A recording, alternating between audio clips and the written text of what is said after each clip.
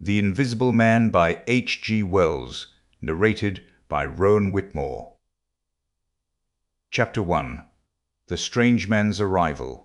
The stranger came early in February, one wintry day, through a biting wind and a driving snow, the last snowfall of the year, over the down, walking from Bramblehurst railway station, and carrying a little black portmanteau in his thickly gloved hand. He was wrapped up from head to foot, and the brim of his soft felt hat hid every inch of his face but the shiny tip of his nose. The snow had piled itself against his shoulders and chest, and added a white crest to the burden he carried. He staggered into the coach and horses, more dead than alive, and flung his portmanteau down. "A fire!" he cried. "In the name of human charity, a room and a fire!" He stamped and shook the snow from off himself in the bar, and followed Mrs. Hall into her guest parlour to strike his bargain. And with that much introduction, that and a couple of sovereigns flung upon the table, he took up his quarters in the inn. Mrs. Hall lit the fire and left him there while she went to prepare him a meal with her own hands. A guest to stop at Iping in the winter-time was an unheard-of piece of luck, let alone a guest who was no haggler, and she was resolved to show herself worthy of her good fortune. As soon as the bacon was well under way, and Milly, her lymphatic maid, had been brisked up a bit by a few deftly chosen expressions of contempt, she carried the cloth, plates, and glasses into the parlour and began to lay them with the utmost éclat. Although the fire was burning up briskly, she was surprised to see that her visitor still wore his hat and coat, standing with his back to her and staring out of the window at the falling snow in the yard. His gloved hands were clasped behind him, and he seemed to be lost in thought. She noticed that the melting snow that still sprinkled his shoulders dripped upon her carpet. "Can I take your hat and coat, sir?" she said, "and give them a good dry in the kitchen?" "No," he said without turning. She was not sure she had heard him, and was about to repeat her question. He turned his head and looked at her over his shoulder. "I prefer to keep them on," he said with emphasis, and she noticed that he wore big blue spectacles with side-lights, and had a bush side-whisker over his coat collar that completely hid his cheeks and face. "Very well, sir," she said, "as you like. In a bit the room will be warmer." He made no answer, and had turned his face away from her again, and Mrs. Hall, feeling that her conversational advances were ill-timed, laid the rest of the table things in a quick staccato and whisked out of the room. When she returned, he was still standing there like a man of stone, his back hunched, his collar turned up, his dripping hat, brim turned down, hiding his face and ears completely. She put down the eggs and bacon with considerable emphasis, and called rather than said to him, "Your lunch is served, sir." "Thank you," he said at the same time, and did not stir until she was closing the door. Then he swung round and approached the table with a certain eager quickness. As she went behind the bar to the kitchen, she heard a sound repeated at regular intervals. Chirk, chirk, chirk it went, the sound of a spoon being rapidly whisked round a basin. "That girl," she said. "There, I clean forgot it. It's her being so long." And while she herself finished mixing the mustard, she gave Milly a few verbal stabs for her excessive slowness. She had cooked the ham and eggs, laid the table, and done everything, while Milly, help indeed, had only succeeded in delaying the mustard, and him a new guest and wanting to stay. Then she filled the mustard pot, and, putting it with a certain stateliness upon a gold and black tea tray, carried it into the parlour. She rapped and entered promptly. As she did so, her visitor moved quickly, so that she got but a glimpse of a white object disappearing behind the table. It would seem he was picking something from the floor. She rapped down the mustard pot on the table, and then she noticed the overcoat and hat had been taken off and put over a chair in front of the fire, and a pair of wet boots threatened rust to her steel fender. She went to these things resolutely. "I suppose I may have them to dry now," she said, in a voice that brooked no denial. "Leave the hat," said her visitor in a muffled voice. and turning, she saw he had raised his head and was sitting and looking at her. For a moment she stood gaping at him, too surprised to speak. He held a white cloth. It was a serviette he had brought with him over the lower part of his face, so that his mouth and jaws were completely hidden, and that was the reason of his muffled voice. But it was not that which startled Mrs. Hall.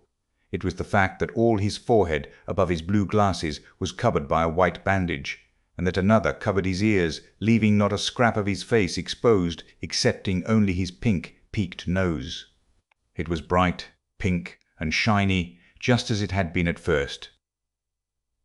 He wore a dark brown velvet jacket with a high, black, linen-lined collar turned up about his neck. The thick black hair, escaping as it could below and between the crossed bandages, projected in curious tails and horns, giving him the strangest appearance conceivable. This muffled and bandaged head was so unlike what she had anticipated that for a moment she was rigid. He did not remove the serviette, but remained holding it, as she saw now, with a brown gloved hand, and regarding her with his inscrutable blue glasses. "Leave the hat," he said, speaking very distinctly through the white cloth. Her nerves began to recover from the shock they had received. She placed the hat on the chair again by the fire. "I didn't know, sir," she began. "That—" and she stopped, embarrassed. "Thank you," he said dryly, glancing from her to the door and then at her again.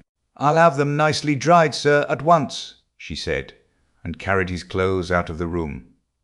She glanced at his white-swathed head and blue goggles again as she was going out of the door, but his napkin was still in front of his face. She shivered a little as she closed the door behind her, and her face was eloquent of her surprise and perplexity. "I never," she whispered. "There." She went quite softly to the kitchen, and was too preoccupied to ask Milly what she was messing about with now. When she got there, the visitor sat and listened to her retreating feet. He glanced inquiringly at the window before he removed his serviette and resumed his meal. He took a mouthful, glanced suspiciously at the window, took another mouthful, then rose and, taking the serviette in his hand, walked across the room and pulled the blind down to the top of the white muslin that obscured the lower panes. This left the room in a twilight. This done, he returned with an easier air to the table and his meal. "The poor soul's had an accident, or an operation or something," said Mrs. Hall. "What a turn them bandages did give me, to be sure." She put on some more coal, unfolded the clothes horse, and extended the traveller's coat upon this. "And they goggles! Why, he looked more like a divin helmet than a human man." She hung his muffler on a corner of the horse, and holding that handkerchief over his mouth all the time, talking through it. Perhaps his mouth was hurt too, maybe. She turned round, as one who suddenly remembers. "Bless my soul alive!" she said, going off at a tangent. "Ain't you done them taters yet, Milly?" When Mrs. Hall went to clear away the stranger's lunch, her idea that his mouth must also have been cut or disfigured in the accident she supposed him to have suffered was confirmed, for he was smoking a pipe, and all the time that she was in the room he never loosened the silk muffler he had wrapped round the lower part of his face to put the mouthpiece to his lips. Yet it was not forgetfulness, for she saw he glanced at it as it smouldered out. He sat in the corner with his back to the window blind, and spoke now, having eaten and drunk, and being comfortably warmed through, with less aggressive brevity than before. The reflection of the fire lent a kind of red animation to his big spectacles. They had lacked hitherto. "I have some luggage," he said, "at Bramblehurst Station," and he asked her how he could have it sent.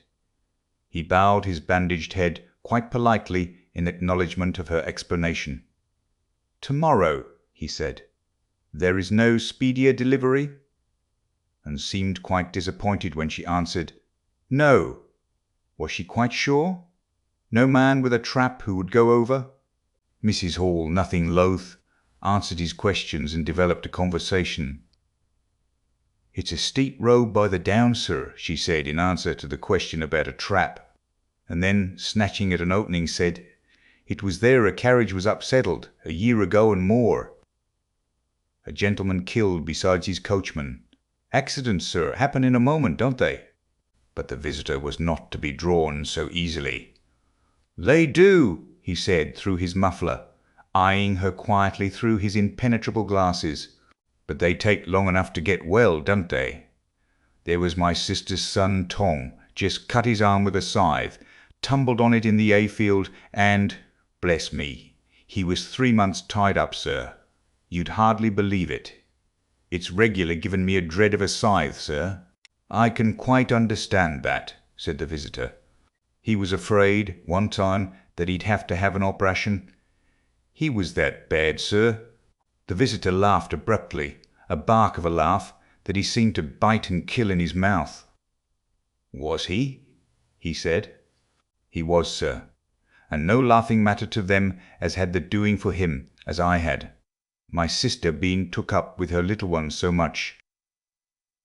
There was bandages to do, sir, and bandages to undo, so that if I may make so bold as to say it, sir—" "Will you get me some matches?" said the visitor, quite abruptly. "My pipe is out." Mrs. Hall was pulled up suddenly. It was certainly rude of him, after telling him all she had done. She gasped at him for a moment, and remembered the 2 sovereigns. She went for the matches. "Thanks," he said concisely, as she put them down, and turned his shoulder upon her, and stared out of the window again. It was altogether too discouraging. Evidently he was sensitive on the topic of operations and bandages. She did not make so bold as to say, however, after all. But his snubbing way had irritated her, and Milly had a hot time of it that afternoon. The visitor remained in the parlour until 4 o'clock, without giving the ghost of an excuse for an intrusion. For the most part he was quite still during that time. It would seem he sat in the growing darkness, smoking in the firelight, perhaps dozing. Once or twice a curious listener might have heard him at the coals, and for the space of 5 minutes he was audible pacing the room. He seemed to be talking to himself. Then the armchair creaked as he sat down again. Chapter 2. Master Teddy, HENFREY'S First Impressions. At 4 o'clock, when it was fairly dark, and Mrs. Hall was screwing up her courage to go in and ask her visitor if he would take some tea, Teddy Henfrey, the clock jobber, came into the bar. "My sakes, Mrs. Hall," said he, "but this is terrible weather for thin boots." The snow outside was falling faster. Mrs. Hall agreed, and then noticed he had his bag with him. "Now you're here, Mr. Teddy," said she, "I'd be glad if you'd give the old clock in the parlour a bit of a look. 'Tis going, and it strikes well and hearty, but the hour hand won't do nothing but point at 6. And leading the way, she went across to the parlour door and rapped, and entered. Her visitor, she saw as she opened the door, was seated in the armchair before the fire, dozing it would seem, with his bandaged head drooping on one side. The only light in the room was the red glow from the fire, which lit his eyes like adverse railway signals, but left his downcast face in darkness, and the scanty vestiges of the day that came in through the open door. Everything was ruddy, shadowy, and indistinct to her, the more so since she had just been lighting the bar lamp, and her eyes were dazzled. But for a second it seemed to her that the man she looked at had an enormous mouth wide open, a vast and incredible mouth that swallowed the whole of the lower portion of his face. It was the sensation of a moment, the white-bound head, the monstrous goggle eyes, and his huge yawn below it. Then he stirred, started up in his chair, put up his hand. She opened the door wide, so that the room was lighter, and she saw him more clearly, with the muffler held up to his face, just as she had seen him hold the serviette before. The shadows, she fancied, had tricked her. "Would you mind, sir, this man a-coming to look at the clock, sir?" she said, recovering from the momentary shock. "Look at the clock," he said, staring round in a drowsy manner, and speaking over his hand, and then, getting more fully awake, "Certainly." Mrs. Hall went away to get a lamp, and he rose and stretched himself. Then came the light, and Mr. Teddy Henfrey entering was confronted by this bandaged person. He was, he says, taken aback. "Good afternoon," said the stranger, regarding him, as Mr. Henfrey says, with a vivid sense of the dark spectacles, like a lobster. "I hope," said Mr. Henfrey, "that it's no intrusion." "None whatever," said the stranger. "Though I understand," he said, turning to Mrs. Hall, "that this room is really to be mine for my own private use." "I thought, sir," said Mrs. Hall, "you'd prefer the clock." "Certainly," said the stranger, "certainly. But, as a rule, I like to be alone and undisturbed. But I'm really glad to have the clock seen to," he said, seeing a certain hesitation in Mr. Henfrey's manner. "Very glad." Mr. Henfrey had intended to apologize and withdraw, but this anticipation reassured him. The stranger turned round with his back to the fireplace and put his hands behind his back. "And presently," he said, "when the clock mending is over, I think I should like to have some tea. But not till the clock mending is over." Mrs. Hall was about to leave the room. She made no conversational advances this time, because she did not want to be snubbed in front of Mr. Henfrey, when her visitor asked her if she had made any arrangements about his boxes at Bramblehurst. She told him she had mentioned the matter to the postman, and that the carrier could bring them over on the morrow. "You are certain that is the earliest?" he said. She was certain, with a marked coldness. "I should explain," he added, "what I was really too cold and fatigued to do before, that I am an experimental investigator." "Indeed, sir," said Mrs. Hall, much impressed. "And my baggage contains apparatus and appliances." "Very useful things indeed they are, sir," said Mrs. Hall. "And I'm very naturally anxious to get on with my inquiries." "Of course, sir." "My reason for coming to Iping," he proceeded, with a certain deliberation of manner, "was a desire for solitude. I do not wish to be disturbed in my work. In addition to my work, an accident—" "I thought as much," said Mrs. Hall to herself, "necessitates a certain retirement. My eyes are sometimes so weak and painful that I have to shut myself up in the dark for hours together. Lock myself up, sometimes, now and then. Not at present, certainly. At such times the slightest disturbance, the entry of a stranger into the room, is a source of excruciating annoyance to me. It is well these things should be understood."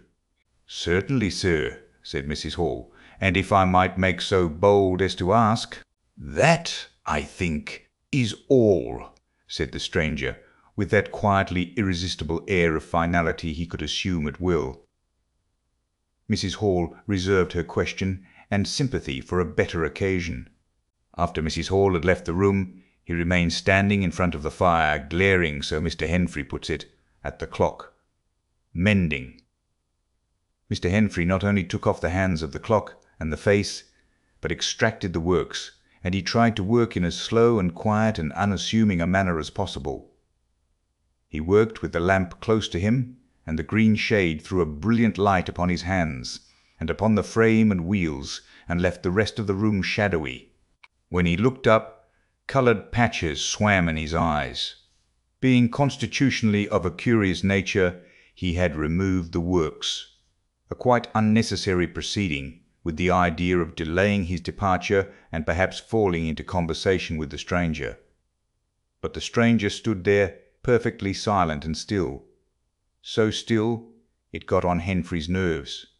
He felt alone in the room and looked up, and there, grey and dim, was the bandaged head and huge blue lenses staring fixedly, with a mist of green spots drifting in front of them. It was so uncanny to Henfrey that, for a minute, they remained staring blankly at one another. Then Henfrey looked down again. Very uncomfortable position. One would like to say something. Should he remark that the weather was very cold for the time of year? He looked up as if to take aim with that introductory shot. "The weather," he began. "Why don't you finish and go?" said the rigid figure, evidently in a state of painfully suppressed rage. "All you've got to do is to fix the hour hand on its axle. You're simply humbugging." "Certainly, sir. 1 minute more. I overlooked, and Mr. Henfrey finished and went. But he went feeling excessively annoyed. "Damn it," said Mr. Henfrey to himself, trudging down the village through the thawing snow. "A man must do a clock at times, surely." And again, "Can't a man look at you? Ugly?" And yet again, seemingly not. If the police was wanting you, you couldn't be more ropped and bandaged. At Gleason's Corner he saw Hall, who had recently married the stranger's hostess of the Coach and Horses, and who now drove the Iping conveyance, when occasional people required it, to Sidderbridge Junction, coming towards him on his return from that place. Hall had evidently been stopping a bit at Sidderbridge, to judge by his driving. "How do, Teddy?" he said, passing. "You got a rum un up home," said Teddy. Hall very sociably pulled up. "What's that?" he asked.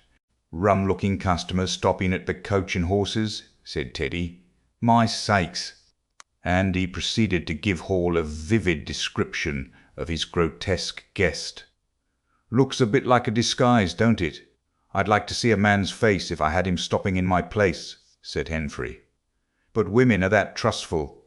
Where strangers are concerned, he's took your rooms, and he ain't even given a name, Hall." "You don't say so," said Hall, who was a man of sluggish apprehension. "Yes," said Teddy, "by the week. Whatever he is, you can't get rid of him under the week. And he's got a lot of luggage coming tomorrow, so he says. Let's hope it won't be stones in boxes, Hall." He told Hall how his aunt at Hastings had been swindled by a stranger with empty portmanteau. Altogether, he left Hall vaguely suspicious. "Get up, old girl," said Hall. "I suppose I must see about this." Teddy trudged on his way with his mind considerably relieved. Instead of seeing about it, however, Hall on his return was severely rated by his wife on the length of time he had spent in Sidderbridge, and his mild inquiries were answered snappishly and in a manner not to the point. But the seed of suspicion Teddy had sown germinated in the mind of Mr. Hall in spite of these discouragements. "You women don't know everything," said Mr. Hall, resolved to ascertain more about the personality of his guest at the earliest possible opportunity. And after the stranger had gone to bed, which he did about 9:30, Mr. Hall went very aggressively into the parlour and looked very hard at his wife's furniture, just to show that the stranger wasn't master there, and scrutinized closely and a little contemptuously a sheet of mathematical computations the stranger had left. When retiring for the night, he instructed Mrs. Hall to look very closely at the stranger's luggage when it came next day. "You mind your own business, Hall," said Mrs. Hall, "and I'll mind mine." She was all the more inclined to snap at Hall, because the stranger was undoubtedly an unusually strange sort of stranger, and she was by no means assured about him in her own mind. In the middle of the night she woke up dreaming of huge white heads like turnips, that came trailing after her at the end of interminable necks, and with vast black eyes. But being a sensible woman, she subdued her terrors and turned over and went to sleep again. Chapter 3. The 1,001 Bottles. So it was that on the 29th day of February, at the beginning of the thaw, this singular person fell out of infinity into Iping village. Next day his luggage arrived through the slush, and very remarkable luggage it was. There were a couple of trunks indeed, such as a rational man might need, but in addition there were a box of books, big fat books, of which some were just in an incomprehensible handwriting, and a dozen or more crates, boxes, and cases, containing objects packed in straw, as it seemed to Hall, tugging with a casual curiosity at the straw-glass bottles. The stranger, muffled in hat, coat, gloves, and wrapper, came out impatiently to meet Fearenside's cart, while Hall was having a word or so of gossip preparatory to helping bring them in. Out he came, not noticing Fearenside's dog, who was sniffing in a dilettante spirit at Hall's legs. "Come along with those boxes," he said. "I've been waiting long enough." And he caned down the steps towards the tail of the cart, as if to lay hands on the smaller crate. No sooner had Fearenside's dog caught sight of him, however, than it began to bristle and growl savagely, and when he rushed down the steps, it gave an undecided hop, and then sprang straight at his hand. "Whoop!" cried Hall, jumping back, for he was no hero with dogs, and Fearenside howled, "Lie down!" and snatched his whip. They saw the dog's teeth had slipped the hand, heard a kick, saw the dog execute a flanking jump and get home on the stranger's leg, and heard the rip of his trousering. Then the finer end of Fearenside's whip reached his property, and the dog, yelping with dismay, retreated under the wheels of the wagon. It was all the business of a swift half-minute. No one spoke. Everyone shouted. The stranger glanced swiftly at his torn glove and at his leg, made as if he would stoop to the latter, then turned and rushed swiftly up the steps into the inn. They heard him go headlong across the passage and up the uncarpeted stairs to his bedroom. "You brute, you!" said Fearenside, climbing off the wagon with his whip in his hand, while the dog watched him through the wheel. "Come here," said Fearenside. "You'd better." Hall had stood gaping. "He was bit," said Hall. "I'd better go and see to En." And he trotted after the stranger. He met Mrs. Hall in the passage. "Carrier's dog," he said, "bit En." He went straight upstairs, and the stranger's door being ajar, he pushed it open and was entering without any ceremony, being of a naturally sympathetic turn of mind.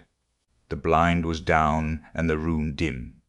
He caught a glimpse of a most singular thing, what seemed a handless arm waving towards him, and a face of 3 huge indeterminate spots on white, very like the face of a pale pansy. Then he was struck violently in the chest, hurled back, and the door slammed in his face and locked. It was so rapid that it gave him no time to observe. A waving of indecipherable shapes, a blow, and a concussion. There he stood on the dark little landing, wondering what it might be that he had seen. A couple of minutes after, he rejoined the little group that had formed outside the coach and horses. There was Fearenside telling about it all over again for the second time. There was Mrs. Hall saying his dog didn't have no business to bite her guests. There was Huckster, the general dealer from over the road, interrogative, and Sandy Wadgers from the forge, judicial, besides women and children, all of them saying fortuities. "Wouldn't let 'em bite me, I knows." "'Tasn't right have such dogs." "Wouldn't he bite 'em for, then?" and so forth. Mr. Hall, staring at them from the steps and listening, found it incredible that he had seen anything so very remarkable happen upstairs. Besides, his vocabulary was altogether too limited to express his impressions. "He don't want no help, he says," he said in answer to his wife's inquiry. "We'd better be a-taking of his luggage in." "He ought to have it cauterized at once," said Mr. Huckster, "especially if it's at all inflamed." "I'd shoot En, that's what I'd do," said a lady in the group. Suddenly the dog began growling again. "Come along," cried an angry voice in the doorway, and there stood the muffled stranger with his collar turned up and his hat brim bent down. "The sooner you get those things in the better, I'll be pleased." It is stated by an anonymous bystander that his trousers and gloves had been changed. "Was you hurt, sir?" said Fearenside. "I'm rare sorry the dog." "Not a bit," said the stranger. "Never broke the skin. Hurry up with those things." He then swore to himself, so Mr. Hall asserts. Directly the first crate was, in accordance with his directions, carried into the parlour, the stranger flung himself upon it with extraordinary eagerness, and began to unpack it, scattering the straw with an utter disregard of Mrs. Hall's carpet. And from it he began to produce bottles, little fat bottles containing powders, small and slender bottles containing coloured and white fluids, fluted blue bottles labelled poison, bottles with round bodies and slender necks, large green glass bottles, large white glass bottles, bottles with glass stoppers and frosted labels, bottles with fine corks, bottles with bungs, bottles with wooden caps, wine bottles, salad oil bottles, putting them in rows on the chiffonier, on the mantel, on the table under the window, round the floor, on the bookshelf. The chemist's shop in Bramblehurst could not boast half so many. Quite a sight it was. Crate after crate yielded bottles, until all 6 were empty, and the table high with straw. The only things that came out of these crates besides the bottles were a number of test tubes and a carefully packed balance. And directly the crates were unpacked, the stranger went to the window and set to work, not troubling in the least about the litter of straw, the fire which had gone out, the box of books outside, nor for the trunks and other luggage that had gone upstairs. When Mrs. Hall took his dinner in to him, he was already so absorbed in his work, pouring little drops out of the bottles into test tubes, that he did not hear her until she had swept away the bulk of the straw and put the tray on the table, with some little emphasis perhaps, seeing the state that the floor was in. Then he half turned his head and immediately turned it away again. But she saw he had removed his glasses. They were beside him on the table, and it seemed to her that his eye sockets were extraordinarily hollow. He put on his spectacles again, and then turned and faced her. She was about to complain of the straw on the floor when he anticipated her. "I wish you wouldn't come in without knocking," he said in the tone of abnormal exasperation that seemed so characteristic of him. "I knocked, but seemingly.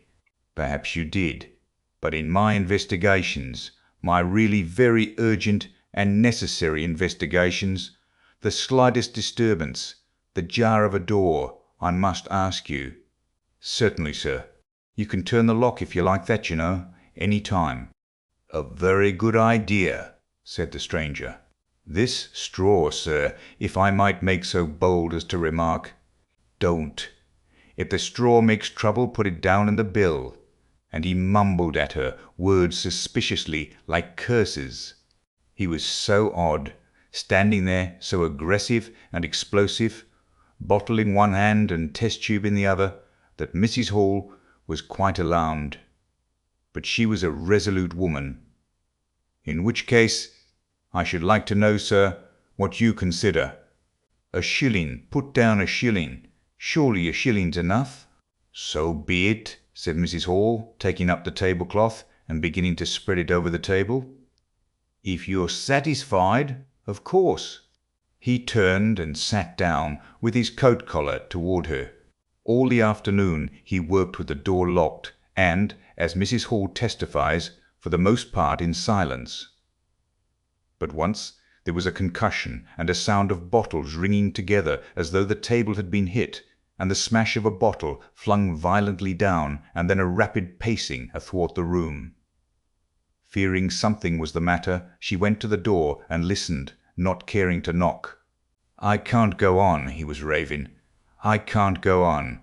300,000, 400,000. The huge multitude. Cheated. All my life it may take me. Patience. Patience indeed. Fool. Fool." There was a noise of hobnails on the bricks in the bar, and Mrs. Hall had very reluctantly to leave the rest of his soliloquy.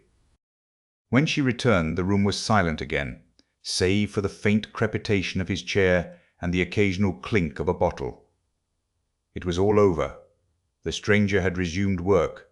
When she took in his tea, she saw broken glass in the corner of the room under the concave mirror, and a golden stain that had been carelessly wiped. She called attention to it. "Put it down in the bill," snapped her visitor. "For God's sake, don't worry me. If there's damage done, put it down in the bill." And he went on, ticking a list in the exercise book before him. "I'll tell you something," said Fearenside, mysteriously.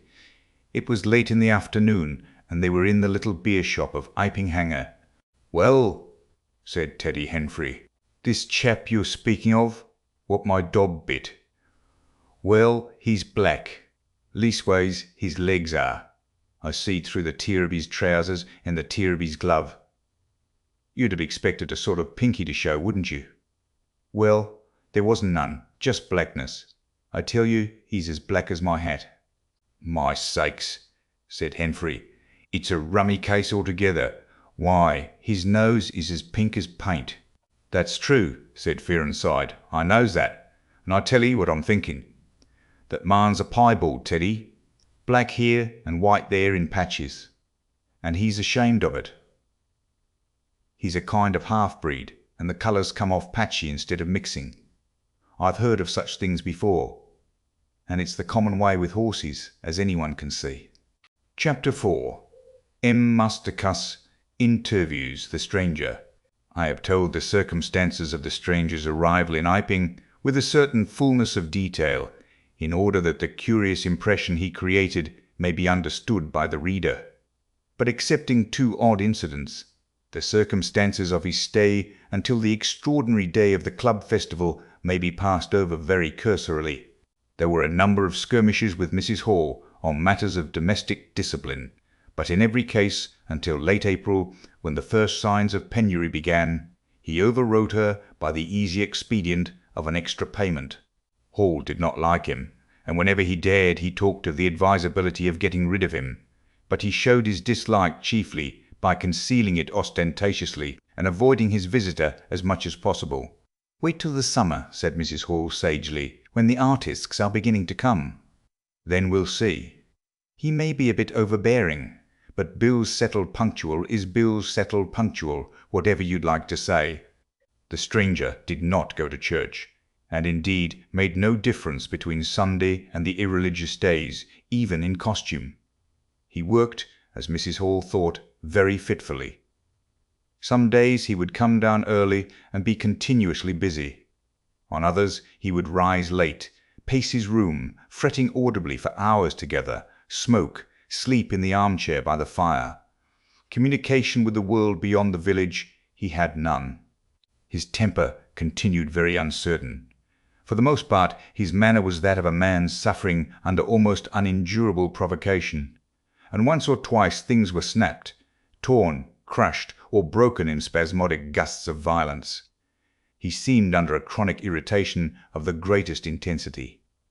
His habit of talking to himself in a low voice grew steadily upon him, but though Mrs. Hall listened conscientiously, she could make neither head nor tail of what she heard. He rarely went abroad by daylight, but at twilight he would go out muffled up invisibly, whether the weather were cold or not, and he chose the loneliest paths, and those most overshadowed by trees and banks. His gobbling spectacles and ghastly bandaged face under the penthouse of his hat came with a disagreeable suddenness out of the darkness upon one or two home-going labourers, and Teddy Henfrey, tumbling out of the Scarlet Coat one night at 9:30, was scared shamefully by the stranger's skull-like head. He was walking hat in hand, lit by the sudden light of the opened-in door. Such children as saw him at nightfall dreamt of bogies, and it seemed doubtful whether he disliked boys more than they disliked him, or the reverse, but there was certainly a vivid enough dislike on either side. It was inevitable that a person of so remarkable an appearance and bearing should form a frequent topic in such a village as Iping. Opinion was greatly divided about his occupation. Mrs. Hall was sensitive on the point. When questioned, she explained very carefully that he was an experimental investigator, going gingerly over the syllables as one who dreads pitfalls. When asked what an experimental investigator was, she would say, with a touch of superiority, that most educated people knew such things as that, and would thus explain that he discovered things. Her visitor had had an accident, she said, which temporarily discoloured his face and hands, and, being of a sensitive disposition, he was averse to any public notice of the fact. Out of her hearing there was a view largely entertained that he was a criminal trying to escape from justice by wrapping himself up so as to conceal himself altogether from the eye of the police. This idea sprang from the brain of Mr. Teddy Henfrey. No crime of any magnitude dating from the middle or end of February was known to have occurred. Elaborated in the imagination of Mr. Gould, the probationary assistant in the National School, this theory took the form that the stranger was an anarchist in disguise, preparing explosives, and he resolved to undertake such detective operations as his time permitted. These consisted for the most part in looking very hard at the stranger whenever they met, or in asking people who had never seen the stranger, leading questions about him. But he detected nothing. Another school of opinion followed Mr. Fearendside, and either accepted the piebald view or some modification of it, as, for instance, Silas Durgan, who was heard to assert that if he chooses to show himself at fairs, he'd make his fortune in no time, and being a bit of a theologian, compared the stranger to the man with the one talent. Yet another view explained the entire matter by regarding the stranger as a harmless lunatic. That had the advantage of accounting for everything straight away. Between these main groups there were waverers and compromisers. Sussex folk have few superstitions, and it was only after the events of early April that the thought of the supernatural was first whispered in the village. Even then it was only credited among the women folk, but whatever they thought of him, people in Iping on the whole agreed in disliking him. His irritability, though it might have been comprehensible to an urban brain worker, was an amazing thing to these quiet Sussex villagers. The frantic gesticulations they surprised now and then, the headlong pace after nightfall that swept him upon them round quiet corners, the inhuman bludgeoning of all tentative advances of curiosity, the taste for twilight that led to the closing of doors, the pulling down of blinds, the extinction of candles and lamps. Who could agree with such goings-on? They drew aside as he passed down the village, and when he had gone by, young humorists would up with coat collars and down with hat brims, and go pacing nervously after him in imitation of his occult bearing. There was a song popular at that time called "The Bogey Man." Miss Stachel sang it at the schoolroom concert in aid of the church lamps, and thereafter, whenever one or two of the villagers were gathered together and the stranger appeared, a bar or so of this tune, more or less sharp or flat, was whistled in the midst of them.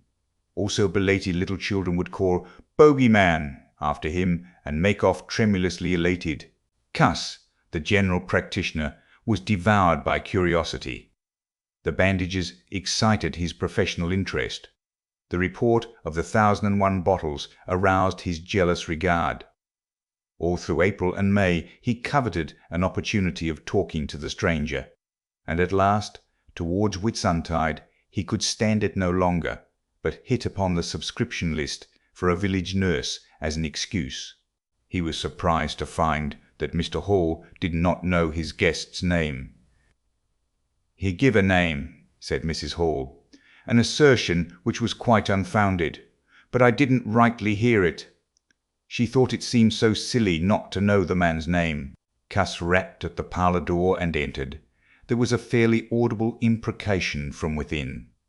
"Pardon my intrusion," said CUSS, and then the door closed and cut Mrs. Hall off from the rest of the conversation.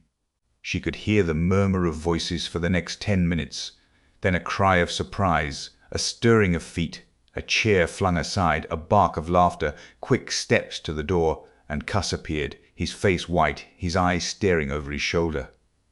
He left the door open behind him, and without looking at her strode across the hall and went down the steps, and she heard his feet hurrying along the road. He carried his hat in his hand. She stood behind the door, looking at the open door of the parlour. Then she heard the stranger laughing quietly, and then his footsteps came across the room. She could not see his face where she stood. The parlour door slammed, and the place was silent again. CUSS went straight up the village to Bunting the vicar. "Am I mad?" CUSS began abruptly, as he entered the shabby little study. "Do I look like an insane person?" "What's happened?" said the vicar, putting the ammonite on the loose sheets of his forthcoming sermon. "That chap at the inn. Time. Well, give me something to drink," said CUSS, and he sat down, when his nerves had been steadied by a glass of cheap sherry, the only drink the good vicar had available.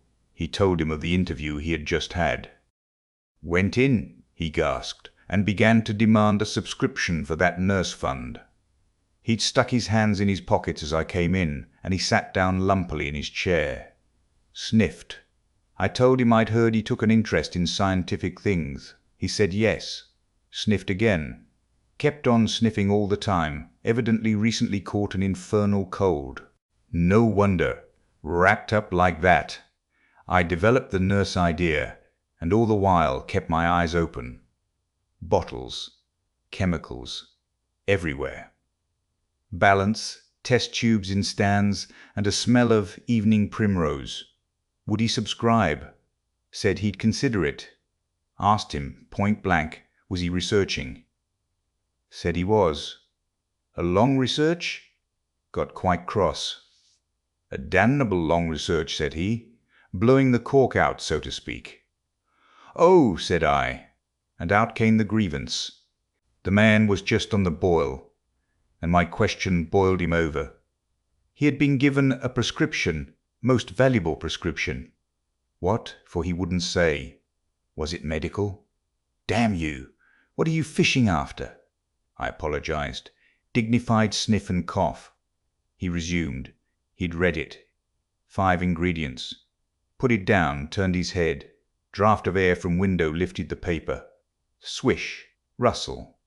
He was working in a room with an open fireplace, he said. Saw a flicker, and there was the prescription burning and lifting chimneyward. Rushed towards it just as it whisked up the chimney. So, just at that point, to illustrate his story, out came his arm. Well, no hand, just an empty sleeve. Lord, I thought, that's a deformity. Got a cork arm, I suppose, and has taken it off. Then I thought, there's something odd in that. What the devil keeps that sleeve up and open, if there's nothing in it? There was nothing in it, I tell you. Nothing down it, right down to the joint. I could see right down it to the elbow, and there was a glimmer of light shining through a tear of the cloth. Good God, I said. Then he stopped. Stared at me with those black goggles of his, and then at his sleeve. Well, that's all. He never said a word, just glared, and put his sleeve back in his pocket quickly. I was saying, said he, that there was the prescription burning, wasn't I? Interrogative cough. How the devil, said I, can you move an empty sleeve like that? Empty sleeve? Yes, said I, an empty sleeve. It's an empty sleeve, is it? You saw it was an empty sleeve? He stood up right away. I stood up too. He came towards me in 3 very slow steps and stood quite close. Sniffed venomously. I didn't flinch, though I'm hanged if that bandaged knob of his and those blinkers aren't enough to unnerve anyone, coming quietly up to you. You said it was an empty sleeve, he said. Certainly, I said. At staring and saying nothing, a bare-faced man, unspectacled, starts scratch. Then very quietly he pulled his sleeve out of his pocket again and raised his arm towards me as though he would show it to me again. He did it very, very slowly. I looked at it. Seemed an age. Well, said I, clearing my throat, there's nothing in it. Had to say something. I was beginning to feel frightened. I could see right down it. He extended it straight towards me slowly, slowly, just like that, until the cuff was 6 inches from my face. Queer thing to see an empty sleeve come at you like that. And then, well, something. Exactly like a finger and thumb it felt, nipped my nose. Bunting began to laugh. There wasn't anything there, said CUSS, his voice running up into a shriek at the there. It's all very well for you to laugh, but I tell you, I was so startled I hit his cuff hard and turned around and cut out of the room. I left him. CUSS stopped. There was no mistaking the sincerity of his panic. He turned round in a helpless way and took a second glass of the excellent Vicar's very inferior sherry. When I hit his cuff, said CUSS, I tell you, it felt exactly like hitting an arm. And there wasn't an arm. There wasn't the ghost of an arm. Mr. Bunting thought it over. He looked suspiciously at CUSS. It's a most remarkable story, he said. He looked very wise and grave indeed. It's really, said Mr. Bunting with judicial emphasis, a most remarkable story. Chapter 5. The Burglary at the Vicarage. The facts of the burglary at the vicarage came to us chiefly through the medium of the vicar and his wife. It occurred in the small hours of Whit Monday, the day devoted in Iping to the club festivities. Mrs. Bunting, it seems, woke up suddenly in the stillness that comes before the dawn, with a strong impression that the door of their bedroom had opened and closed. She did not arouse her husband at first, but sat up in bed listening. She then distinctly heard the pad, pad, pad, pad of bare feet coming out of the adjoining dressing-room and walking along the passage towards the staircase. As soon as she felt assured of this, she aroused the Rev. Mr. Bunting as quietly as possible. He did not strike a light, but putting on his spectacles, her dressing-gown, and his bath-slippers, he went out on the landing to listen. He heard quite distinctly a fumbling going on at his study desk, downstairs, and then a violent sneeze. At that he returned to his bedroom, armed himself with the most obvious weapon, the poker, and descended the staircase as noiselessly as possible. Mrs. Bunting came out on the landing. The hour was about 4, and the ultimate darkness of the night was past. There was a faint shimmer of light in the hall, but the study doorway yawned impenetrably black. Everything was still except the faint creaking of the stairs under Mr. Bunting's tread, and the slight movements in the study. Then something snapped. The drawer was opened, and there was a rustle of papers. Then came an imprecation, and a match was struck, and the study was flooded with yellow light. Mr. Bunting was now in the hall, and through the crack of the door he could see the desk and the open drawer and a candle burning on the desk. But the robber he could not see. He stood there in the hall, undecided what to do, and Mrs. Bunting, her face white and intent, crept slowly downstairs after him. One thing kept Mr. Bunting's courage, the persuasion that this burglar was a resident in the village. They heard the chink of money, and realized that the robber had found the housekeeping reserve of gold, £2 10½ sovereigns altogether. At that sound Mr. Bunting was nerved to abrupt action. Gripping the poker firmly, he rushed into the room, closely followed by Mrs. Bunting. "Surrender!"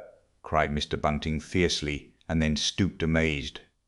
Apparently the room was perfectly empty. Yet their conviction that they had, that very moment, heard somebody moving in the room, had amounted to a certainty. For half a minute, perhaps, they stood gaping. Then Mrs. Bunting went across the room and looked behind the screen, while Mr. Bunting, by a kindred impulse, peered under the desk. Then Mrs. Bunting turned back the window curtains, and Mr. Bunting looked up the chimney and probed it with the poker. Then Mrs. Bunting scrutinized the waste-paper basket, and Mr. Bunting opened the lid of the coal scuttle. Then they came to a stop and stood with eyes interrogating each other. "I could have sworn," said Mr. Bunting. "The candle," said Mr. Bunting. "Who lit the candle?" "The drawer," said Mrs. Bunting. "And the money's gone." She went hastily to the doorway. Of all the strange occurrences!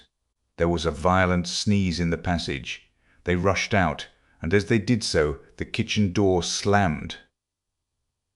"Bring the candle," said Mr. Bunting, and led the way. They both heard a sound of bolts being hastily shot back.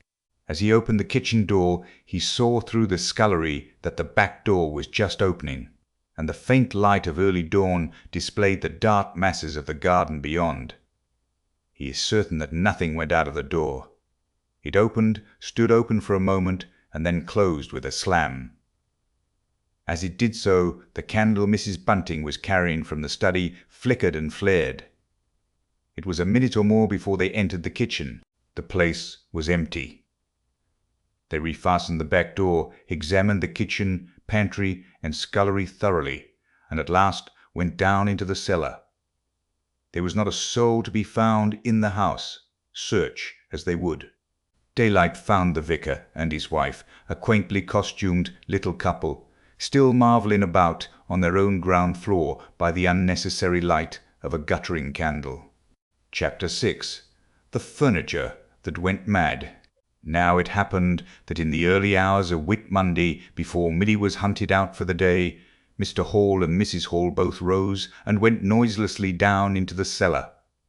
Their business there was of a private nature, and had something to do with the specific gravity of their beer. They had hardly entered the cellar when Mrs. Hall found she had forgotten to bring down a bottle of sarsaparilla from their joint room.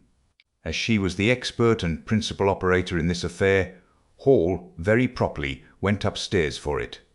On the landing he was surprised to see that the stranger's door was ajar. He went on into his own room and found the bottle as he had been directed. But returning with the bottle, he noticed that the bolts of the front door had been shot back, that the door was in fact simply on the latch. And with a flash of inspiration he connected this with the stranger's room upstairs and the suggestions of Mr. Teddy Henfrey. He distinctly remembered holding the candle while Mrs. Hall shot these bolts overnight. At the sight he stopped, gaping, then with the bottle still in his hand went upstairs again. He rapped at the stranger's door. There was no answer. He rapped again, then pushed the door wide open and entered. It was as he expected. The bed, the room also, was empty. And what was stranger, even to his heavy intelligence, on the bedroom chair and along the rail of the bed were scattered the garments, the only garments, so far as he knew, and the bandages of their guest. His big slouch hat even was cocked jauntily over the bedpost. As Hall stood there, he heard his wife's voice coming out of the depth of the cellar, with that rapid telescoping of the syllables and interrogative cocking up of the final words to a high note, by which the West Sussex villager is wont to indicate a brisk impatience. "George, you got what I want?" At that he turned and hurried down to her. "Janny," he said, over the rail of the cellar steps, "'tas the truth what Henfrey says. He's not in his room, he ain't, and the front door's unbolted." At first Mrs. Hall did not understand, and as soon as she did, she resolved to see the empty room for herself. Hall, still holding the bottle, went first. "If he ain't there," he said, "it's close are. And what's he doing?" "It out is close then." 'Tas a most curious business. As they came up the cellar steps they both, it was afterwards ascertained, fancied they heard the front door open and shut, but seeing it closed and nothing there, neither said a word to the other about it at the time. Mrs. Hall passed her husband in the passage and ran on first upstairs. Someone sneezed on the staircase. Hall, following 6 steps behind, thought that he heard her sneeze. She, going on first, was under the impression that Hall was sneezing. She flung open the door and stood regarding the room. "Of all the curious," she said. She heard a sniff close behind her head, as it seemed, and turning, was surprised to see Hall a dozen feet off on the topmost stair. But in another moment he was beside her. She bent forward and put her hand on the pillow and then under the clothes. "Cold," she said. "He's been up this hour or more." As she did so, a most extraordinary thing happened. The bedclothes gathered themselves together, leapt up suddenly into a sort of peak, and then jumped headlong over the bottom rail. It was exactly as if a hand had clutched them in the centre and flung them aside. Immediately after, the stranger's hat hopped off the bedpost, described a whirling flight in the air through the better part of a circle, and then dashed straight at Mrs. Hall's face. Then as swiftly came the sponge from the washstand, and then the chair, flinging the stranger's coat and trousers carelessly aside, and laughing dryly in a voice singularly like the stranger's, turned itself up with its 4 legs at Mrs. Hall, seemed to take aim at her for a moment, and charged at her. She screamed and turned, and then the chair legs came gently but firmly against her back and impelled her and Hall out of the room. The door slammed violently and was locked. The chair and bed seemed to be executing a dance of triumph for a moment, and then abruptly everything was still. Mrs. Hall was left almost in a fainting condition in Mr. Hall's arms on the landing. It was with the greatest difficulty that Mr. Hall and Milly, who had been roused by her scream of alarm, succeeded in getting her downstairs and applying the restoratives customary in such cases. "T'asperits," said Mrs. Hall. "I know t'asperits. I've read in papers of tables and chairs leaping and dancing." "Take a drop more, Jenny," said Hall. "'Twill steady ye." "Lock him out," said Mrs. Hall. "Don't let him come in again." I half guessed. I might have known, with them goggling eyes and bandaged head, and never going to church of a Sunday, and all they bottles more'n it's right for anyone to have. He's put the sperits into the furniture. Pie, my good old furniture, my good old furniture. 'Twas in that very chair my poor dear mother used to sit when I was a little girl. To think it should rise up against me now." "Just a drop more, Janny," said Hall. "Your nerves is all upset." They sent Milly across the street through the golden 5 o'clock sunshine to rouse up Mr. Sandy Wadgers, the blacksmith. Mr. Hall's compliments, and the furniture upstairs was behaving most extraordinary. Would Mr. Wadgers come round? He was a knowing man, was Mr. Wadgers, and very resourceful. He took quite a grave view of the case. Armed if that in witchcraft was the view of Mr. Sandy Wadgers. You want horseshoes for such gentry as he. He came round greatly concerned. They wanted him to lead the way upstairs to the room, but he didn't seem to be in any hurry. He preferred to talk in the passage. Over the way Huckster's apprentice came out and began taking down the shutters of the tobacco window. He was called over to join the discussion. Mr. Huckster naturally followed over in the course of a few minutes. The Anglo-Saxon genius for parliamentary government asserted itself. There was a great deal of talk and no decisive action. "Let's have the facts first," insisted Mr. Sandy Wadgers. "Let's be sure we be acting perfectly right in busting that there door open." "A door on bust is always open to bustin', but ye can't on-bust a door once you've busted on." And suddenly, and most wonderfully, the door of the room upstairs opened of its own accord, and as they looked up in amazement, they saw descending the stairs the muffled figure of the stranger, staring more blackly and blankly than ever with those unreasonably large blue glass eyes of his. He came down stiffly and slowly, staring all the time. He walked across the passage, staring, then stopped. "Look there," he said, and their eyes followed the direction of his gloved finger and saw a bottle of sarsaparilla hard by the cellar door.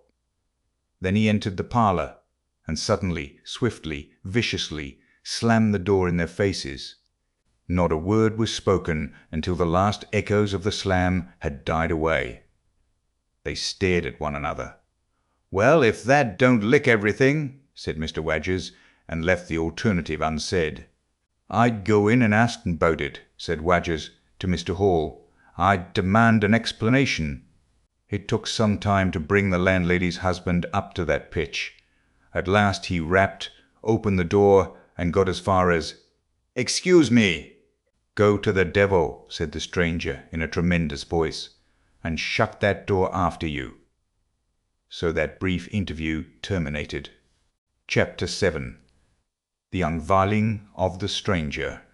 The stranger went into the little parlour of the Coach and Horses about 5:30 in the morning, and there he remained until near midday, the blinds down, the door shut, and none, after Hall's repulse, venturing near him. All that time he must have fasted.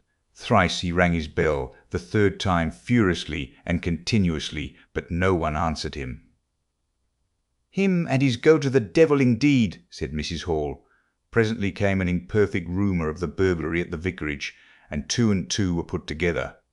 Hall, assisted by Wadgers, went off to find Mr. Shuckleforth, the magistrate, and take his advice. No one ventured upstairs. How the stranger occupied himself is unknown. Now and then he would stride violently up and down, and twice came an outburst of curses, a tearing of paper, and a violent smashing of bottles. The little group of scared but curious people increased. Mrs. Huckster came over. Some gay young fellows resplendent in black ready-made jackets and piqué paper ties, for it was Whit Monday, joined the group with confused interrogations. Young Archie Harker distinguished himself by going up the yard and trying to peep under the window blinds. he could see nothing, but gave reason for supposing that he did, and others of the Iping youth presently joined him. It was the finest of all possible Whit Mondays, and down the village street stood a row of nearly a dozen booths, a shooting gallery, and on the grass by the forge were 3 yellow and chocolate wagons, and some picturesque strangers of both sexes putting up a coconut shy. The gentlemen wore blue jerseys, the ladies white aprons and quite fashionable hats with heavy plumes. Wodger, of the Purple Fawn, and Mr. Jaggers the cobbler, who also sold old second-hand ordinary bicycles, were stretching a string of Union Jacks and Royal Ensigns which had originally celebrated the first Victorian Jubilee across the road. And inside, in the artificial darkness of the parlour, into which only one thin jet of sunlight penetrated, the stranger, hungry we must suppose, and fearful, hidden in his uncomfortable hot wrappings, poured through his dark glasses upon his paper or chinked his dirty little bottles, and occasionally swore savagely at the boys, audible, if invisible, outside the windows. In the corner by the fireplace lay the fragments of 6 smashed bottles, and a pungent twang of chlorine tainted the air. So much we know from what was heard at the time and from what was subsequently seen in the room. About noon he suddenly opened his parlour door and stood glaring fixedly at the 3 or 4 people in the bar. "Mrs. Hall," he said. Somebody went sheepishly and called for Mrs. Hall. Mrs. Hall appeared after an interval, a little short of breath, but all the fiercer for that. Hall was still out. She had deliberated over this scene, and she came holding a little tray with an unsettled bill upon it. "Is it your bill you're wanting, sir?" she said. "Why wasn't my breakfast laid? Why haven't you prepared my meals and answered my bell? Do you think I live without eating? Why isn't my bill paid?" said Mrs. Hall. "That's what I want to know. I told you 3 days ago I was awaiting a remittance. I told you 2 days ago I wasn't going to await no remittances. You can't grumble if your breakfast waits a bit, if my bill's been waiting these 5 days. Can you?"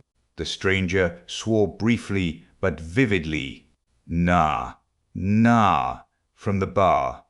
"And I'd thank you kindly, sir, if you'd keep your swearing to yourself, sir," said Mrs. Hall. The stranger stood looking more like an angry diving helmet than ever. It was universally felt in the bar that Mrs. Hall had the better of him. His next words showed as much. "Look here, my good woman," he began. "Don't good woman me," said Mrs. Hall. "I've told you my remittance hasn't come." "Remittance indeed," said Mrs. Hall. "Still, I dare say in my pocket.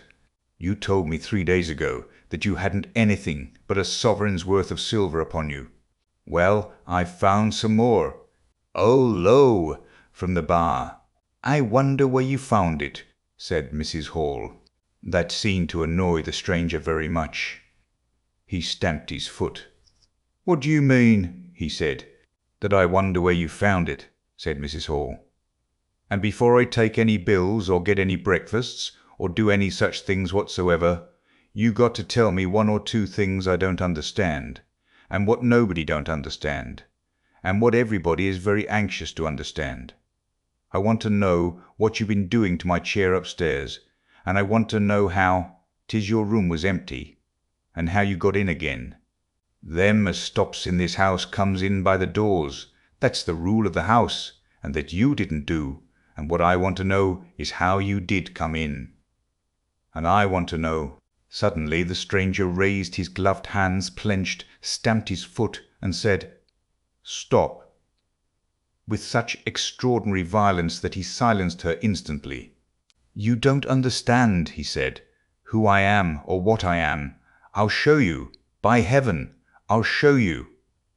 Then he put his open palm over his face and withdrew it. The centre of his face became a black cavity. "Here," he said. He stepped forward and handed Mrs. Hall something which she, staring at his metamorphosed face, accepted automatically. Then, when she saw what it was, she screamed loudly, dropped it, and staggered back. The nose. It was the stranger's nose, pink and shining, rolled on the floor. Then he removed his spectacles, and everyone in the bar gasped. He took off his hat, and with a violent gesture tore at his whiskers and bandages. For a moment they resisted him. A flash of horrible anticipation passed through the bar. "Oh, my God!" said someone. Then off they came. It was worse than anything. Mrs. Hall, standing open-mouthed and horror-struck, shrieked at what she saw and made for the door of the house. Everyone began to move. They were prepared for scars, disfigurements, tangible horrors, but nothing. The bandages and false hair flew across the passage into the bar, making a hobbletoy jump to avoid them. Everyone tumbled on everyone else down the steps. For the man who stood there shouting some incoherent explanation was a solid, gesticulating figure up to the coat collar of him, and then nothingness, no visible thing at all. People down the village heard shouts and shrieks, and looking up the street saw the coach and horses violently firing out its humanity. They saw Mrs. Hall fall down, and Mr. Teddy Henfrey jump to avoid tumbling over her, and then they heard the frightful screams of Milly, who, emerging suddenly from the kitchen at the noise of the tumult, had come upon the headless stranger from behind. These increased suddenly. Forthwith, everyone all down the street, the sweetstuff seller, coconut-shy proprietor and his assistant, the swing-man, little boys and girls, rustic dandies, smart wenches, smocked elders and aproned gypsies, began running towards the inn, and in a miraculously short space of time a crowd of perhaps 40 people, and rapidly increasing, swayed and hooted, and inquired and exclaimed and suggested in front of Mrs. Hall's establishment. Everyone seemed eager to talk at once, and the result was Babel. A small group supported Mrs. Hall, who was picked up in a state of collapse. There was a conference, and the incredible evidence of a vociferous eyewitness. "Oh, Bogey, what's he been doing then?" "Ain't hurt the girl, has he? Run it in with a knife, I believe." "No, Ed, I tell you, I don't mean no manner of speaking. I mean man without a head. Nonsense. 'Tis some conjuring trick." "Fetched off his wrapping, he did." In its struggles to see in through the open door, the crowd formed itself into a straggling wedge, with the more adventurous apex nearest the inn. He stood for a moment. I heard the gal scream, and he turned. I saw her skirts whisk, and he went after her. Didn't take 10 seconds. Back he comes with a knife in oozer hand and a loaf, stood just as if he was staring. Not a moment ago, went in that there door. I tell 'ee, he ain't got no head at all. You just missed en. There was a disturbance behind, and the speaker stopped to step aside for a little procession that was marching very resolutely towards the house. First Mr. Hall, very red and determined, then Mr. Bobby Jaffers, the village constable, and then the wary Mr. Wadgers. They had come now armed with a warrant. People shouted conflicting information of the recent circumstances. "Ed or no Ed," said Jaffers, "I got to rest en, and rest en I will." Mr. Hall marched up the steps, marched straight to the door of the parlour, and flung it open. "Constable," he said, "do your duty." Jaffers marched in. Hall next, Wadgers last.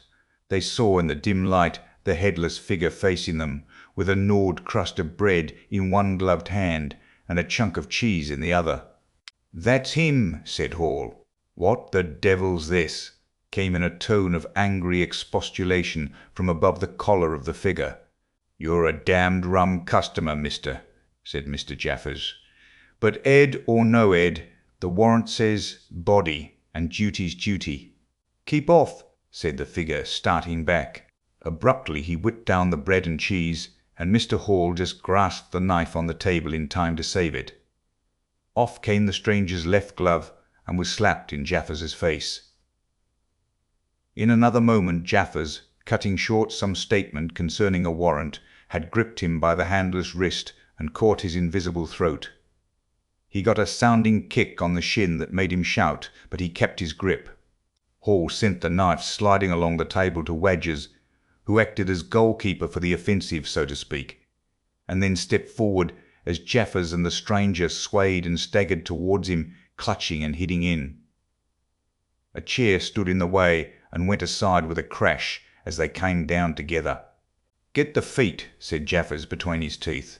Mr. Hall, endeavouring to act on instructions, received a sounding kick in the ribs that disposed of him for a moment, and Mr. Wadgers, seeing the decapitated stranger had rolled over and got the upper side of Jaffers, retreated towards the door, knife in hand, and so collided with Mr. Huxter and the Sidderbridge carter coming to the rescue of law and order. At the same moment, down came 3 or 4 bottles from the chiffonier, and shot a web of pungency into the air of the room. "I'll surrender," cried the stranger, though he had Jaffers down, and in another moment he stood up panting, a strange figure, headless and handless, for he had pulled off his right glove now as well as his left. "It's no good," he said, as if sobbing for breath. It was the strangest thing in the world to hear that voice coming as if out of empty space, but the Sussex peasants are perhaps the most matter-of-fact people under the sun. Jaffers got up also and produced a pair of handcuffs. Then he stared. "I say," said Jaffers, brought up short by a dim realization of the incongruity of the whole business. "Darn it! Can't use 'em as I can see." The stranger ran his arm down his waistcoat, and as if by a miracle the buttons to which his empty sleeve pointed became undone. Then he said something about his shin, and stooped down. He seemed to be fumbling with his shoes and socks. "Why," said Huxter suddenly, "that's not a man at all. It's just empty clothes. Look, you can see down his collar and the linings of his clothes. I could put my arm." He extended his hand. It seemed to meet something in mid-air, and he drew it back with a sharp exclamation. "I wish you'd keep your fingers out of my eye," said the aerial voice in a tone of savage expostulation. "The fact is, I'm all here, head, hands, legs, and all the rest of it, but it happens I'm invisible. It's a confounded nuisance, but I am. That's no reason why I should be poked to pieces by every stupid bumpkin in Iping, is it?" The suit of clothes, now all unbuttoned and hanging loosely upon its unseen supports, stood up, arms akimbo. Several other of the men folks had now entered the room, so that it was closely crowded. "Invisible, eh?" said Huxter, ignoring the stranger's abuse. "Who ever heard the likes of that? It's strange, perhaps, but it's not a crime. Why am I assaulted by a policeman in this fashion?" "Ah, that's a different matter," said Jaffers. "No doubt you are a bit difficult to see in this light, but I got a warrant, and it's all correct. What I'm after ain't no invisibility. It's burglary. There's a house being broke into and money took. Well, and circumstances certainly point—" "Stuff and nonsense," said the invisible man. "I hope so, sir, but I've got my instructions." "Well," said the stranger, I'll come. But no handcuffs." "It's the regular thing," said Jaffers. "No handcuffs," stipulated the stranger. "Pardon me," said Jaffers. Abruptly the figure sat down, and before anyone could realize was being done, the slippers, socks, and trousers had been kicked off under the table. Then he sprang up again and flung off his coat. "Here, stop that," said Jaffers, suddenly realizing what was happening. He gripped at the waistcoat. It struggled, and the shirt slipped out of it and left it limp and empty in his hand. "Hold him," said Jaffers loudly, "once he gets the things off."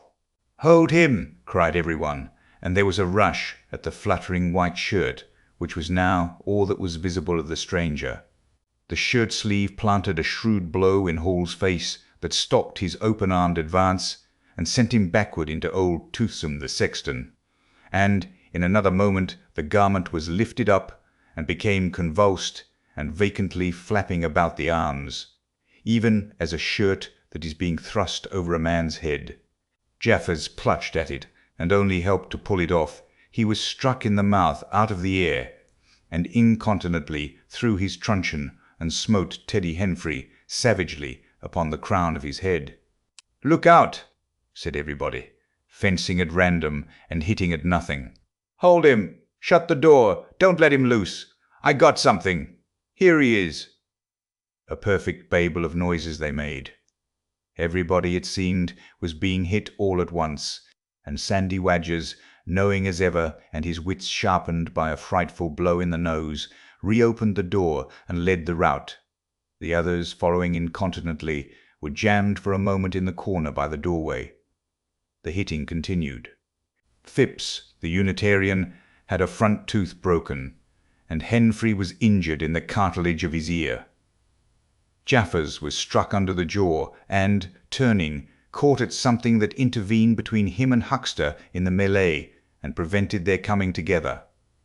He felt a muscular chest, and in another moment the whole mass of struggling, excited men shot out into the crowded hall.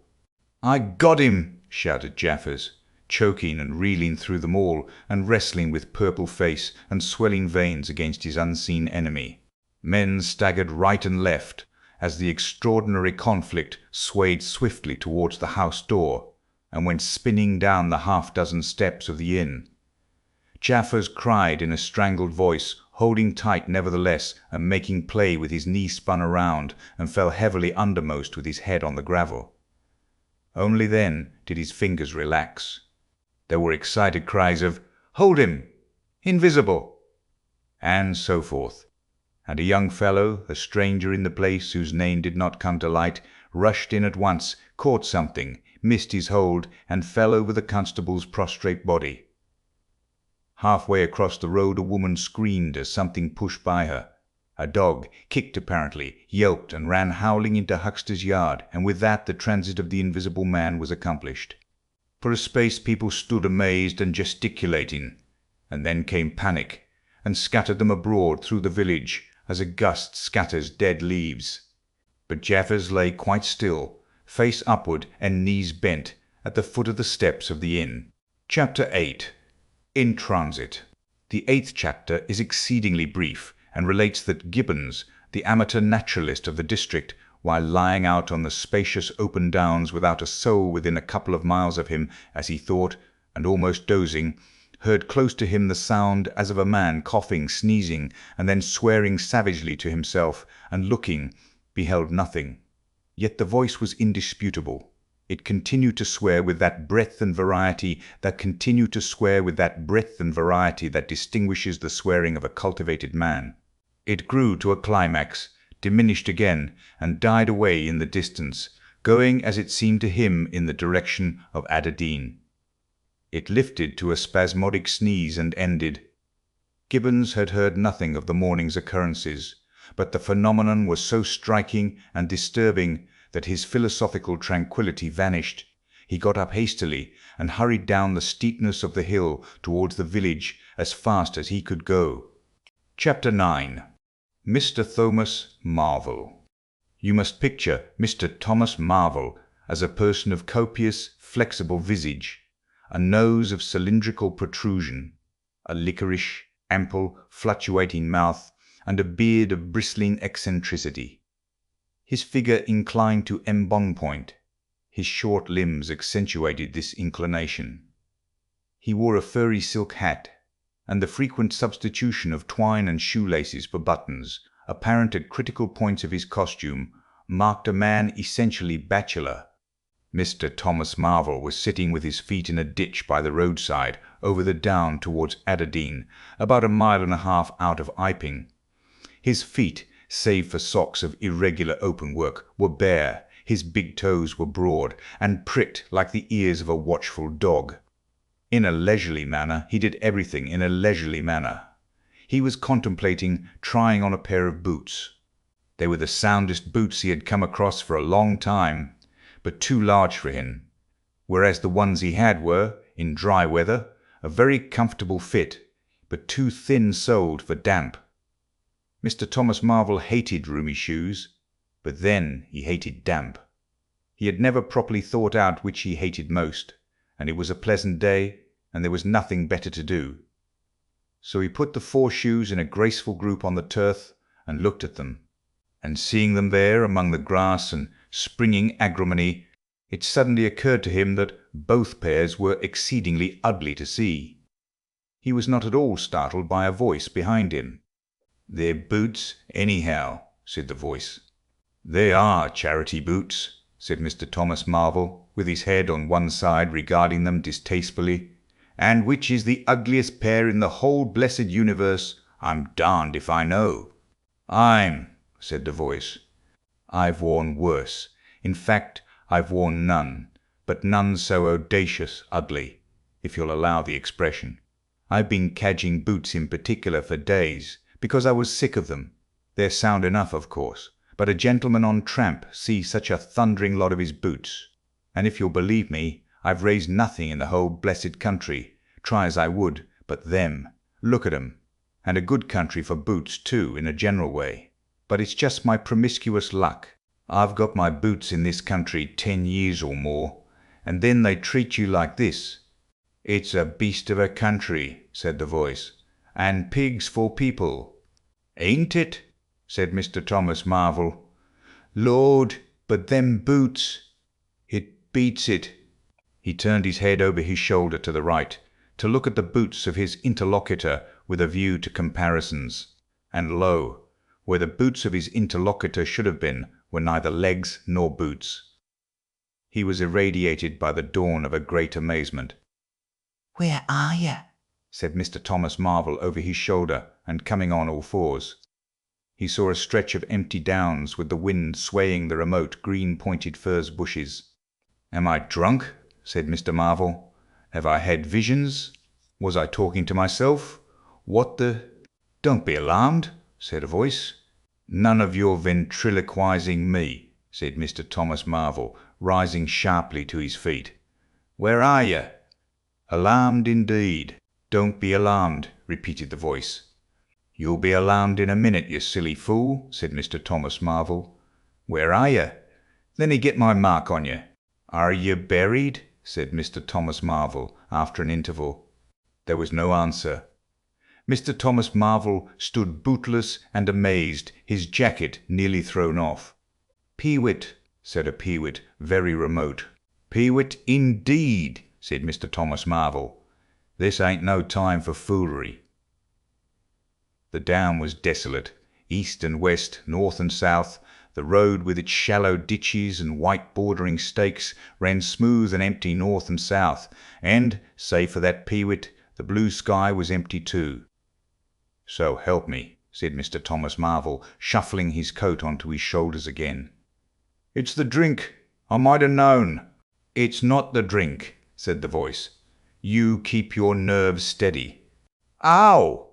said Mr. Marvel, and his face grew white amidst its patches. "It's the drink," his lips repeated noiselessly. He remained staring about him, rotating slowly backwards. "I could have swore I heard a voice," he whispered. "Of course you did." "It's there again," said Mr. Marvel, closing his eyes and clasping his hand on his brow with a tragic gesture. He was suddenly taken by the collar and shaken violently, and left more dazed than ever. "Don't be a fool," said the voice. "I'm off my blooming chump," said Mr. Marvel. "It's no good. It's fretting about them blasted boots. I'm off my blessed blooming chump. Or it's spirits." "Neither one thing nor the other," said the voice. "Listen." "Chump," said Mr. Marvel. "1 minute," said the voice, penetratingly, tremulous with self-control. "Well," said Mr. Thomas Marvel, with a strange feeling of having been dug in the chest by a finger. "You think I'm just imagination? Just imagination?" "What else can you be?" said Mr. Thomas Marvel, rubbing the back of his neck. "Very well," said the voice, in a tone of relief. "Then I'm going to throw flints at you till you think differently." "But where are you?" The voice made no answer. Whiz came a flint, apparently out of the air, and missed Mr. Marvel's shoulder by a hair's breadth. Mr. Marvel, turning, saw a flint jerk up into the air, trace a complicated path, hang for a moment, and then fling at his feet with almost invisible rapidity. He was too amazed to dodge. Wizard came and ricocheted from a bare toe into the ditch. Mr. Thomas Marvel jumped a foot and howled aloud into the ditch. Then he started to run, tripped over an unseen obstacle, and came head over heels into a sitting position. "Now," said the voice, as a third stone curved upward and hung in the air above the tramp. "Am I imagination?" Mr. Marvel, by way of reply, struggled to his feet, and was immediately rolled over again. He lay quiet for a moment. "If you struggle any more," said the voice, "I shall throw the flint at your head." "It's a fair do," said Mr. Thomas Marvel, sitting up, taking his wounded toe in hand, and fixing his eye on the third missile. "I don't understand it." Stones flinging themselves. Stones talking. "Put yourself down. Rot away. I'm done." The third flint fell. "It's very simple," said the voice. "I'm an invisible man." "Tell us something I don't know," said Mr. Marvel, gasping with pain. "Where you've hid, how you do it, I don't know. I'm beat." "That's all," said the voice. "I'm invisible. That's what I want you to understand. Anyone could see that. There is no need for you to be so confounded impatient, mister.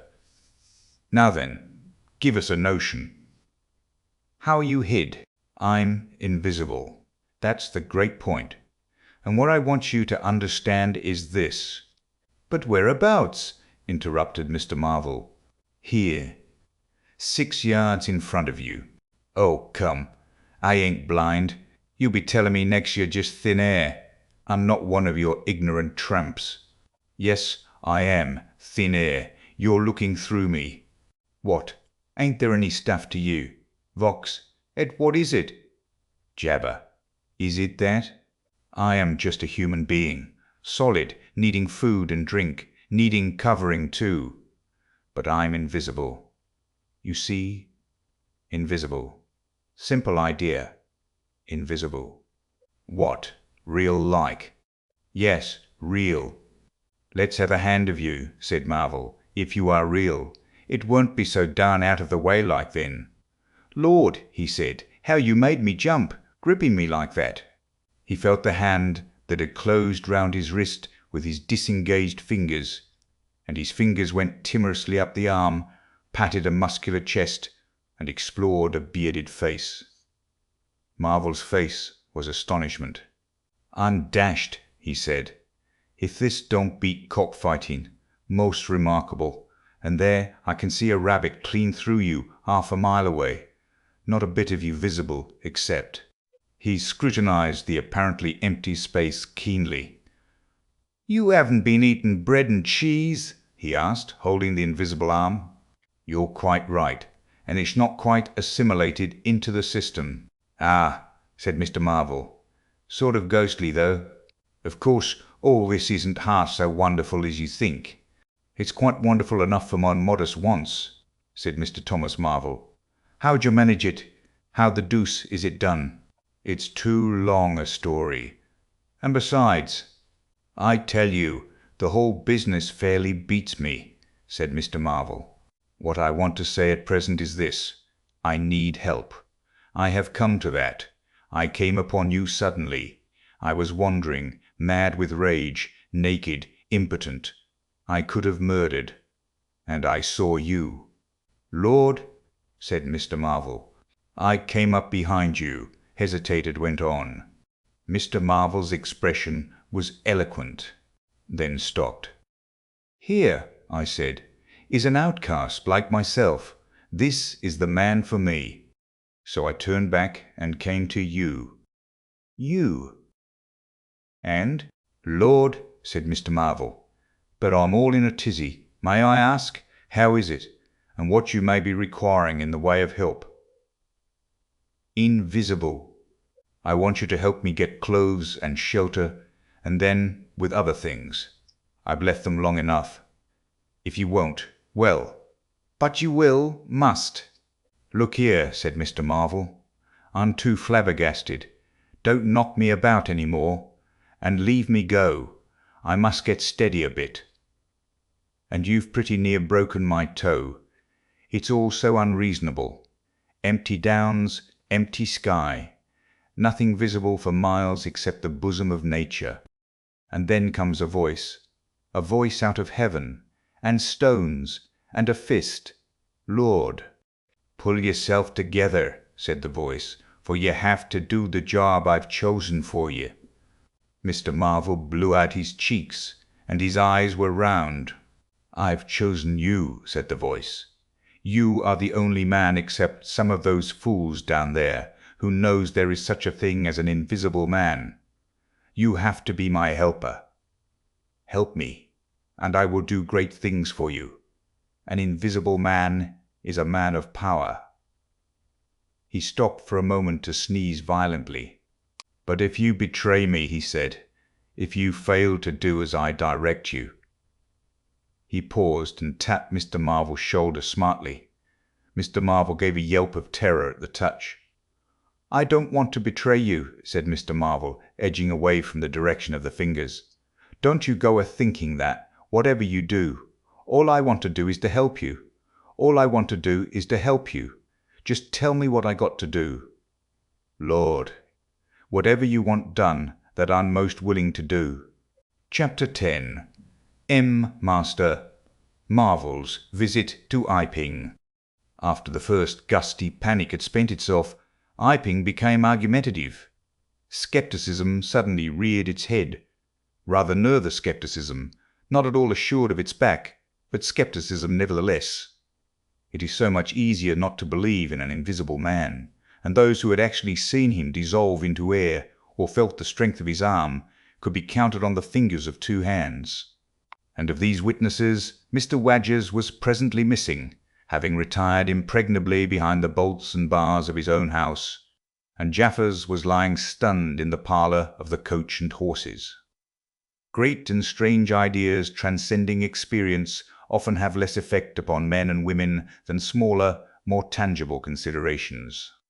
Iping was gay with bunting, and everybody was in gala dress.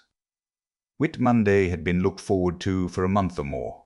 By the afternoon, even those who believed in the unseen were beginning to resume their little amusements in a tentative fashion, on the supposition that he had quite gone away, and with the sceptics he was already a jest. But people, sceptics and believers alike, were remarkably sociable all that day. Haysman's Meadow was gay with a tent, in which Mrs. Bunting and other ladies were preparing tea, while, without, the Sunday school children ran races and played games under the noisy guidance of the curate and the Misses CUSS and Sackbut. No doubt there was a slight uneasiness in the air, but people for the most part had the sense to conceal whatever imaginative qualms they experienced. On the village green and inclined strong rope, down which, clinging the while to a pulley-swung handle, one could be hurled violently against a sack at the other end, came in for considerable favour among the adolescents, as also did the swings and the coconut shies. There was also promenading, and the steam organ attached to a small roundabout filled the air with a pungent flavour of oil and with equally pungent music. Members of the club, who had attended church in the morning, were splendid in badges of pink and green, and some of the gayer-minded had also adorned their bowler hats with brilliant-coloured favours of ribbon. Old Fletcher, whose conceptions of holiday-making were severe, was visible through the jasmine about his window or through the open door, whichever way you chose to look, poised delicately on a plank supported on 2 chairs, and whitewashing the ceiling of his front room. About 4 o'clock, a stranger entered the village from the direction of the Downs. He was a short, stout person in an extraordinarily shabby top-hat, and he appeared to be very much out of breath. His cheeks were alternately limp and tightly puffed. His mottled face was apprehensive, and he moved with a sort of reluctant alacrity. He turned the corner of the church and directed his way to the Coach and Horses. Among others, old Fletcher remembers seeing him, and indeed the old gentleman was so struck by his peculiar agitation that he inadvertently allowed a quantity of whitewash to run down the brush into the sleeve of his coat while regarding him. This stranger, to the perceptions of the proprietor of the Coconut Shy, appeared to be talking to himself, and Mr. Huckster remarked the same thing. He stopped at the foot of the Coach and Horses steps, and, according to Mr. Huckster, appeared to undergo a severe internal struggle before he could induce himself to enter the house. Finally he marched up the steps, and was seen by Mr. Huckster to turn to the left and open the door of the parlour. Mr. Huckster heard voices from within the room and from the bar apprising the man of his error. "That room's private," said Hall, and the stranger shut the door clumsily and went into the bar. In the course of a few minutes he reappeared, wiping his lips with the back of his hand with an air of quiet satisfaction that somehow impressed Mr. Huckster as assumed. He stood looking about him for some moments, and then Mr. Huckster saw him walk in an oddly furtive manner towards the gates of the yard upon which the parlour window opened. The stranger, after some hesitation, leant against one of the gate-posts, produced a short clay pipe, and prepared to fill it. His fingers trembled while doing so. He lit it clumsily, and folding his arms began to smoke in a languid attitude, an attitude which his occasional glances up the yard altogether belied. All this Mr. Huckster saw over the canisters of the tobacco window, and the singularity of the man's behaviour prompted him to maintain his observation. Presently the stranger stood up abruptly and put his pipe in his pocket.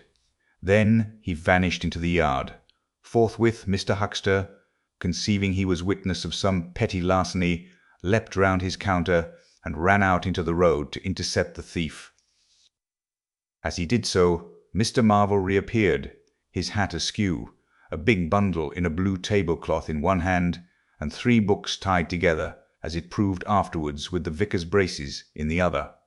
Directly he saw Huckster, he gave a sort of gasp, and turning sharply to the left, began to run. "Stop, thief!" cried Huckster, and set off after him. Mr. Huckster's sensations were vivid but brief. He saw the man just before him, and spurting briskly for the church corner and the hill road. He saw the village flags and festivities beyond, and a face or so turned towards him. He bawled, "Stop!" again. He had hardly gone 10 strides before his shin was caught in some mysterious passion, and he was no longer running, but flying with inconceivable rapidity through the air. He saw the ground suddenly close to his face. The world seemed to splash into a million whirling specks of light, and subsequent proceedings interested him no more. Chapter 11. In the Coach and Horses. Now, in order clearly to understand what had happened in the inn, it is necessary to go back to the moment when Mr. Marvel first came into view of Mr. Huckster's window. At that precise moment Mr. CUSS and Mr. Bunting were in the parlour. They were seriously investigating the strange occurrences of the morning, and were, with Mr. Hall's permission, making a thorough examination of the invisible man's belongings. Jaffers had partially recovered from his fall, and had gone home in the charge of his sympathetic friends. The stranger's scattered garments had been removed by Mrs. Hall, and the room tidied up, and on the table under the window, where the stranger had been wont to work, CUSS had hit almost at once on 3 big books in manuscript labelled "Diary." "Diary," said CUSS, putting the 3 books on the table. "Now, at any rate, we shall learn something." The vicar stood with his hands on the table. "Diary," repeated CUSS, sitting down, putting 2 volumes to support the 3rd, and opening it. No name on the fly-leaf. Bother, cipher, and figures." The vicar came round to look over his shoulder. CUSS turned the pages over with a face suddenly disappointed. "Oh, dear me, it's all cipher, Bunting." "There are no diagrams?" asked Mr. Bunting. "No illustrations throwing light?" "See for yourself," said Mr. CUSS. "Some of it's mathematical, and some of it's Russian, or some such language, to judge by the letters, and some of it's Greek. Now the Greek, I thought you—" "Of course," said Mr. Bunting, taking out and wiping his spectacles, and feeling suddenly very uncomfortable, for he had no Greek left in his mind worth talking about. "Yes." The Greek, of course, may furnish a clue. I'll find you a place. Tumberland. I'd rather glance through the volumes first, said Mr. Bunting, still wiping. A general impression first, CUSS, and then, you know, we can go looking for clues. He coughed, put on his glasses, arranged them fastidiously, coughed again, and wished something would happen to avert the seemingly inevitable exposure. Then he took the volume CUSS handed him in a leisurely manner. And then something did happen. The door opened suddenly. Both gentlemen started violently, looked round, and were relieved to see a sporadically rosy face beneath a furry silk hat. "Tap?" asked the face, and stood staring. "No," said both gentlemen at once. "Over the other side, my man," said Mr. Bunting. "And please shut that door," said Mr. CUSS irritably. "All right," said the intruder, as it seemed in a low voice, curiously different from the huskiness of its first inquiry. "Right you are," said the intruder in the former voice. "Stand clear." And he vanished and closed the door. "A sailor, I should judge," said Mr. Bunting. "Amusing fellows they are. Stand clear, indeed. A nautical term, referring to his getting back out of the room, I suppose." "I dare say so," said CUSS. "My nerves are all loose today. It quite made me jump, the door opening like that." Mr. Bunting smiled as if he had not jumped. "And now," he said with a sigh, "these books." Someone sniffed as he did so. "One thing is indisputable," said Bunting, drawing up a chair next to that of CUSS. "There certainly have been very strange things happen in Iping during the last few days. Very strange. I cannot, of course, believe in this absurd invisibility story." "It's incredible," said CUSS. "Incredible. But the fact remains that I certainly saw right down his sleeve." "But did you? Are you sure? Suppose a mirror, for instance." "Hallucinations are so easily produced. I don't know if you've ever seen a really good conjurer." "I won't argue again," said CUSS. "We thrashed that out, Bunting. And just now there's these books. Ah, here's some of what I take to be Greek. Greek letters, certainly." He pointed to the middle of the page. Mr. Bunting flushed slightly and brought his face nearer, apparently finding some difficulty with his glasses. Suddenly he became aware of a strange feeling at the nape of his neck. He tried to raise his head, and encountered an immovable resistance. The feeling was a curious pressure, the grip of a heavy, firm hand, and it bore his chin irresistibly to the table. "Don't move, little men," whispered a voice, "or I'll brain you both." He looked into the face of CUSS, close to his own, and each saw a horrified reflection of his own sickly astonishment. "I'm sorry to handle you so roughly," said the voice, "but it's unavoidable. Since when did you learn to pry into an investigator's private memoranda?" said the voice, and two chins struck the table simultaneously, and two sets of teeth rattled. "Since when did you learn to invade the private rooms of a man in misfortune?" And the concussion was repeated. "Where have they put my clothes?" "Listen," said the voice. "The windows are fastened, and I've taken the key out of the door. I'm a fairly strong man, and I have the poker handy, besides being invisible. There's not the slightest doubt that I could kill you both and get away quite easily if I wanted to. Do you understand? Very well. If I let you go, will you promise not to try any nonsense and do what I tell you?" The vicar and the doctor looked at one another, and the doctor pulled a face. "Yes," said Mr. Bunting, and the doctor repeated it. Then the pressure on the necks relaxed, and the doctor and the vicar sat up, both very red in the face and wriggling their heads. "Please keep sitting where you are," said the invisible man. "Here's the poker, you see. When I came into this room," continued the invisible man, after presenting the poker to the tip of the nose of each of his visitors, "I did not expect to find it occupied, and I expected to find, in addition to my books of memoranda, an outfit of clothing. Where is it? No, Don't rise. I can see it's gone. Now, just at present, though the days are quite warm enough for an invisible man to run about stark, the evenings are quite chilly. I want clothing and other accommodation, and I must also have those 3 books. Chapter 12. The Invisible Man Loses His Temper. It is unavoidable that at this point the narrative should break off again, for a certain very painful reason that will presently be apparent.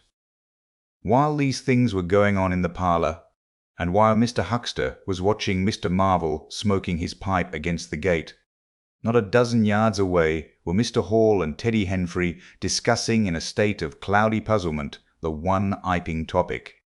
Suddenly there came a violent thud against the door of the parlour, a sharp cry, and then silence. "Hull low," said Teddy Henfrey. "Hull low," from the tap. Mr. Hall took things in slowly but surely. "That ain't right," he said, and came round from behind the bar towards the parlour door. He and Teddy approached the door together with intent faces, their eyes considered. "Summat wrong," said Hall, and Henfrey nodded agreement. Whiffs of an unpleasant chemical odour met them, and there was a muffled sound of conversation, very rapid and subdued. "You all right, sir?" asked Hall, rapping. The muttered conversation ceased abruptly. For a moment, silence. Then the conversation was resumed in hissing whispers. Then a sharp cry of, "No, no, you don't!" There came a sudden motion, and the oversetting of a chair, a brief struggle. Silence again. "What the deuce!" exclaimed Henfrey, sotto voce. "You all right, sir?" asked Mr. Hall sharply again. The vicar's voice answered with a curious, jerking intonation. "Quite right. Please don't interrupt." "Odd," said Mr. Henfrey.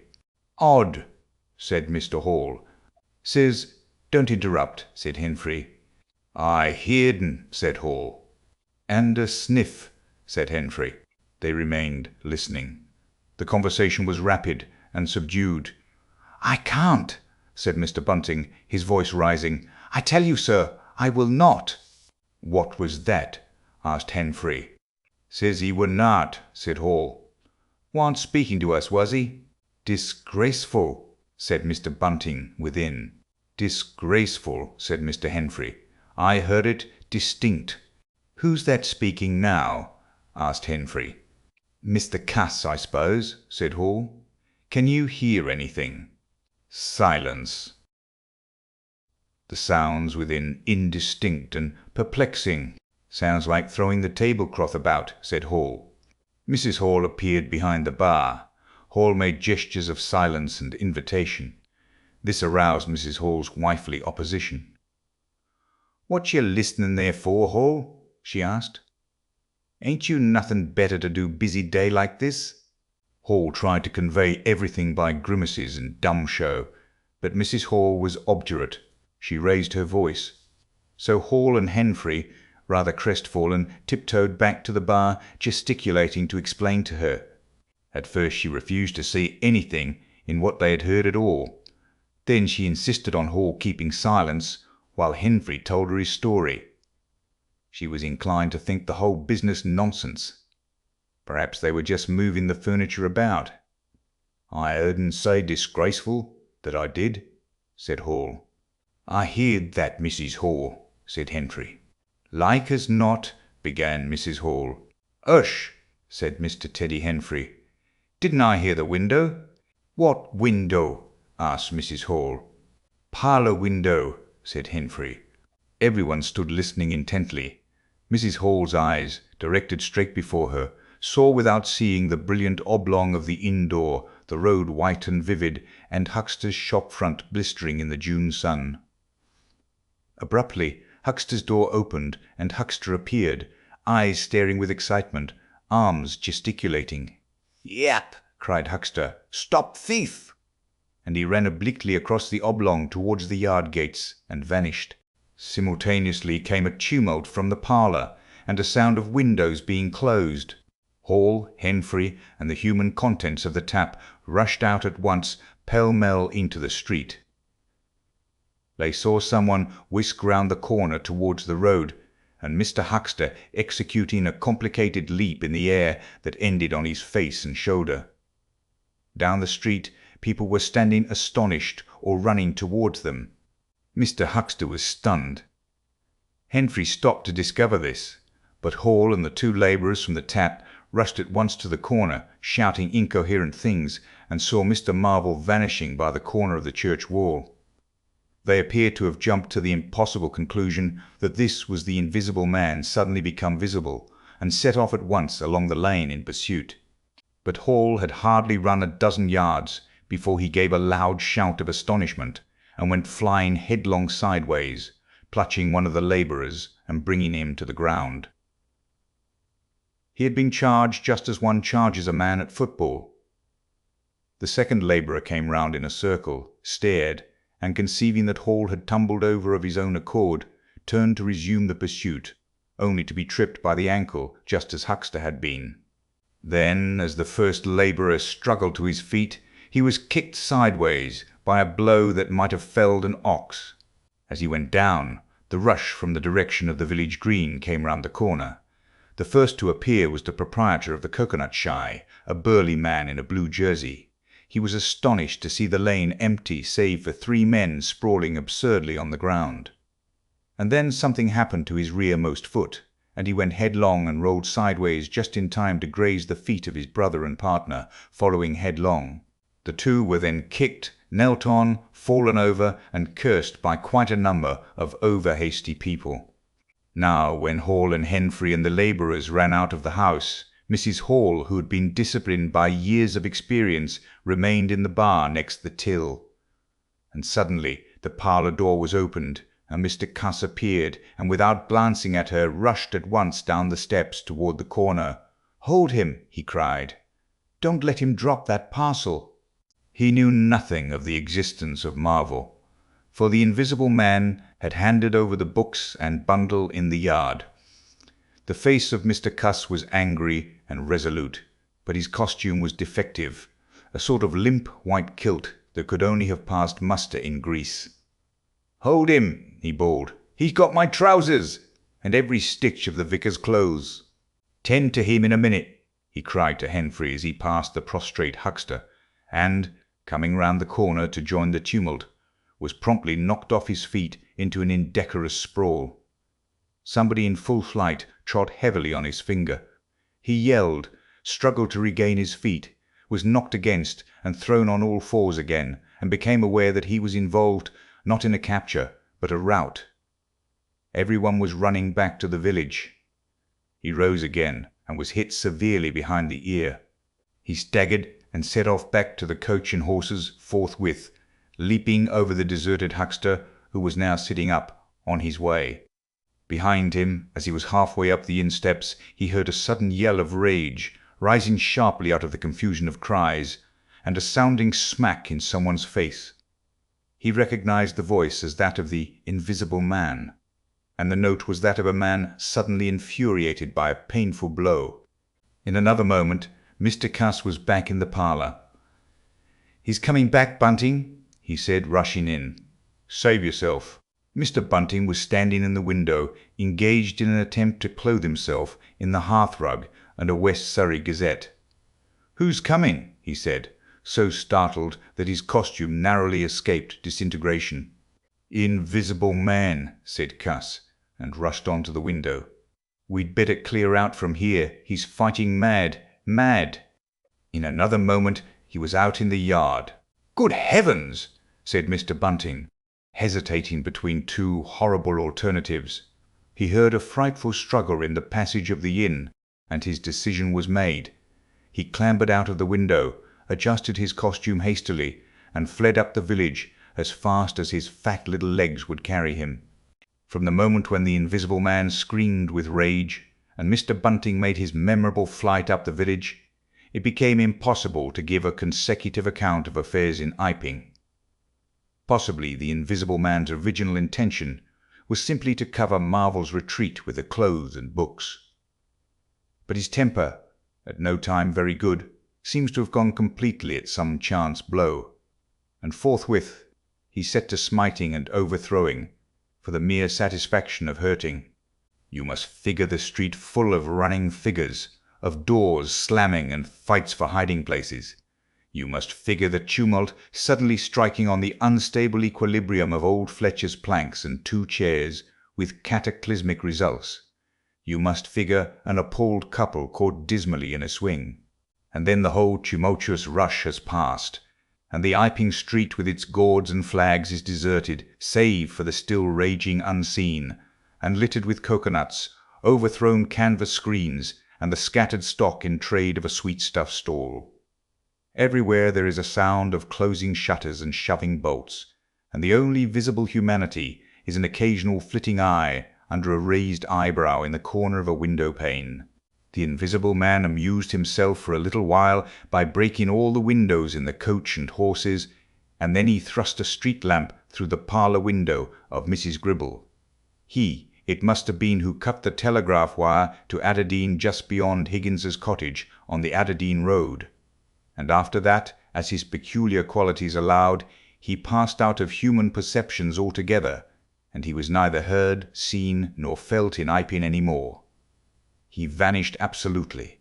But it was the best part of 2 hours before any human being ventured out again into the desolation of Iping Street. Chapter 13. Master Marvel discusses his resignation. When the dusk was gathering, and Iping was just beginning to peep timorously forth again upon the shattered wreckage of its bank holiday, a short, thick-set man in a shabby silk hat was marching painfully through the twilight behind the beechwoods on the road to Bramblehurst. He carried 3 books bound together by some sort of ornamental elastic ligature, and a bundle wrapped in a blue tablecloth. His rubicund face expressed consternation and fatigue. He appeared to be in a spasmodic sort of hurry. He was accompanied by a voice other than his own, and ever and again he winced under the touch of unseen hands. "If you give me the slip again," said the voice, "if you attempt to give me the slip again."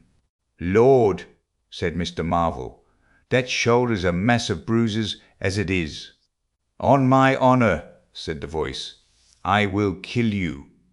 "I didn't try to give you the slip," said Marvel, in a voice that was not far remote from tears. "I swear I didn't. I didn't know the blessed turning, that was all.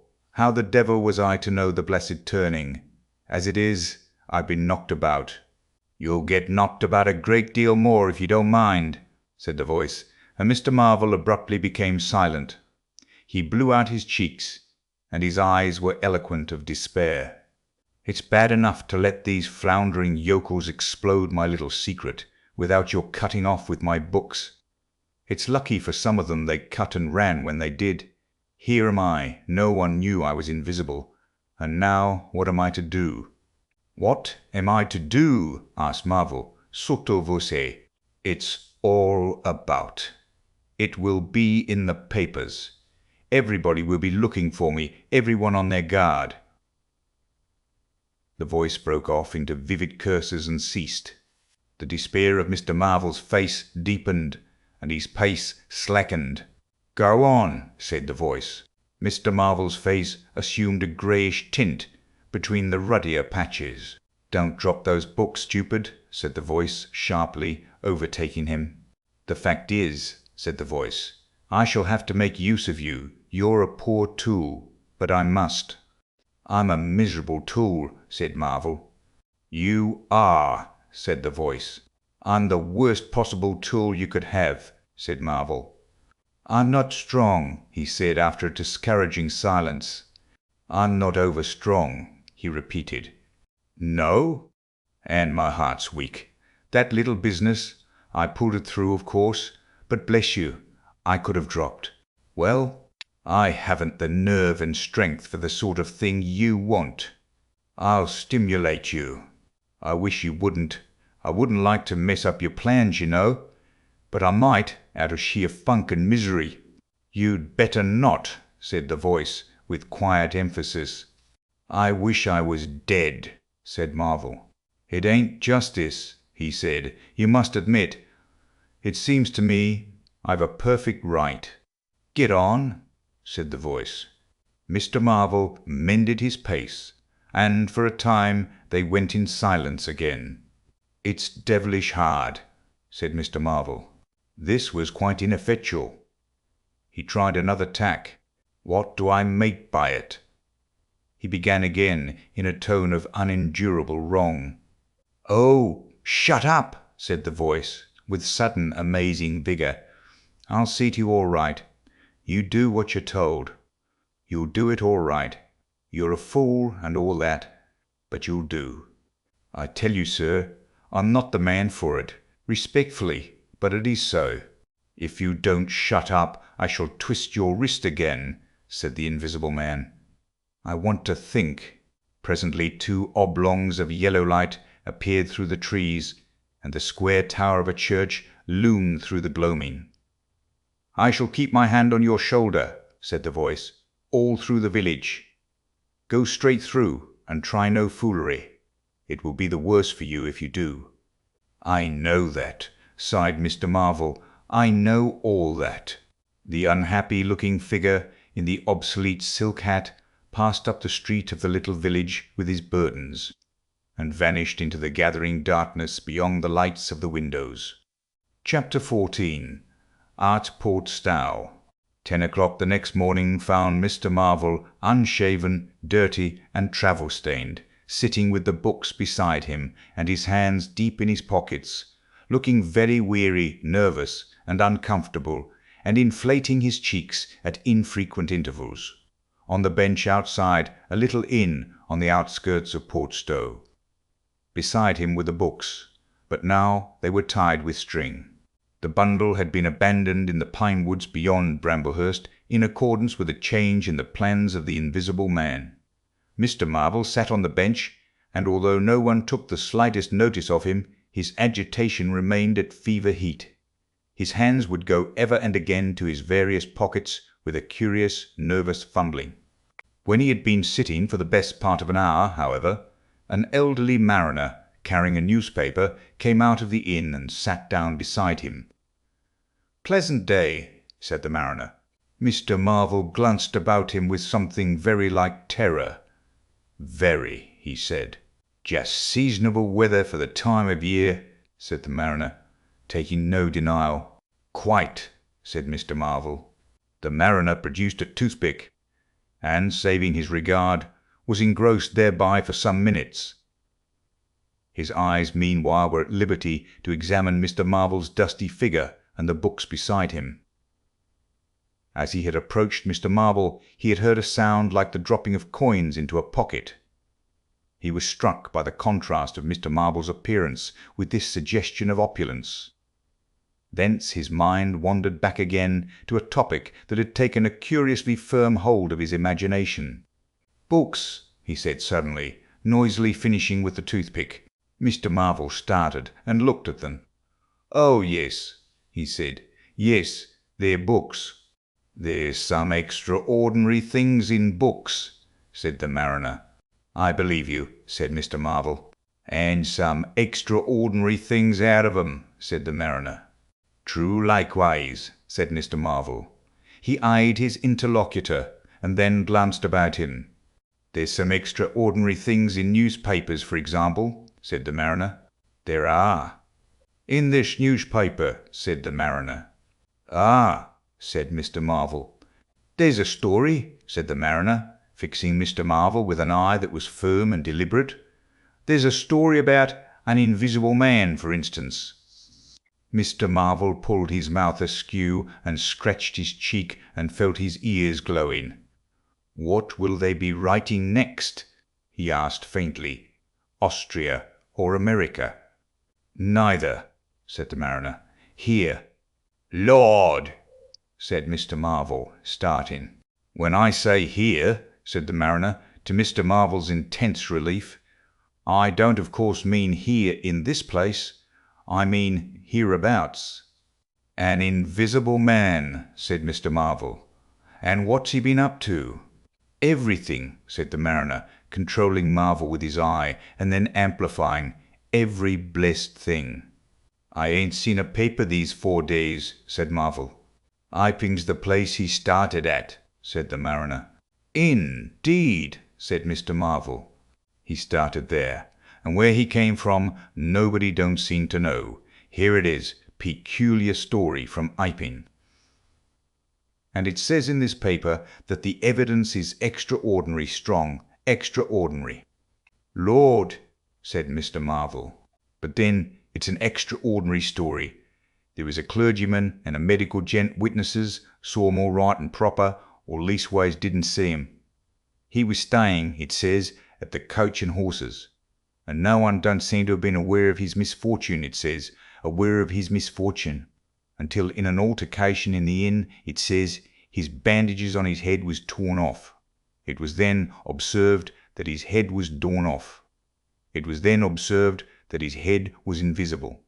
Attempts were at once made to secure him, but casting off his garments, it says, he succeeded in escaping, but not until after a desperate struggle, in which he had inflicted serious injuries, it says, on our worthy and able constable, Mr. J. A. Jaffers. Pretty straight story, eh? Names and everything. Lord, said Mr. Marvel, looking nervously about him, trying to count the money in his pockets by his unaided sense of touch, and full of a strange and novel idea. It sounds most astonishing. Don't it? Extraordinary, I call it. Never heard tell of invisible men before? I haven't, but nowadays one hears such a lot of extraordinary things. That all he did? Asked Marvel, trying to seem at his ease. It's enough, ain't it? Said the mariner. Didn't go back by any chance? Asked Marvel. Just escaped, and that's all, eh? Oh, said the mariner. Why, ain't it enough? Quite enough, said Marvel. I should think it was enough, said the mariner. I should think it was enough. He didn't have any pals. It don't say he had any pals, does it? Asked Mr. Marvel, anxious. Ain't one of a sort enough for you? Asked the mariner. No, thank heaven, as one might say, he didn't. He nodded his head slowly. It makes me regular uncomfortable, the bare thought of that chap running about the country. He is at present, at large, and from certain evidence it is supposed that he has took, I suppose they mean, the road to Port Stowe. You see, we're right in it. None of your American wonders this time. And just think of the things he might do. Where'd you be if he took a drop over and above and had a fancy to go for you? Suppose he wants to rob, who can prevent him? He can trespass, he can burgle, he could walk through a cordon of policemen as easy as me, or you could give the slip to a blind man. Easier. For these here blind chaps here uncommon sharp, I'm told, and wherever there was liquor he fancied, he's got a tremendous advantage certainly, said Mr. Marvel. And, well, you're right, said the mariner. He has. All this time Mr. Marvel had been glancing about him intently, listening for faint footfalls, trying to detect imperceptible movements. He seemed on the point of some great resolution. He coughed behind his hand. He looked about him again, listened, bent towards the mariner, and lowered his voice. The fact of it is, I happen to know just a thing or two about this invisible man, from private sources. Oh, said the mariner, interested. You? You? Yes, said Mr. Marvel. Me. Indeed, said the mariner. And may I ask? You'll be astonished, said Mr. Marvel behind his hand. It's tremendous. Indeed, said the mariner. The fact is, began Mr. Marvel eagerly in a confidential undertone. Suddenly his expression changed marvellously. Ow, he said. He rose stiffly in his seat. His face was eloquent of physical suffering. Wow, he said. What's up? Said the mariner, concerned. Toothache, said Mr. Marvel, and put his hand to his ear. He caught hold of his books. I must be getting on, I think, he said. He edged in a curious way along the seat away from his interlocutor. "But you was just a-going to tell me about this here invisible man," protested the mariner. Mr. Marvel seemed to consult with himself. "Hoax," said a voice. "It's a hoax," said Mr. Marvel. "But it's in the paper," said the mariner. "Hoax all the same," said Marvel. "I know the chap that started the lie. There ain't no invisible man whatsoever. Blimey. But how about this paper? Do you mean to say—" "Not a word of it," said Marvel stoutly. The mariner stared, paper in hand. Mr. Marvel jerkily faced about. "Wait a bit," said the mariner, rising and speaking slowly. "Do you mean to say—" "I do," said Mr. Marvel.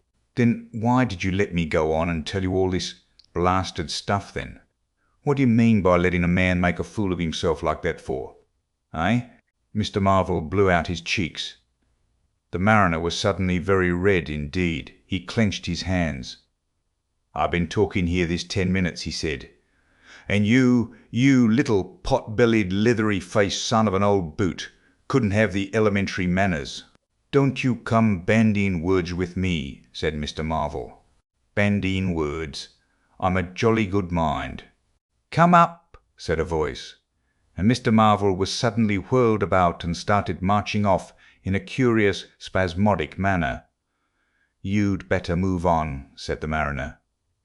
"Who's moving on?" said Mr. Marvel.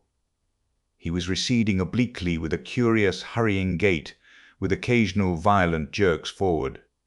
Some way along the road he began a muttered monologue, protests and recriminations.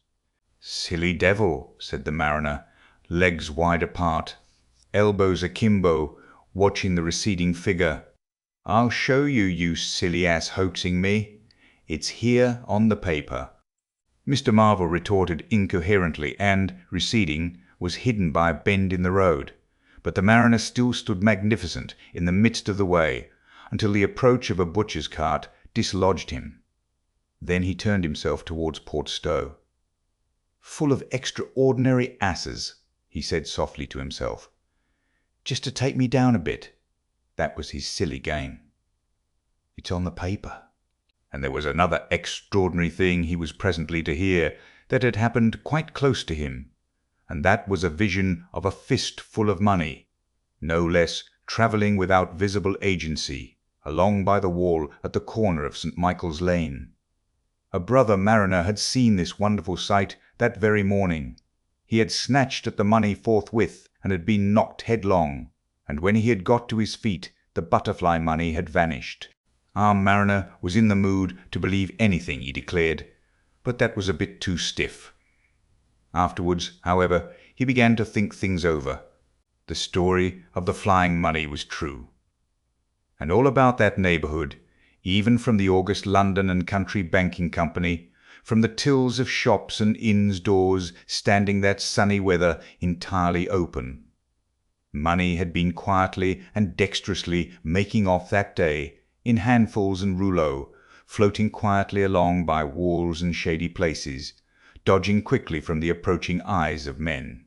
And it had, though no man had traced it, invariably ended its mysterious flight in the pocket of that agitated gentleman in the obsolete silk hat, sitting outside the little inn on the outskirts of Port Stowe. It was 10 days after, and indeed only when the Burdock story was already old, that the mariner collated these facts and began to understand how near he had been to the wonderful invisible man. Chapter 15. The Man Who Was Running. In the early evening time Dr. Kemp was sitting in his study in the Belvedere on the hill overlooking Burdock. It was a pleasant little room with 3 windows, north, west, and south, and bookshelves covered with books and scientific publications, and a broad writing table, and, under the north window, a microscope, glass slips, minute instruments, some cultures, and scattered bottles of reagents. Dr. Kemp's solar lamp was lit, albeit the sky was still bright with the sunset light, and his blinds were up because there was no offence of peering outsiders to require them pulled down. Dr. Kemp was a tall and slender young man, with flaxen hair and a moustache almost white, and the work he was upon would earn him, he hoped, the fellowship of the Royal Society. So highly did he think of it. And his eye, presently wandering from his work, caught the sunset blazing at the back of the hill that is over against his own. For a minute perhaps he sat, pen in mouth, admiring the rich golden colour above the crest, and then his attention was attracted by the little figure of a man, inky black, running over the hill brow towards him. He was a shortish little man, and he wore a high hat, and he was running so fast that his legs verily twinkled. "Another of those fools," said Dr. Kemp. "Like that ass who ran into me this morning round a corner, with the visible man a-coming, sir. I can't imagine what possesses people. One might think we were in the 13th century." He got up, went to the window, and stared at the dusky hillside, and the dark little figure tearing down it. "He seems in a confounded hurry," said Dr. Kemp, "but he doesn't seem to be getting on. If his pockets were full of lead, he couldn't run heavier." "Spurted, sir," said Dr. Kemp. In another moment the higher of the villas that had clambered up the hill from Burdock had occulted the running figure. He was visible again for a moment, and again, and then again, 3 times between the 3 detached houses that came next, and then the terrace hid him. "Asses," said Dr. Kemp, swinging round on his heel and walking back to his writing table. But those who saw the fugitive nearer, and perceived the abject terror on his perspiring face, being themselves in the open roadway, did not share in the doctor's contempt. By the man pounded, and as he ran he chinked like a well-filled purse that is tossed to and fro. He looked neither to the right nor the left, but his dilated eyes stared straight downhill to where the lamps were being lit, and the people were crowded in the street. And his ill-shaped mouth fell apart, and a glary foam lay on his lips, and his breath came hoarse and noisy. All he passed stopped and began staring up the road and down, and interrogating one another with an inkling of discomfort for the reason of his haste. And then presently, far up the hill, a dog playing in the road yelped and ran under a gate, and as they still wondered something, a wind, a pad, pad, pad, a sound like a panting breathing rushed by. People screamed. People sprang off the pavement. It passed in shouts. It passed by instinct down the hill. They were shouting in the street before Marvel was halfway there. They were bolting into houses and slamming the doors behind them with the news. He heard it and made one last desperate spurt. Fear came striding by, rushed ahead of him, and in a moment had seized the town. The Invisible Man is coming. The Invisible Man. Chapter 16. In the Jolly Cricketers. The Jolly Cricketers is just at the bottom of the hill where the tram lines begin. The barman leant his fat red arms on the counter and talked of horses with an anemic cabman, while a black-bearded man in grey snapped up biscuit and cheese, drank Burton, and conversed in American with a policeman off duty. "What's the shouting about?" said the anemic cabman, going off at a tangent, trying to see up the hill over the dirty yellow blind in the low window of the inn. Somebody ran by outside. "Fire, perhaps," said the barman. Footsteps approached, running heavily. The door was pushed open violently, and Marvel, weeping and dishevelled, his hat gone, the neck of his coat torn open, rushed in, made a convulsive turn, and attempted to shut the door. It was held half open by a strap. "Come in," he bawled, his voice shrieking with terror. "He's coming." The Visible Man. "After me! For Gord's sake! Help! Help! Help!" "Shut the doors," said the policeman. "Who's coming? What's the row?" He went to the door, released the strap, and it slammed. The American closed the other door. "Let me go inside," said Marvel, staggering and weeping, but still clutching the books. "Let me go inside. Lock me in somewhere. I tell you, he's after me. I give him the slip. He said he'd kill me, and he will." "You're safe," said the man with the black beard. "The door's shut." What's it all about?" "Let me go inside," said Marvel, and shrieked aloud as a blow suddenly made the fastened door shiver, and was followed by a hurried rapping and a shouting outside. "Hullo!" cried the policeman. "Who's there?" Mr. Marvel began to make frantic dives at panels that looked like doors. "He'll kill me. He's got a knife or something. For Gord's sake." "Here you are," said the barman. "Come in here." And he held up the flap of the bar. Mr. Marvel rushed behind the bar as the summons outside was repeated. "Don't open the door," he screamed. "Please don't open the door. Where shall I hide?" "This invisible man, then?" asked the man with the black beard, with one hand behind him. "I guess it's about time we saw him." The window of the inn was suddenly smashed in, and there was a screaming and running to and fro in the street. The policeman had been standing on the settee staring out, craning to see who was at the door. He got down with raised eyebrows. "It's that," he said. The barman stood in front of the bar parlour door, which was now locked on Mr. Marvel, stared at the smashed window, and came round to the two other men. Everything was suddenly quiet. "I wish I had my truncheon," said the policeman, going irresolutely to the door. "Once we open, in he comes. There's no stopping him." "Don't you be in too much hurry about that door," said the anemic cabman anxiously. "Draw the bolts," said the man with the black beard, "and if he comes—" He showed a revolver in his hand. "That won't do," said the policeman. "That's murder." "I know what country I'm in," said the man with the beard.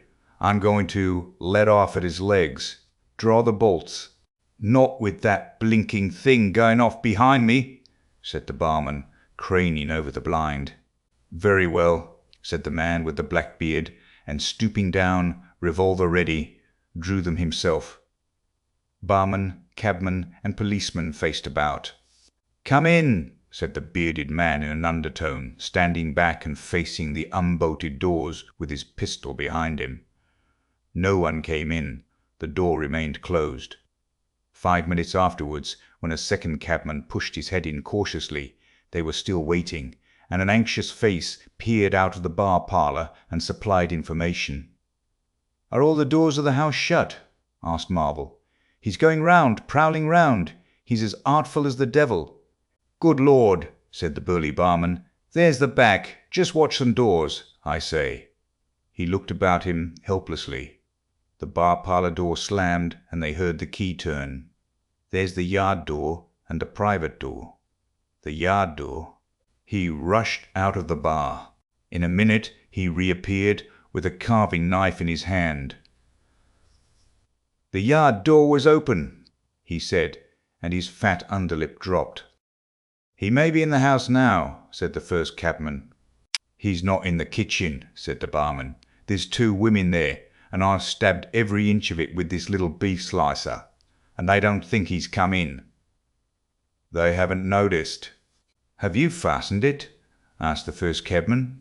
"I'm out of frocks," said the barman. The man with the beard replaced his revolver, and even as he did so the flap of the bar was shut down and the bolt clicked, and then with a tremendous thud the catch of the door snapped and the bar parlour door burst open. They heard Marvel squeal like a caught leveret, and forthwith they were clambering over the bar to his rescue. The bearded man's revolver cracked, and the looking-glass at the back of the parlour starred and came smashing and tinkling down. As the barman entered the room, he saw Marvel, curiously crumpled up and struggling against the door that led to the yard and kitchen. The door flew open while the barman hesitated, and Marvel was dragged into the kitchen. There was a scream and a clatter of pans. Marvel, head down and lugging back obstinately, was forced to the kitchen door, and the bolts were drawn. Then the policeman, who had been trying to pass the barman, rushed in, followed by one of the cabmen, gripped the wrist of the invisible hand that collared Marvel, was hit in the face, and went reeling back. The door opened, and Marvel made a frantic effort to obtain a lodgment behind it.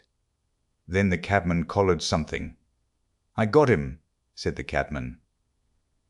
The barman's red hands came clawing at the unseen. "Here he is," said the barman.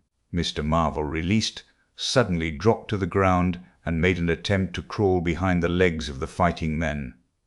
The struggle blundered round the edge of the door. The voice of the invisible man was heard for the first time, yelling out sharply as the policeman trod on his foot. Then he cried out passionately, and his fists flew round like flails. The cabman suddenly whooped and doubled up, kicked under the diaphragm. The door into the bar parlour from the kitchen slammed and covered Mr. Marvel's retreat. The men in the kitchen found themselves clutching at and struggling with empty air. "Where's he gone?" cried the man with the beard. "Out?" "This way," said the policeman, stepping into the yard and stopping. A piece of tile whizzed by his head and smashed among the crockery on the kitchen table. "I'll show him!" shouted the man with the black beard, and suddenly a steel barrel shone over the policeman's shoulder, and 5 bullets had followed one another into the twilight whence the missile had come. As he fired, the man with the beard moved his hand in a horizontal curve, so that his shots radiated out into the narrow yard like spokes from a wheel. A silence followed. "5 cartridges," said the man with the black beard. "That's the best of all. 4 aces and a joker. Get a lantern, someone, and come and feel about for his body." Chapter 17. Dr. Kemp's Visitor. Dr. Kemp had continued writing in his study until the shots aroused him. Crack, crack, crack, they came one after the other. "Hullo," said Dr. Kemp, putting his pen into his mouth again and listening. "Who's letting off revolvers in Burdock? What are the asses at now?" He went to the south window, threw it up, and leaning out, stared down on the network of windows, beaded gas lamps and shops, with its black interstices of roof and yard that made up the town at night.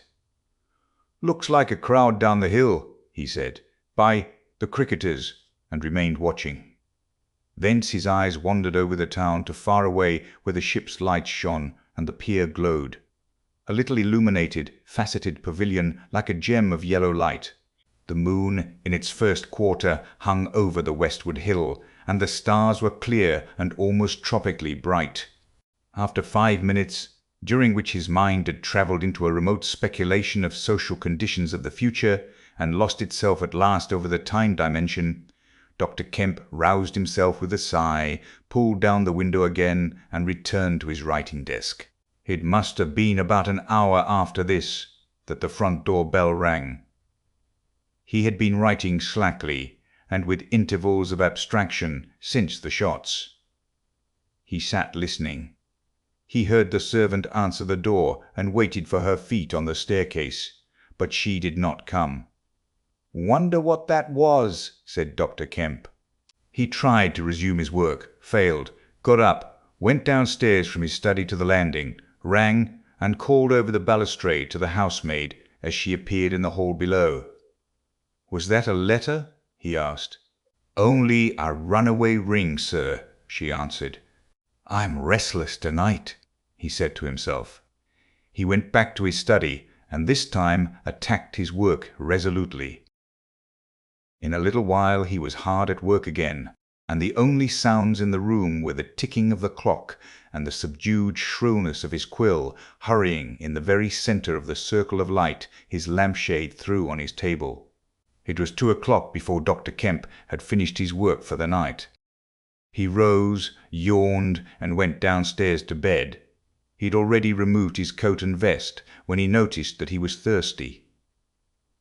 He took a candle and went down to the dining room in search of a siphon and whisky.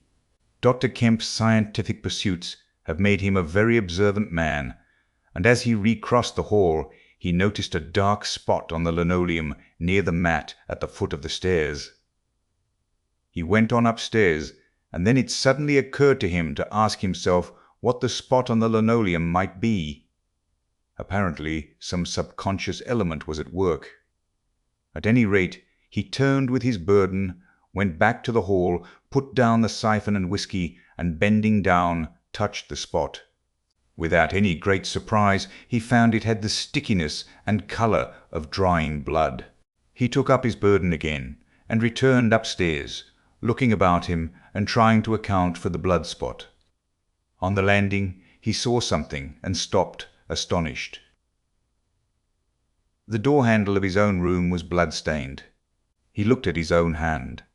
It was quite clean, and then he remembered that the door of his room had been open when he came down from his study, and that consequently he had not touched the handle at all. He went straight into his room, his face quite calm, perhaps a trifle more resolute than usual.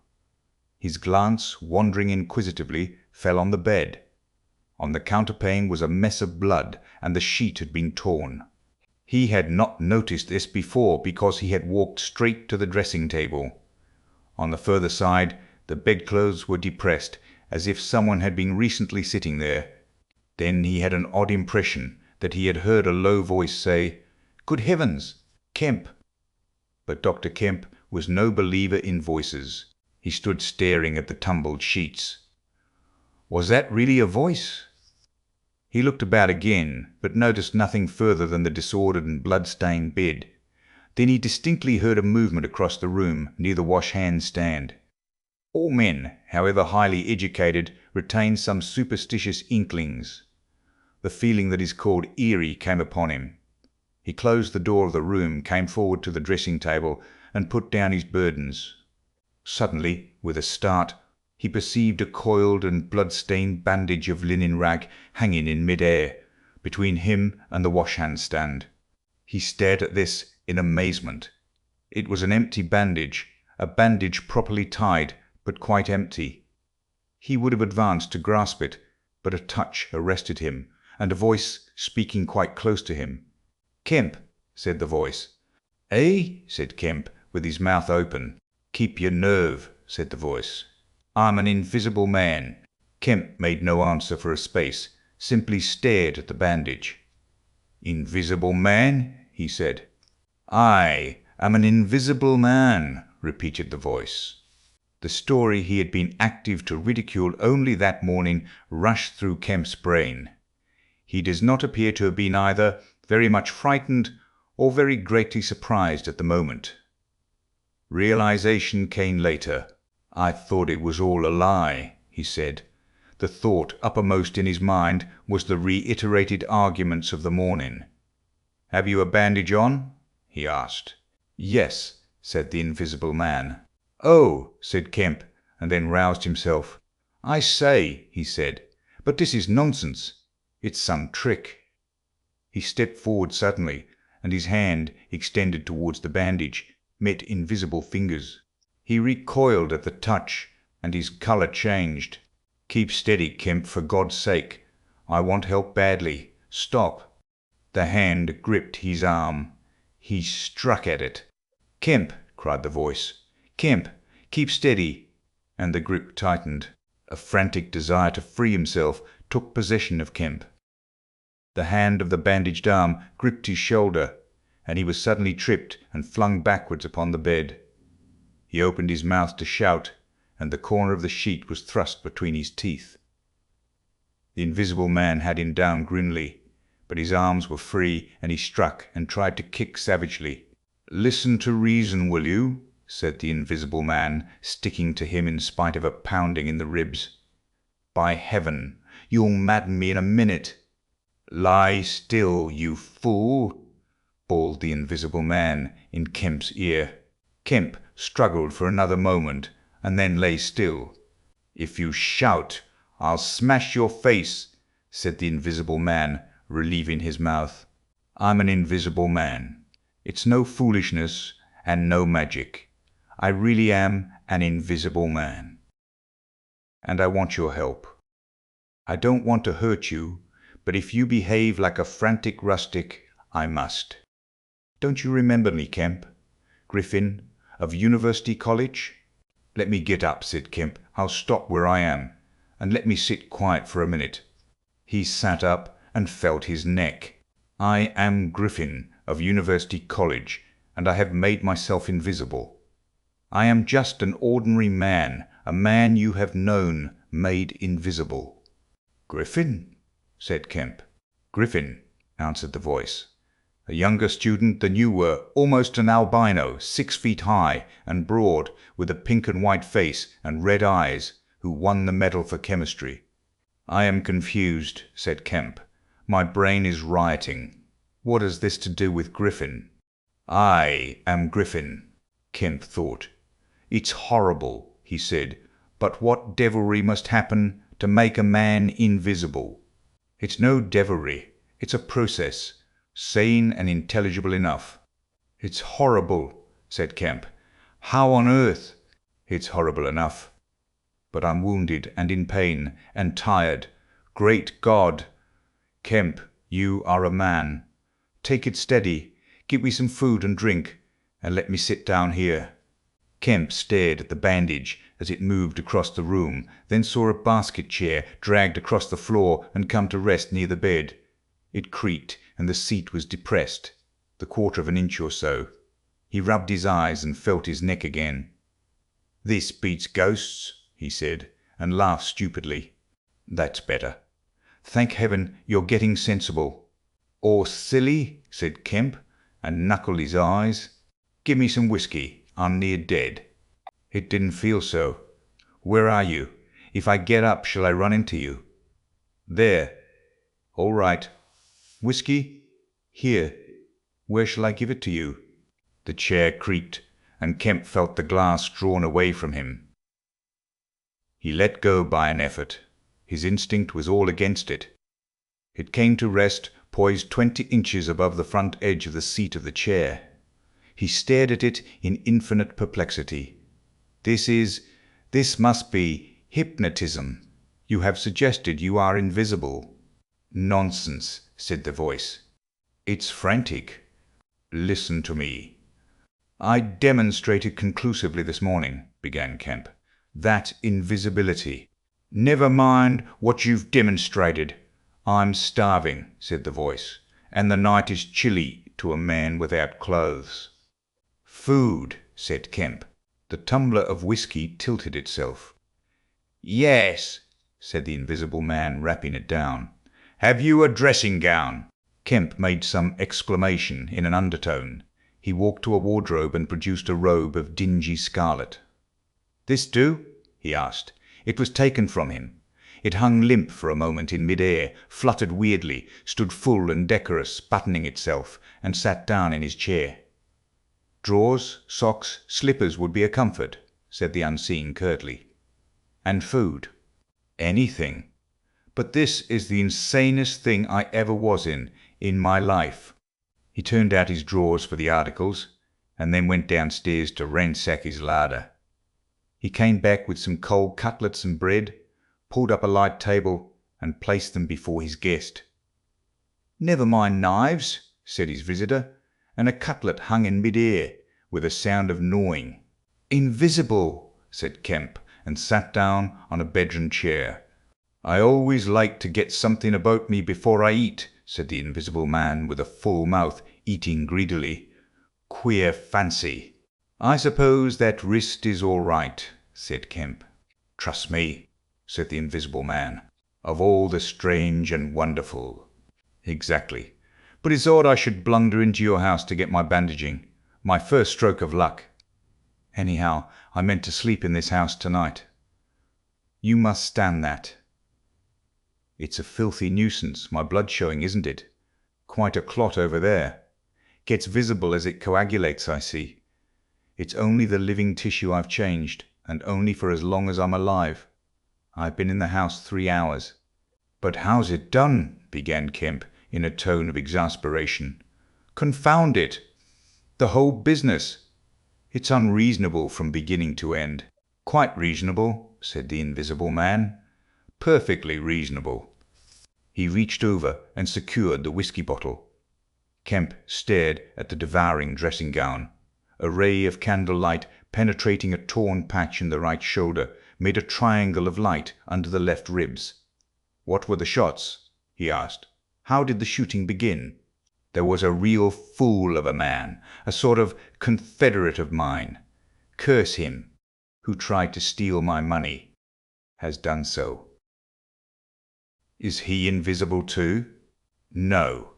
Well, Can't I have some more to eat before I tell you all that? I'm hungry, in pain, and you want me to tell stories." Kemp got up. "You didn't do any shooting?" he asked. "Not me," said his visitor.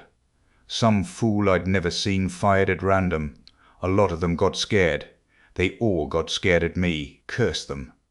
I say, I want more to eat than this, Kemp." "I'll see what there is to eat downstairs," said Kemp. "Not much, I'm afraid."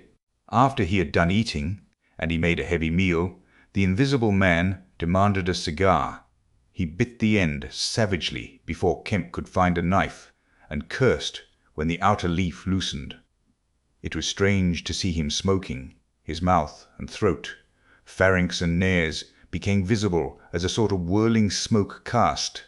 "This blessed gift of smoking," he said, and puffed vigorously. "I'm lucky to have fallen upon you, Kemp. You must help me. Fancy tumbling on you just now. I'm in a devilish scrape. I've been mad, I think. The things I have been through, but we will do things yet. Let me tell you." He helped himself to more whiskey and soda. Kemp got up, looked about him, and fetched a glass from his spare room. "It's wild, but I suppose I may drink." "You haven't changed much, Kemp, these dozen years. You fair men don't. Cool and methodical after the first collapse." "I must tell you. We will work together." "But how was it all done?" said Kemp. "And how did you get like this?" "For God's sake, let me smoke in peace for a little while, and then I will begin to tell you." But the story was not told that night.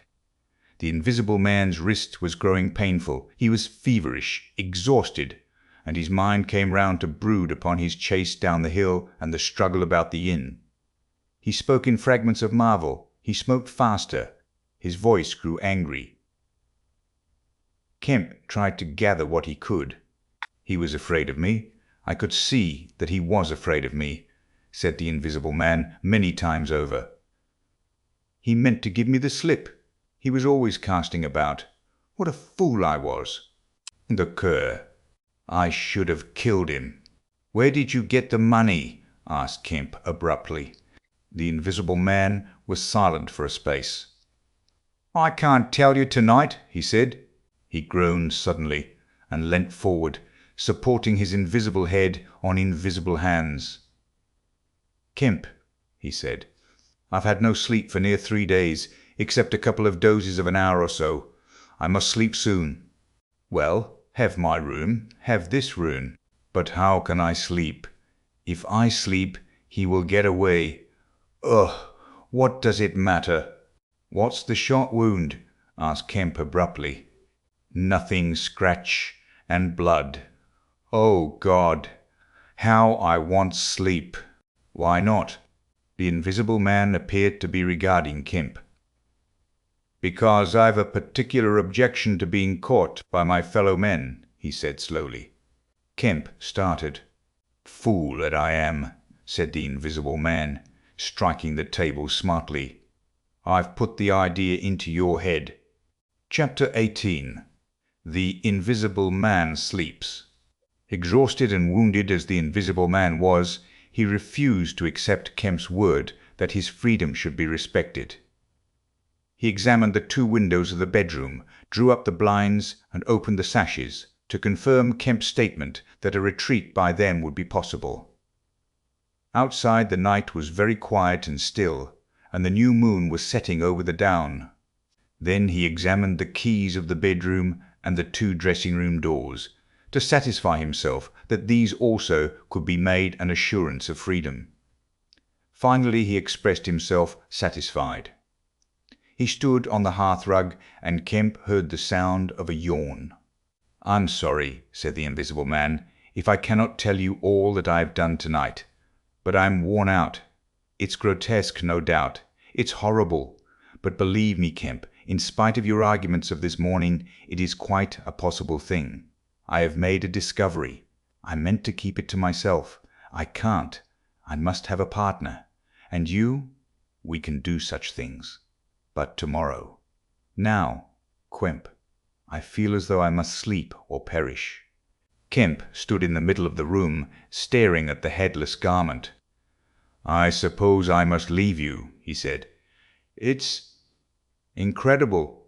3 things happening like this, overturning all my preconceptions, would make me insane. But it's real. Is there anything more that I can get you?" "Only bid me good night," said Griffin. "Good night," said Kemp, and shook an invisible hand. He walked sideways to the door. Suddenly the dressing-gown walked quickly towards him. "Understand me," said the dressing-gown. "No attempts to hamper me, or capture me, or—" Kemp's face changed a little. "I thought I gave you my word," he said. Kemp closed the door softly behind him, and the key was turned upon him forthwith. Then, as he stood with an expression of passive amazement on his face, the rapid feet came to the door of the dressing-room, and that too was locked. Kemp slapped his brow with his hand. "Am I dreaming? Has the world gone mad? Or have I?" He laughed and put his hand to the locked door. "Barred out of my own bedroom by a flagrant absurdity," he said. He walked to the head of the staircase, turned, and stared at the locked doors. "It's fact," he said. He put his fingers to his slightly bruised neck. "Undeniable fact. But—" He shook his head hopelessly, turned, and went downstairs. He lit the dining-room lamp, got out a cigar, and began pacing the room, ejaculating. Now and then he would argue with himself. "Invisible," he said. "Is there such a thing as an invisible animal? In the sea, yes. Thousands, millions. All the larvae, all the little nauplii and tornarias, all the microscopic things, the jellyfish. In the sea there are more things invisible than visible. I never thought of that before. And in the ponds too. All those little pond-like things, specks of colourless translucent jelly. But in air? No, it can't be. But after all, why not? If a man was made of glass, he would still be visible." His meditation became profound. The bulk of 3 cigars had passed into the invisible, or diffused as a white ash over the carpet before he spoke again. Then it was merely an exclamation. He turned aside, walked out of the room, and went into his little consulting room and lit the gas there. It was a little room because Dr. Kemp did not live by practice, and in it were the day's newspapers. The morning's paper lay carelessly opened and thrown aside. He caught it up, turned it over, and read the account of a strange story from Iping, that the mariner at Port Stowe had spelt over so painfully to Mr. Marvel. Kemp read it swiftly. "Wrapped up," said Kemp. "Disguised, hiding it. No one seems to have been aware of his misfortune. What the devil is his game?" He dropped the paper, and his eye went seeking. "Ah," he said, and caught up the St. James's Gazette, lying folded up as it arrived. "Now we shall get at the truth," said Dr. Kemp. He rent the paper open. A couple of columns confronted him. "An entire village in Sussex goes mad," was the heading. "Good heavens!" said Kemp, reading eagerly an incredulous account of the events in Iping of the previous afternoon that have already been described. Over the leaf, the report in the morning paper had been reprinted. He reread it, ran through the streets striking right and left. Jaffers insensible. Mr. Huxter in great pain, still unable to describe what he saw. Painful humiliation. Vicar. Woman ill with terror. Windows smashed. This extraordinary story probably a fabrication. Too good not to print. Cum grano. He dropped the paper and stared blankly in front of him. Probably a fabrication. He caught up the paper again and reread the whole business. But when does the tramp come in? Why the deuce was he chasing a tramp? He sat down abruptly on the surgical bench. "He's not only invisible," he said, "but he's mad, homicidal." When dawn came to mingle its pallor with the lamplight and cigar smoke of the dining room, Kemp was still pacing up and down, trying to grasp the incredible. He was altogether too excited to sleep. His servants, descending sleepily, discovered him, and were inclined to think that overstudy had worked this ill on him. He gave them extraordinary but quite explicit instructions to lay breakfast for 2 in the Belvedere study, and then to confine themselves to the basement and ground floor. Then he continued to pace the dining room until the morning's paper came. That had much to say and little to tell, beyond the confirmation of the evening before and a very badly written account of another remarkable tale from Port Burdock. This gave Kemp the essence of the happenings at the Jolly Cricketers and the name of Marvel. "He has made me keep with him 24 hours, Marvel testified. Certain minor facts were added to the Iping story, notably the cutting of the village telegraph wire. But there was nothing to throw light on the connection between the Invisible Man and the tramp, for Mr. Marvel had supplied no information about the 3 books or the money with which he was lined. The incredulous tone had vanished, and a shoal of reporters and inquirers were already at work elaborating the matter. Kemp read every scrap of the report, and sent his housemaid out to get every one of the morning papers she could. These also he devoured. "He is invisible," he said, "and it reads like rage growing to mania. The things he may do, the things he may do, and he's upstairs free as the air. What on earth ought I to do? For instance, would it be a breach of faith if—" No. He went to a little untidy desk in the corner and began a note. He tore this up half-written and wrote another. He read it over and considered it. Then he took an envelope and addressed it to Colonel Adier, Port Burdock. The Invisible Man awoke even as Kemp was doing this. He awoke in an evil temper, and Kemp, alert for every sound, heard his pattering feet rush suddenly across the bedroom overhead. Then a chair was flung over, and the wash-hand stand tumbler smashed. Kemp hurried upstairs and rapped eagerly. Chapter 1. Certain First Principles. "What's the matter?" asked Kemp, when the Invisible Man admitted him. "Nothing," was the answer. "But, confound it, the smash." "Fit of temper," said the Invisible Man. "Forgot this arm, and it's sore. You're rather liable to that sort of thing." "I am." Kemp walked across the room and picked up the fragments of broken glass. "All the facts are out about you," said Kemp, standing up with the glass in his hand. "All that happened in Iping and down the hill. The world has become aware of its invisible citizen. But no one knows you are here." The Invisible Man swore. "The secret's out. I gather it was a secret. I don't know what your plans are, but of course I'm anxious to help you." The Invisible Man sat down on the bed. "There's breakfast upstairs," said Kemp, speaking as easily as possible, and he was delighted to find his strange guest rose willingly. Kemp led the way up the narrow staircase to the Belvedere. "Before we can do anything else," said Kemp, "I must understand a little more about this invisibility of yours." He had sat down, after one nervous glance out of the window, with the air of a man who has talking to do. His doubts of the sanity of the entire business flashed and vanished again as he looked across to where Griffin sat at the breakfast table, a headless, handless dressing-gown, wiping unseen lips on a miraculously held serviette. "It's simple enough and credible enough," said Griffin, putting the serviette aside and leaning the invisible head on an invisible hand. "No doubt to you, but—" Kemp laughed. "Well, yes, to me it seemed wonderful at first, no doubt. But now, great God, but we will do great things yet. I came on the stuff first at Chesilstowe." "Chesilstowe?" "I went there after I left London. You know I dropped medicine and took up physics?" "No." "Well, I did. Light fascinated me." "Ma." "Optical density. The whole subject is a network of riddles, a network with solutions glimmering elusively through."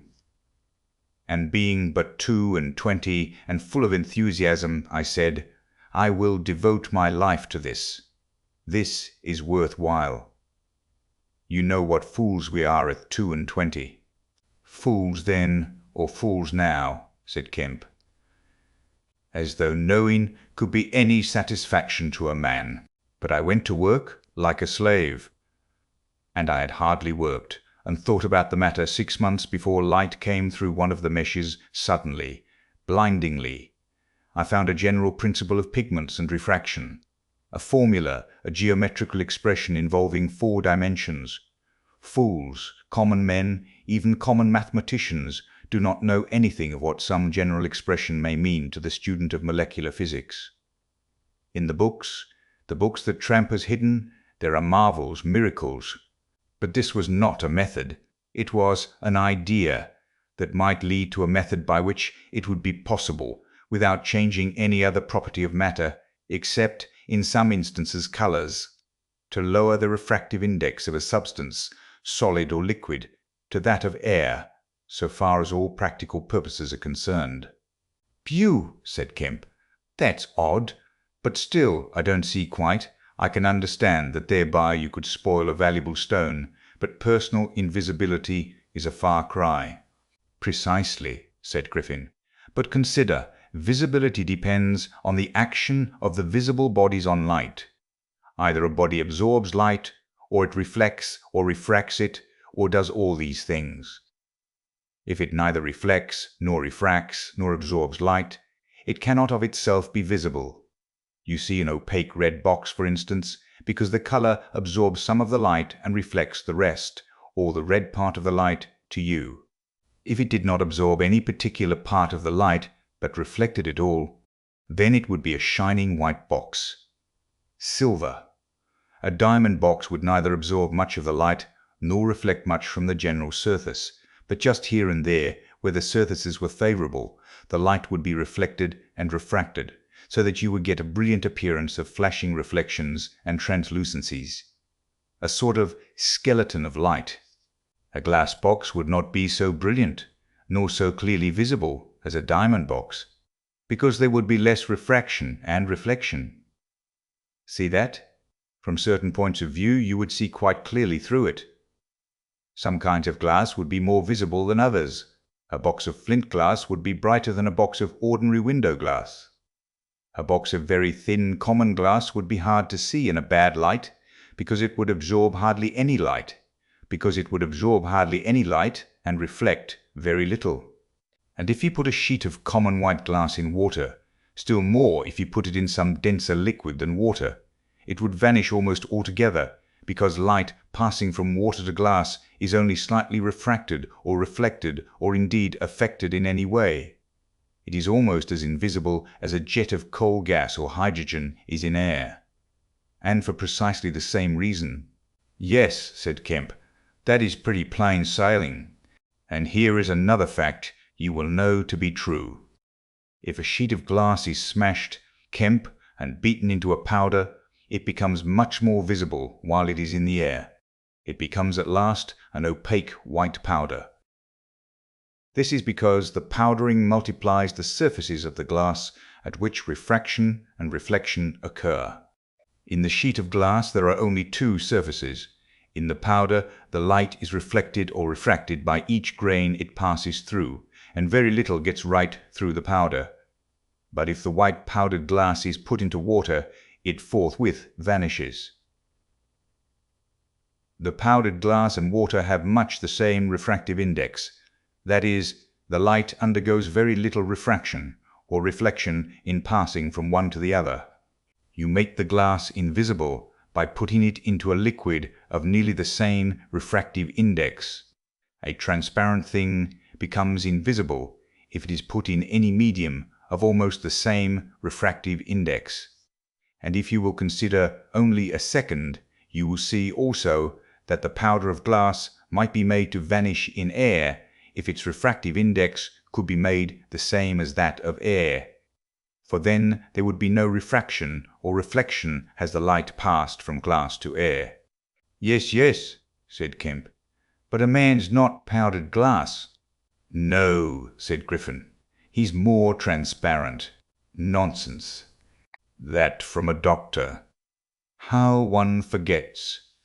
Have you already forgotten your physics in 10 years? Just think of all the things that are transparent and seem not to be so. Paper, for instance, is made up of transparent fibers, and it is white and opaque only for the same reason that a powder of glass is white and opaque. Oil white paper. Fill up the interstices between the particles with oil so that there is no longer refraction or reflection except at the surfaces, and it becomes as transparent as glass. And not only paper, but cotton fiber, linen fiber, wool fiber, woody fiber, and bone. Kemp, flesh, kemp, hair, kemp, nails and nerves, kemp, in fact the whole fabric of a man, except the red of his blood and the black pigment of hair, are all made up of transparent, colorless tissue. So little suffices to make us visible one to the other. For the most part, the fibers of a living creature are no more opaque than water. Great heavens! Cried Kemp. Of course, of course. I was thinking only last night of the sea larvae and all jellyfish. Now you have me, and all that I knew and had in mind a year after I left London 6 years ago. But I kept it to myself. I had to do my work under frightful disadvantages. Oliver, my professor, was a scientific bounder, a journalist by instinct, a thief of ideas. He was always prying, and you know the knavish system of the scientific world. I simply would not publish and let him share my credit. I went on working. I got nearer and nearer making my formula into an experiment, a reality. I told no living soul, because I meant to flash my work upon the world with crushing effect and become famous at a blow. I took up the question of pigments to fill up certain gaps, and suddenly, not by design but by accident, I made a discovery in physiology. Yes, you know the red coloring matter of blood. It can be made white, colorless, and remain with all the functions it has now. Kemp gave a cry of incredulous amazement. The Invisible Man rose and began pacing the little study. You may well exclaim. I remember that night. It was late at night. In the daytime one was bothered with the gaping, silly students, and I worked then sometimes till dawn. It came suddenly, splendid and complete in my mind. I was alone. The laboratory was still, with the tall lights burning brightly and silently. In all my great moments I have been alone. One could make an animal, a tissue, transparent. One could make it invisible. All except the pigments. I could be invisible, I said, suddenly realizing what it meant to be an albino with such knowledge. It was overwhelming. I left the filtering I was doing and went and stared out of the great window at the stars. I could be invisible, I repeated. To do such a thing would be to transcend magic, and I beheld, unclouded by doubt, a magnificent vision of all that invisibility might mean to a man, the mystery, the power, the freedom. Drawbacks I saw none. You have only to think, and I, a shabby, poverty-struck, hemmed-in demonstrator teaching fools in a provincial college, might suddenly become this. I ask you, Kemp, if you, anyone, I tell you, would have flung himself upon that research. And I worked 3 years, and every mountain of difficulty I toiled over showed another from its summit. The infinite details, and the exasperation. A professor, a provincial professor, always prying. When are you going to publish this work of yours? Was his everlasting question. And the students, the cramped means. 3 years I had of it, and after 3 years of secrecy and exasperation, I found that to complete it was impossible. Impossible. How? Asked Kemp. Money, said the Invisible Man, and went again to stare out of the window. He turned around abruptly. I robbed the old man, robbed my father. The money was not his, and he shot himself. Chapter 20. At the house in Great Portland Street. For a moment Kemp sat in silence, staring at the back of the headless figure at the window. Then he started, struck by a thought, rose, took the invisible man's arm, and turned him away from the outlook. "You are tired," he said, "and while I sit, you walk about. Have my chair." He placed himself between Griffin and the nearest window. For a space Griffin sat silent, and then he resumed abruptly. "I had left the Chesilstowe cottage already," he said, "when that happened. It was last December. I had taken a room in London, a large unfurnished room in a big, ill-managed lodging-house in a slum near Great Portland Street. The room was soon full of the appliances I had bought with his money.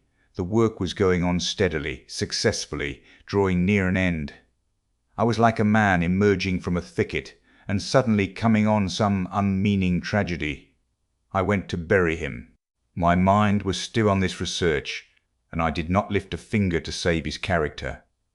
I remember the funeral, the cheap hearse, the scant ceremony, the windy, frost-bitten hillside, and the old college friend of his who read the service over him.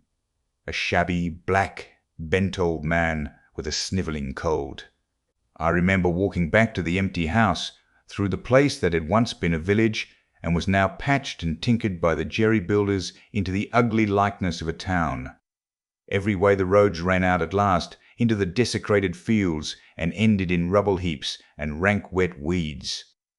I remember myself as a gaunt black figure going along the slippery, shiny pavement, and the strange sense of detachment I felt from the squalid respectability, the sordid commercialism of the place.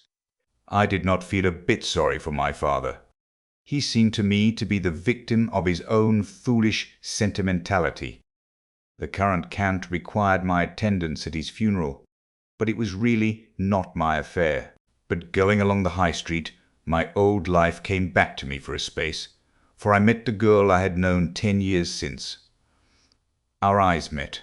Something moved me to turn back and talk to her. She was a very ordinary person. It was all like a dream, that visit to the old places. I did not feel then that I was lonely, that I had come out from the world into a desolate place. I appreciated my loss of sympathy, but I put it down to the general inanity of things. Re-entering my room seemed like the recovery of reality. There were the things I knew and loved. There stood the apparatus, the experiments arranged and waiting. And now there was scarcely a difficulty left beyond the planning of details. I will tell you, Kemp, sooner or later, all the complicated processes. We need not go into that now.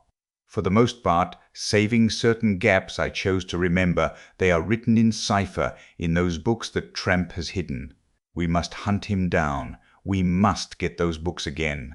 But the essential phase was to place the transparent object whose refractive index was to be lowered between two radiating centers of a sort of ethereal vibration, of which I will tell you more fully later.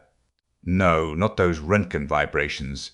I don't know that these others of mine have been described, yet they are obvious enough. I needed 2 little dynamos, and these I worked with a cheap gas engine. My first experiment was with a bit of white wool fabric. It was the strangest thing in the world to see it, in the flicker of the flashes, soft and white, and then to watch it fade like a wreath of smoke and vanish.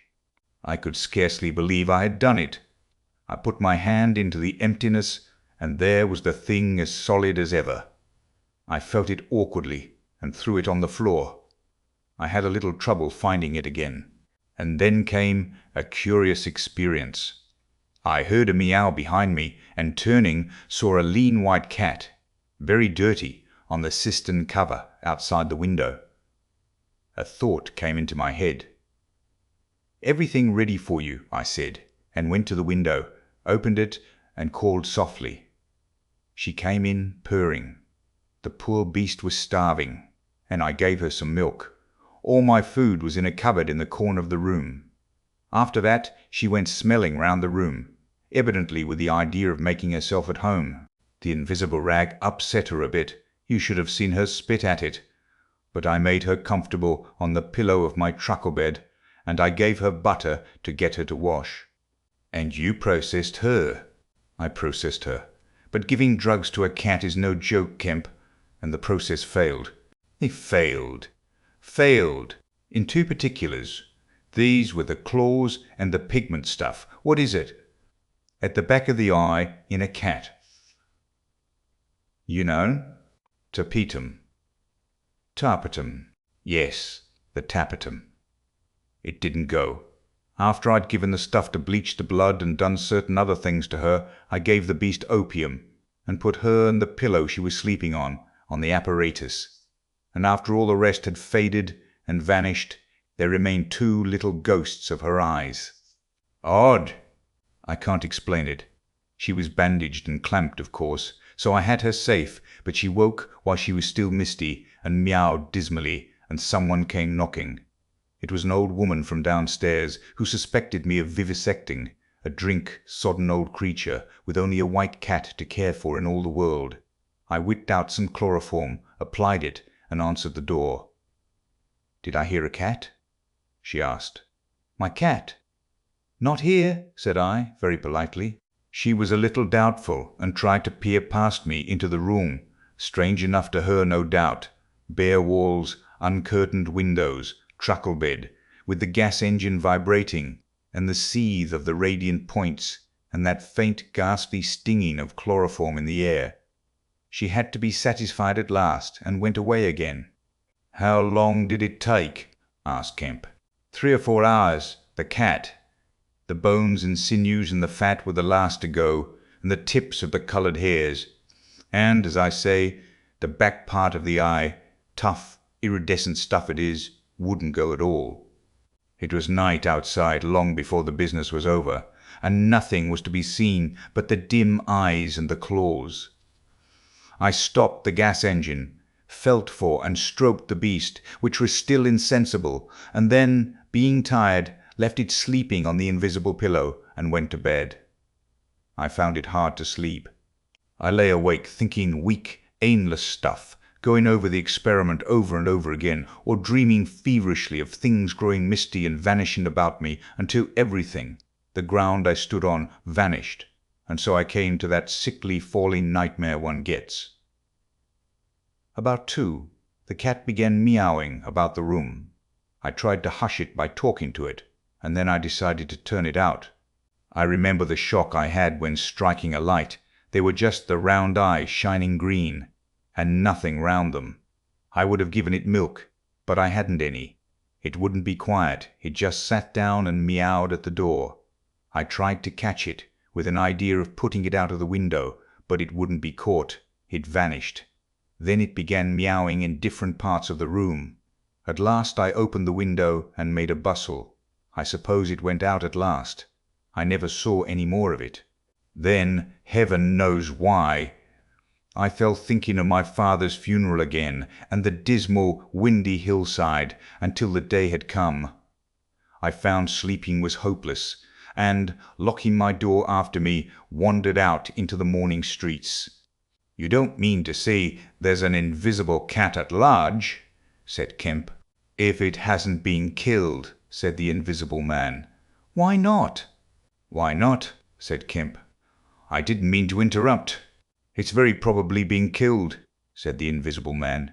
"It was alive 4 days after, I know, and down a grating in Great Titchfield Street, because I saw a crowd round the place trying to see whence the meowing came." He was silent for the best part of a minute. Then he resumed abruptly. "I remember that morning before the change very vividly. I must have gone up Great Portland Street. I remember the barracks in Albany Street, and the horse soldiers coming out, and at last I found the summit of Primrose Hill. It was a sunny day in January, one of those sunny, frosty days that came before the snow this year. My weary brain tried to formulate the position, to plot out a plan of action. I was surprised to find, now that my prize was within my grasp, how inconclusive its attainment seemed. As a matter of fact, I was worked out. The intense stress of nearly 4 years' continuous work left me incapable of any strength of feeling. I was apathetic, and I tried in vain to recover the enthusiasm of my first inquiries, the passion of discovery that had enabled me to compass even the downfall of my father's grey hairs. Nothing seemed to matter. I saw pretty clearly this was a transient mood, due to overwork and want of sleep, and that either by drugs or rest it would be possible to recover my energies. All I could think clearly was that the thing had to be carried through. The fixed idea still ruled me, and soon, for the money I had was almost exhausted, I looked about me at the hillside, with children playing and girls watching them, and tried to think of all the fantastic advantages an invisible man would have in the world. After a time I crawled home, took some food and a strong dose of strychnine, and went to sleep in my clothes on my unmade bed. Strychnine is a grand tonic, Kemp, to take the flabbiness out of a man. It's the devil, said Kemp. It's the Paleolithic in a bottle. I awoke vastly invigorated and rather irritable. You know? I know the stuff. And there was someone rapping at the door. It was my landlord with threats and inquiries, an old Polish Jew in a long grey coat and greasy slippers. I had been tormenting a cat in the night, he was sure. The old woman's tongue had been busy. He insisted on knowing all about it. The laws in this country against vivisection were very severe. He might be liable. I denied the cat. Then the vibration of the little gas engine could be felt all over the house, he said. That was true, certainly. He edged round me into the room, peering about over his German silver spectacles, and a sudden dread came into my mind that he might carry away something of my secret. I tried to keep between him and the concentrating apparatus I had arranged, and that only made him more curious. What was I doing? Why was I always alone and secretive? Was it legal? Was it dangerous? I paid nothing but the usual rent. His had always been a most respectable house, in a disreputable neighbourhood. Suddenly my temper gave way. I told him to get out. He began to protest, to jabber of his right of entry. In a moment I had him by the collar. Something ripped, and he went spinning out into his own passage. I slammed and locked the door, and sat down quivering. He made a fuss outside, which I disregarded, and after a time he went away. But this brought matters to a crisis. I did not know what he would do, nor even what he had the power to do. To move to fresh apartments would have meant delay. Altogether, I had barely £20 left in the world, for the most part in a bank, and I could not afford that. Vanish! It was irresistible. Then there would be an inquiry, the sacking of my room. At the thought of the possibility of my work being exposed or interrupted at its very climax, I became very angry and active. I hurried out with my 3 books of notes, my cheque-book, the tramp has them now, and directed them from the nearest post office to a house of call for letters and parcels in Great Portland Street. I tried to go out noiselessly. Coming in, I found my landlord going quietly upstairs. He had heard the door close, I suppose. You would have laughed to see him jump aside on the landing as I came tearing after him. He glared at me as I went by him, and I made the house quiver with the slamming of my door. I heard him come shuffling up to my floor, hesitate, and go down. I set to work upon my preparations forthwith. It was all done that evening and night. While I was still sitting under the sickly, drowsy influence of the drugs that decolorize blood, there came a repeated knocking at the door. It ceased, footsteps went away and returned, and the knocking was resumed. There was an attempt to push something under the door, a blue paper. Then, in a fit of irritation, I rose and went and flung the door wide open. "Now then," said I. It was my landlord, with a notice of ejectment or something. He held it out to me, saw something odd about my hands, I expect, and lifted his eyes to my face. For a moment he gaped. Then he gave a sort of inarticulate cry, dropped candle and rick together, and went blundering down the dark passage to the stairs. I shut the door, locked it, and went to the looking-glass. Then I understood his terror. My face was white-like. white stone. But it was all horrible. I had not expected the suffering, a night of racking anguish, sickness, and fainting. I set my teeth, though my skin was presently afire, all my body afire, but I lay there like grim death. I understood now how it was the cat had howled until I chloroformed it. Lucky it was I lived alone and untended in my room. There were times when I sobbed and groaned and talked, but I stuck to it. I became insensible and woke languid in the darkness. The pain had passed. I thought I was killing myself, and I did not care. I shall never forget that dawn and the strange horror of seeing that my hands had become as clouded glass, and watching them grow clearer and thinner as the day went by, until at last I could see the sickly disorder of my room through them, though I closed my transparent eyelids. My limbs became glassy. The bones and arteries faded, vanished, and the little white nerves went last. I gritted my teeth and stayed there to the end. At last only the dead tips of the fingernails remained, pallid and white, and the brown stain of some acid upon my fingers. I struggled up. At first I was as incapable as a swathed infant stepping with limbs I could not see. I was weak and very hungry. I went and stared at nothing in my shaving glass, at nothing save where an attenuated pigment still remained behind the retina of my eyes, fainter than mist. I had to hang on to the table and press my forehead against the glass. It was only by a frantic effort of will that I dragged myself back to the apparatus and completed the process. I slept during the forenoon, pulling the sheet over my eyes to shut out the light, and about midday I was awakened again by a knocking. My strength had returned. I sat up and listened and heard a whispering. I sprang to my feet and as noiselessly as possible began to detach the connections of my apparatus and to distribute it about the room so as to destroy the suggestions of its arrangement. Presently the knocking was renewed, and voices called, first my landlord's and then two others. To gain time I answered them. The invisible rag and pillow came to hand, and I opened the window and pitched them out onto the cistern cover. As the window opened, a heavy crash came at the door.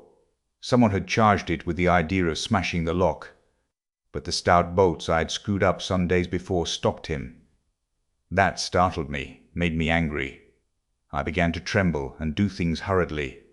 I tossed together some loose paper, straw, packing paper, and so forth in the middle of the room, and turned on the gas. Heavy blows began to rain upon the door. I could not find the matches. I beat my hands on the wall with rage. I turned down the gas again, stepped out of the window on the cistern cover, very softly lowered the sash, and sat down, secure and invisible, but quivering with anger, to watch events.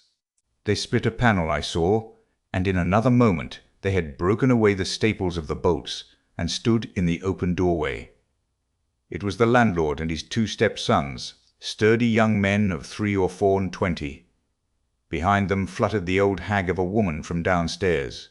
You may imagine their astonishment to find the room empty. One of the younger men rushed to the window at once, flung it up, and stared out. His staring eyes and thick-lipped, bearded face came a foot from my face. I was half-minded to hit his silly countenance, but I arrested my doubled fist. He stared right through me. So did the others as they joined him. The old man went and peered under the bed, and then they all made a rush for the cupboard. They had to argue about it at length in Yiddish and Cockney English. They concluded I had not answered them, that their imagination had deceived them. A feeling of extraordinary elation took the place of my anger as I sat outside the window and watched these 4 people. For the old lady came in, glancing suspiciously about her like a cat, trying to understand the riddle of my behavior. The old man, so far as I could understand his patois, agreed with the old lady that I was a vivisectionist. The sons protested in garbled English that I was an electrician, and appealed to the dynamos and radiators. They were all nervous about my arrival, although I found subsequently that they had bolted the front door. The old lady peered into the cupboard and under the bed, and one of the young men pushed up the register and stared up the chimney. One of my fellow lodgers, a costermonger who shared the opposite room with a butcher, appeared on the landing, and he was called in and told incoherent things.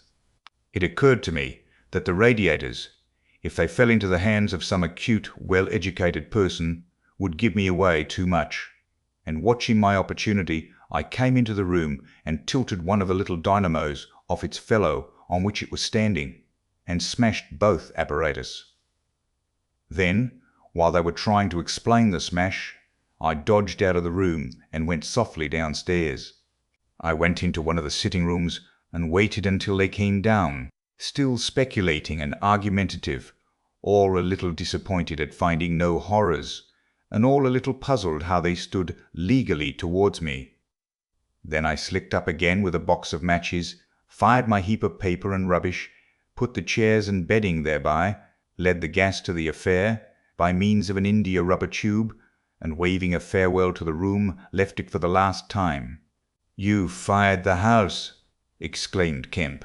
Fired the house. It was the only way to cover my trail, and no doubt it was insured. I slipped the bolts of the front door quietly and went out into the street. I was invisible, and I was only just beginning to realize the extraordinary advantage my invisibility gave me. My head was already teeming with plans of all the wild and wonderful things I had now impunity to do. Chapter 21. In Oxford Street. In going downstairs, the first time I found an unexpected difficulty, because I could not see my feet. Indeed, I stumbled twice, and there was an unaccustomed clumsiness in gripping the bolt. By not looking down, however, I managed to walk on the level passably well. My mood, I say, was one of exaltation. I felt as a seeing man might do with padded feet and noiseless clothes in a city of the blind. I experienced a wild impulse to jest, to startle people, to clap men on the back, fling people's hats astray, and generally revel in my extraordinary advantage. But hardly had I emerged upon Great Portland Street, however, my lodging was close to the big draper's shop there, when I heard a clashing concussion, and was hit violently behind, and turning saw a man carrying a basket of soda-water siphons, and looking in amazement at his burden. Although the blow had really hurt me, I found something so irresistible in his astonishment that I laughed aloud. "The devil's in the basket," I said, and suddenly twisted it out of his hand. He let go incontinently, and I swung the whole weight into the air. But a fool of a cabman, standing outside a public house, made a sudden rush for this, and his extending fingers took me with excruciating violence under the ear. I let the whole down with a smash on the cabman, and then, with shouts and the clatter of feet about me, people coming out of shops, vehicles pulling up, I realized what I'd done for myself, and cursing my folly, backed against a shop window and prepared to dodge out of the confusion. In a moment I should be wedged into a crowd and inevitably discovered. I pushed by a butcher boy, who luckily did not turn to see the nothingness that shoved him aside, and dodged behind the cabman's four-wheeler. I do not know how they settled the business. I hurried straight across the road, which was happily clear, and hardly heeding which way I went, in the fright of detection the incident had given me, plunged into the afternoon throng of Oxford Street. I tried to get into the stream of people, but they were too thick for me, and in a moment my heels were being trodden upon. I took to the gutter, the roughness of which I found painful to my feet, and forthwith the shaft of a crawling hansom dubbed me forcibly under the shoulder-blade, reminding me that I was already bruised severely. I staggered out of the way of the cab, avoided a perambulator by a convulsive movement, and found myself behind the hansom. A happy thought saved me, and as this drove slowly along, I followed in its immediate wake, trembling and astonished at the turn of my adventure. And not only trembling, but shivering. It was a bright day in January, and I was stark naked, and the thin slime of mud that covered the road was freezing. Foolish as it seems to me now, I had not reckoned that, transparent or not, I was still amenable to the weather and all its consequences. Then suddenly a bright idea came into my head. I ran round and got into the cab. And so, shivering, scared, and sniffing with the first intimations of a cold, and with the bruises in the small of my back growing upon my attention, I drove slowly along Oxford Street and past Tottenham Court Road. My mood was as different from that in which I had sallied forth 10 minutes ago as it is possible to imagine. This invisibility indeed. The one thought that possessed me was, how was I to get out of the scrape I was in? We crawled past Moody's, and there a tall woman with 5 or 6 yellow-labelled books hailed my cab, and I sprang out just in time to escape her, shaving a railway van narrowly in my flight. I made off up the roadway to Bloomsbury Square, intending to strike north past the museum, and so get into the quiet district.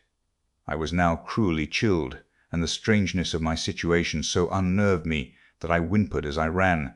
At the northward corner of the square, a little white dog ran out of the Pharmaceutical Society's offices, and incontinently made for me, nose down. I had never realized it before, but the nose is to the mind of a dog what the eye is to the mind of a seeing man. Dogs perceive the scent of a man moving as men perceive his vision. This brute began barking and leaping, showing, as it seemed to me, only too plainly that he was aware of me. I crossed Great Russell Street, glancing over my shoulder as I did so, and went some way along Montague Street before I realized what I was running towards. Then I became aware of a blare of music, and looking along the street, saw a number of people advancing out of Russell Square, red shirts, and the banner of the Salvation Army to the fore.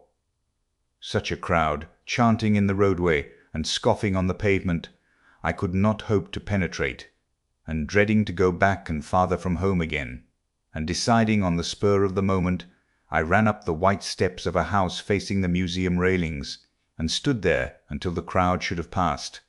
Happily, the dog stopped at the noise of the band too, hesitated, and turned tail, running back to Bloomsbury Square again. On came the band, bawling with unconscious irony some hymn about "When shall we see his face?" And it seemed an interminable time to me before the tide of the crowd washed along the pavement by me. Thud, thud, thud came the drum with a vibrating resonance, and for the moment I did not notice 2 urchins stopping at the railings by me.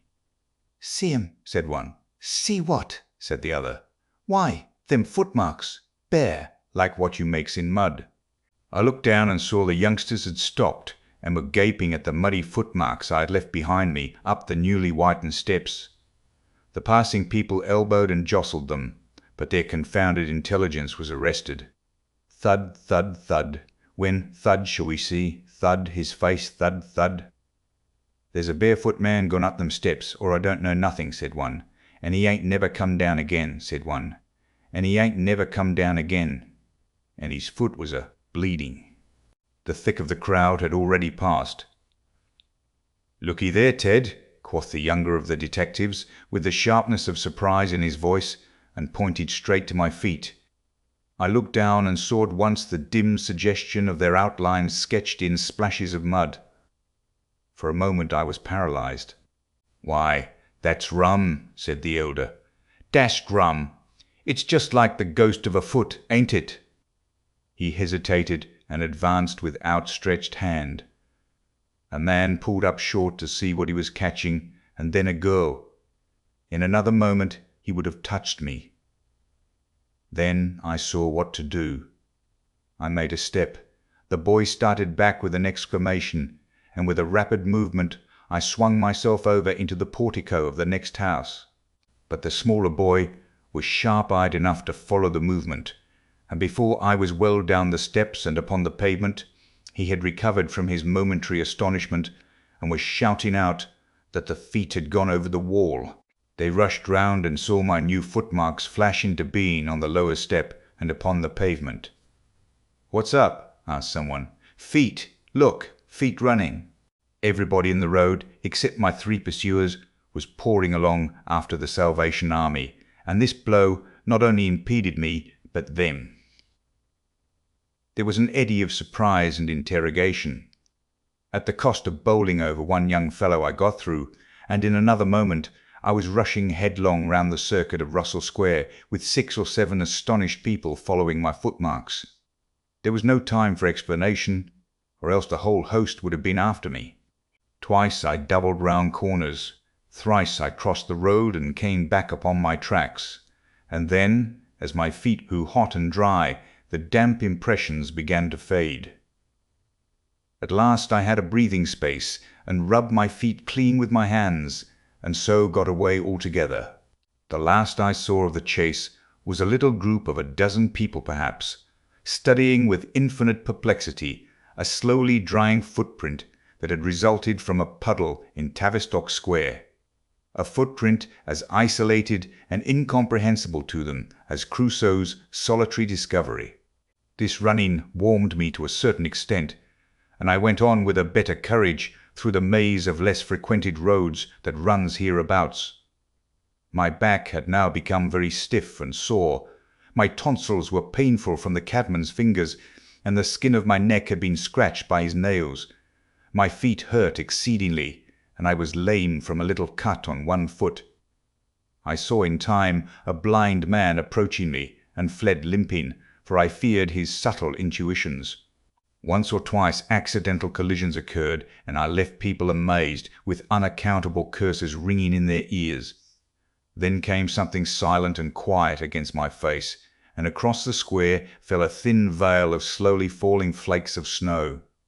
I had caught a cold, and do as I would, I could not avoid an occasional sneeze. And every dog that came in sight, with its pointing nose and curious sniffing, was a terror to me. Then came men and boys running, first one and then others, and shouting as they ran. It was a fire.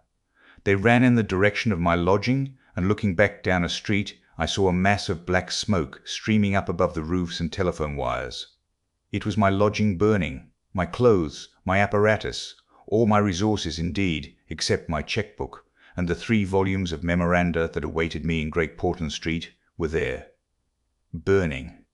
I had burnt my boats. If ever a man did. The place was blazing. The invisible man paused and thought. Kemp glanced nervously out of the window. "Yes?" he said. "Go on." Chapter 22. In the Emporium. So last January, with the beginning of a snowstorm in the air about me, and if it settled on me it would betray me, weary, cold, painful, inexpressibly wretched, and still but half convinced of my invisible quality, I began this new life to which I am committed. I had no refuge, no appliances, no human being in the world in whom I could confide. To have told my secret would have given me away, made a mere show and rarity of me. Nevertheless, I was half-minded to accost some passer-by and throw myself upon his mercy. But I knew too clearly the terror and brutal cruelty my advances would evoke. I made no plans in the street. My sole object was to get shelter from the snow, to get myself covered and warm.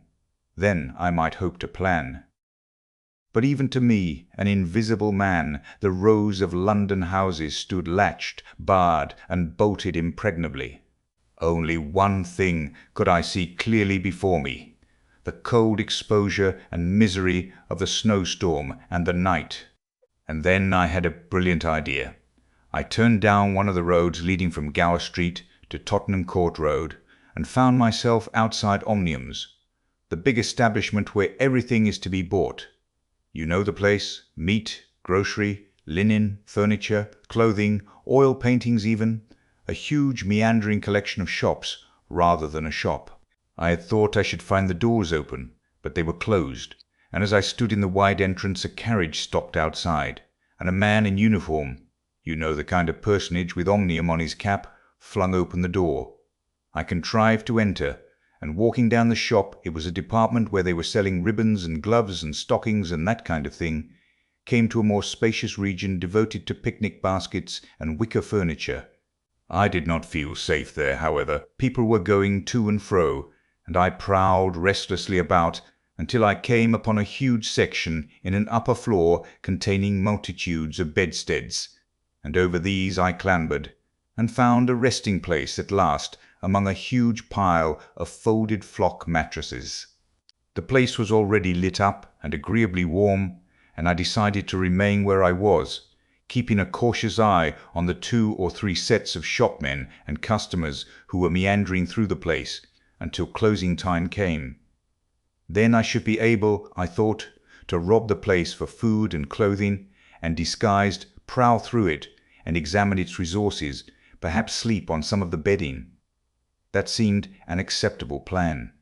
My idea was to procure clothing to make myself a muffled but acceptable figure, to get money, and then to recover my books and parcels where they awaited me, take a lodging somewhere, and elaborate plans for the complete realization of the advantages my invisibility gave me, as I still imagined, over my fellow men.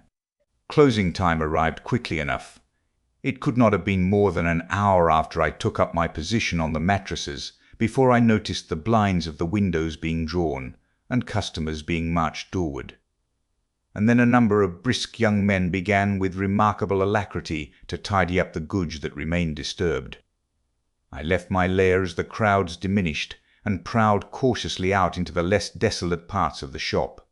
I was really surprised to observe how rapidly the young men and women whipped away the goods displayed for sale during the day.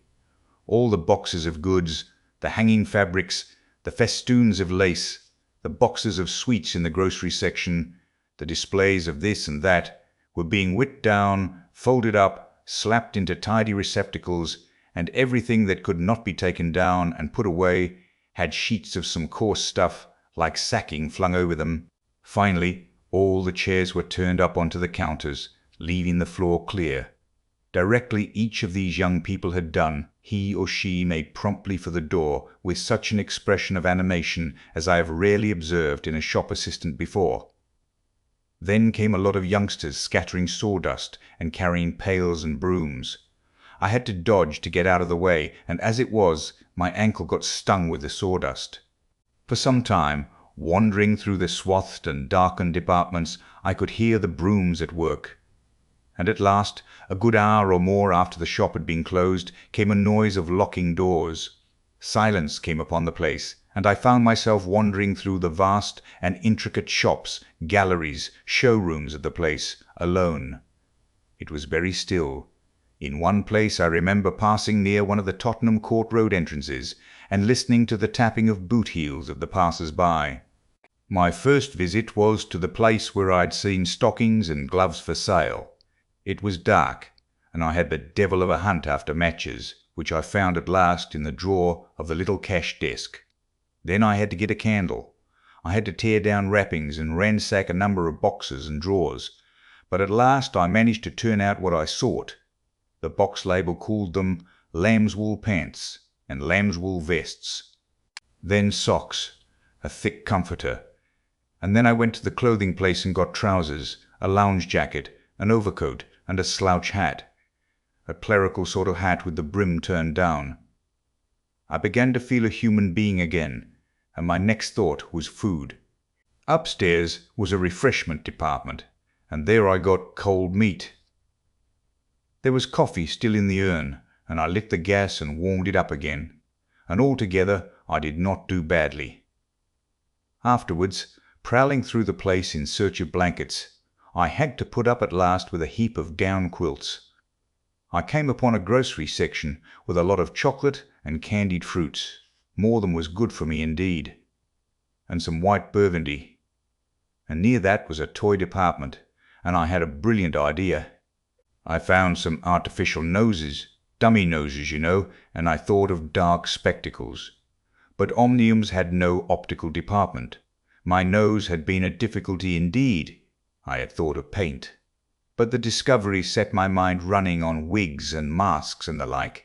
Finally I went to sleep in a heap of down quilts, very warm and comfortable. My last thoughts before sleeping were the most agreeable I had had since the change. I was in a state of physical serenity, and that was reflected in my mind. I thought that I should be able to slip out unobserved in the morning with my clothes upon me, muffling my face with a white wrapper I had taken, purchase, with the money I had taken, spectacles and so forth, and so complete my disguise.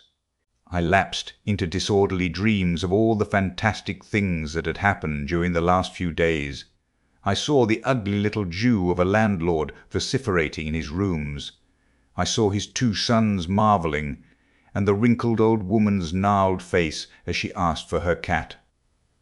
I experienced again the strange sensation of seeing the cloth disappear, and so I came round to the windy hillside, and the sniffing old clergyman mumbling, "Earth to earth, ashes to ashes, dust to dust," at my father's open grave. "You also," said a voice, and suddenly I was being forced towards the grave. I struggled, shouted, appealed to the mourners, but they continued stonily following the service. The old clergyman, too, never faltered, droning and sniffing through the ritual. I realized I was invisible and inaudible, that overwhelming forces had their grip on me. I struggled in vain. I was forced over the brink. The coffin rang hollow as I fell upon it, and the gravel came flying after me in spadefuls. Nobody heeded me, nobody was aware of me. I made convulsive struggles and awoke. The pale London dawn had come. The place was full of a chilly grey light that filtered round the edges of the window blinds. I sat up, and for a time I could not think where this ample apartment, with its counters, its piles of rolled stuff, its heap of quilts and cushions, its iron pillars, might be. Then, as recollection came back to me, I heard voices in conversation. Then far down the place, in the brighter light of some department which had already raised its blinds, I saw 2 men approaching. I scrambled to my feet, looking about me for some way of escape, and even as I did so the sound of my movement made them aware of me. I suppose they saw merely a figure moving quietly and quickly away. "Who's that?" cried one, and "Stop there!" shouted the other. I dashed around a corner and came full tilt. A faceless figure, mind you, on a lanky lad of 15. He yelled, and I bowled him over, rushed past him, turned another corner, and by a happy inspiration threw myself behind a counter. In another moment feet went running past, and I heard voices shouting, all hands to the doors, asking what was up, and giving one another advice how to catch me. Lying on the ground, I felt scared out of my wits. But odd as it may seem, it did not occur to me at the moment to take off my clothes as I should have done. I had made up my mind, I suppose, to get away in them, and that ruled me. And then down the vista of the counters came a bawling of, "Here he is!" I sprang to my feet, would to chair off the counter, and sent it whirling at the fool who had shouted, turned, came into another round a corner, sent him spinning, and rushed up the stairs. He kept his footing, gave a view, "Hullo," and came up the staircase hot after me. Up the staircase were piled a multitude of those bright-coloured pot things. What are they? "Art pots," suggested Kemp. "That's it! Art pots." Well, I turned at the top step and swung round, plucked one out of a pile, and smashed it on his silly head as he came at me. The whole pile of pots went headlong, and I heard shouting and footsteps running from all parts. I made a mad rush for the refreshment place, and there was a man in white like a man cook who took up the chase. I made one last desperate turn, and found myself among lamps and ironmongery. I went behind the counter of this, and waited for my cook, and as he bolted in at the head of the chase, I doubled him up with a lamp. Down he went, and I crouched down behind the counter and began whipping off my clothes as fast as I could. Coat, jacket, trousers, shoes were all right, but a lamb's wool vest fits a man like a skin. I heard more men coming. My cook was lying quiet on the other side of the counter, stunned or scared speechless, and I had to make another dash for it, like a rabbit hunted out of a woodpile. "This way, policeman," I heard someone shouting. I found myself in my bedstead storeroom again, and at the end of a wilderness of wardrobes. I rushed among them, went flat, got rid of my vest after infinite wriggling, and stood a free man again, panting and scared, as the policeman and 3 of the shopmen came round the corner. They made a rush for the vest and pants, and collared the trousers. "He's dropping his plunder," said one of the young men. "He must be somewhere here." But they did not find me all the same. I stood watching them hunt for me for a time, and cursing my ill luck in losing the clothes. Then I went into the refreshment room, drank a little milk I found there, and sat down by the fire to consider my position. In a little while 2 assistants came in and began to talk over the business very excitedly and like the fools they were. I heard a magnified account of my depredations and other speculations as to my whereabouts. Then I fell to scheming again. The insurmountable difficulty of the place, especially now it was alarmed, was to get any plunder out of it. I went down into the warehouse to see if there was any chance of packing and addressing a parcel, but I could not understand the system of checking. About 11 o'clock, the snow having thawed as it fell, and the day being finer and a little warmer than the previous one, I decided that the Emporium was hopeless, and went out again, exasperated at my want of success, with only the vaguest plans of action in my mind. Chapter 23. In Drury Lane. "But you begin now to realize," said the Invisible Man, "the full disadvantage of my condition. I had no shelter, no covering. To get clothing was to forego all my advantage, to make myself a strange and terrible thing. I was fasting, for to eat, to fill myself with unassimilated matter, would be to become grotesquely visible again." "I never thought of that," said Kemp. Nor had I. And the snow had warned me of other dangers. I could not go abroad in snow, it would settle on me and expose me.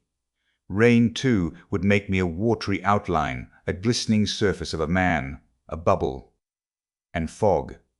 I should be like a fainter bubble in a fog, a surface, a greasy glimmer of humanity.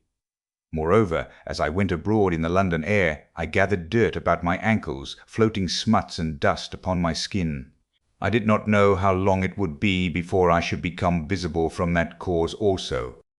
But I saw clearly it could not be for long. Not in London, at any rate. I went into the slums towards Great Portland Street, and found myself at the end of the street in which I had lodged.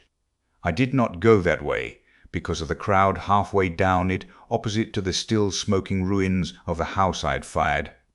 My most immediate problem was to get clothing. What to do with my face puzzled me.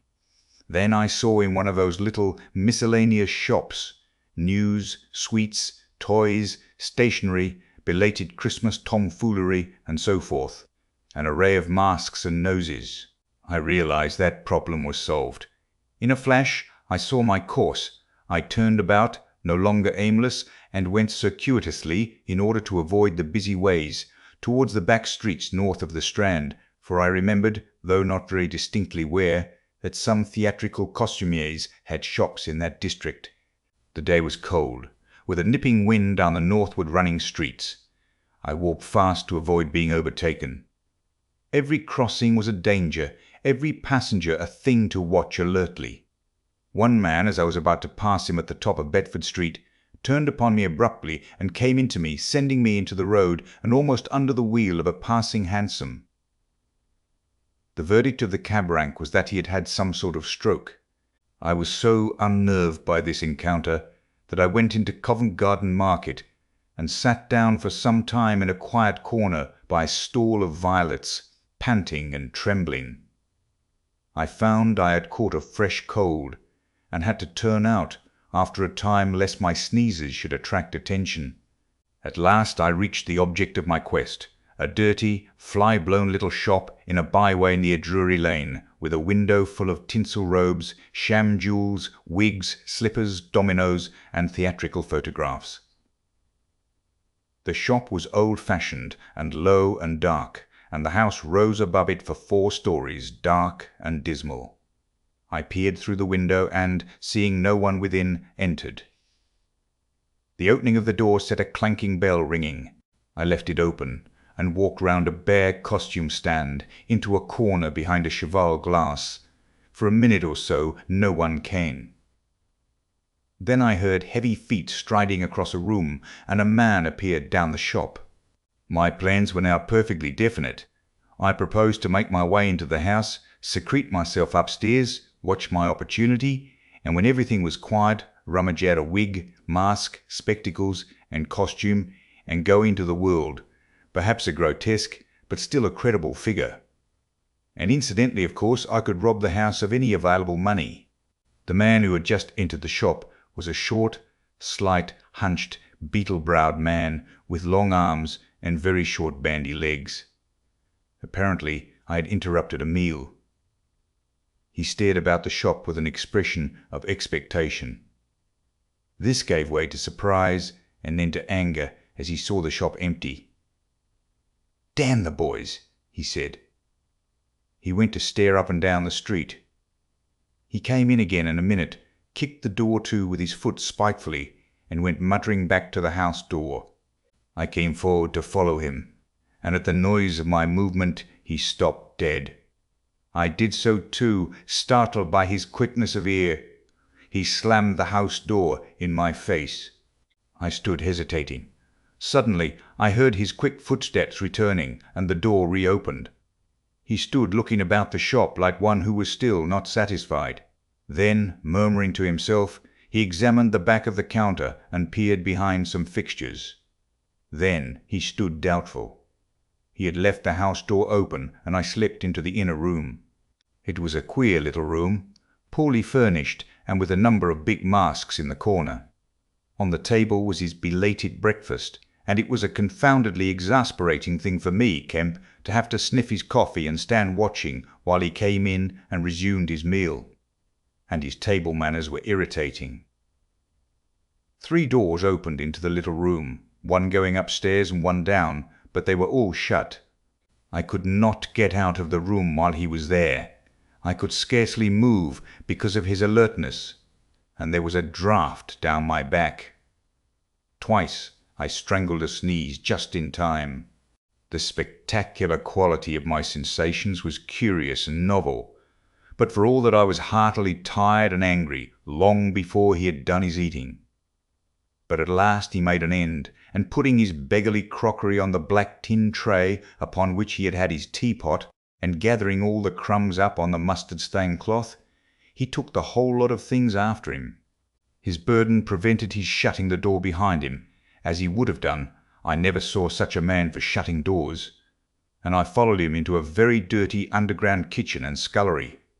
I had the pleasure of seeing him begin to wash up, and then, finding no good in keeping down there, and the brick floor being cold on my feet, I returned upstairs and sat in his chair by the fire. It was burning low, and scarcely thinking, I put on a little coal. The noise of this brought him up at once, and he stood aglare. He peered about the room and was within an ace of touching me. Even after that examination he scarcely seemed satisfied. He stopped in the doorway and took a final inspection before he went down. I waited in the little parlour for an age, and at last he came up and opened the upstairs door. I just managed to get by him. On the staircase he stopped suddenly, so that I very nearly blundered into him. He stood looking back right into my face and listening. "I could have sworn," he said. His long hairy hand pulled at his lower lip. His eye went up and down the staircase. Then he grunted and went on up again. His hand was on the handle of a door, and then he stopped again with the same puzzled anger on his face. He was becoming aware of the faint sounds of my movements about him. The man must have had diabolically acute hearing. He suddenly flashed into rage. "If there's anyone in this house," he cried with an oath, and left the threat unfinished. He put his hand in his pocket, failed to find what he wanted, and rushing past me went blundering noisily and pugnaciously downstairs. But I did not follow him.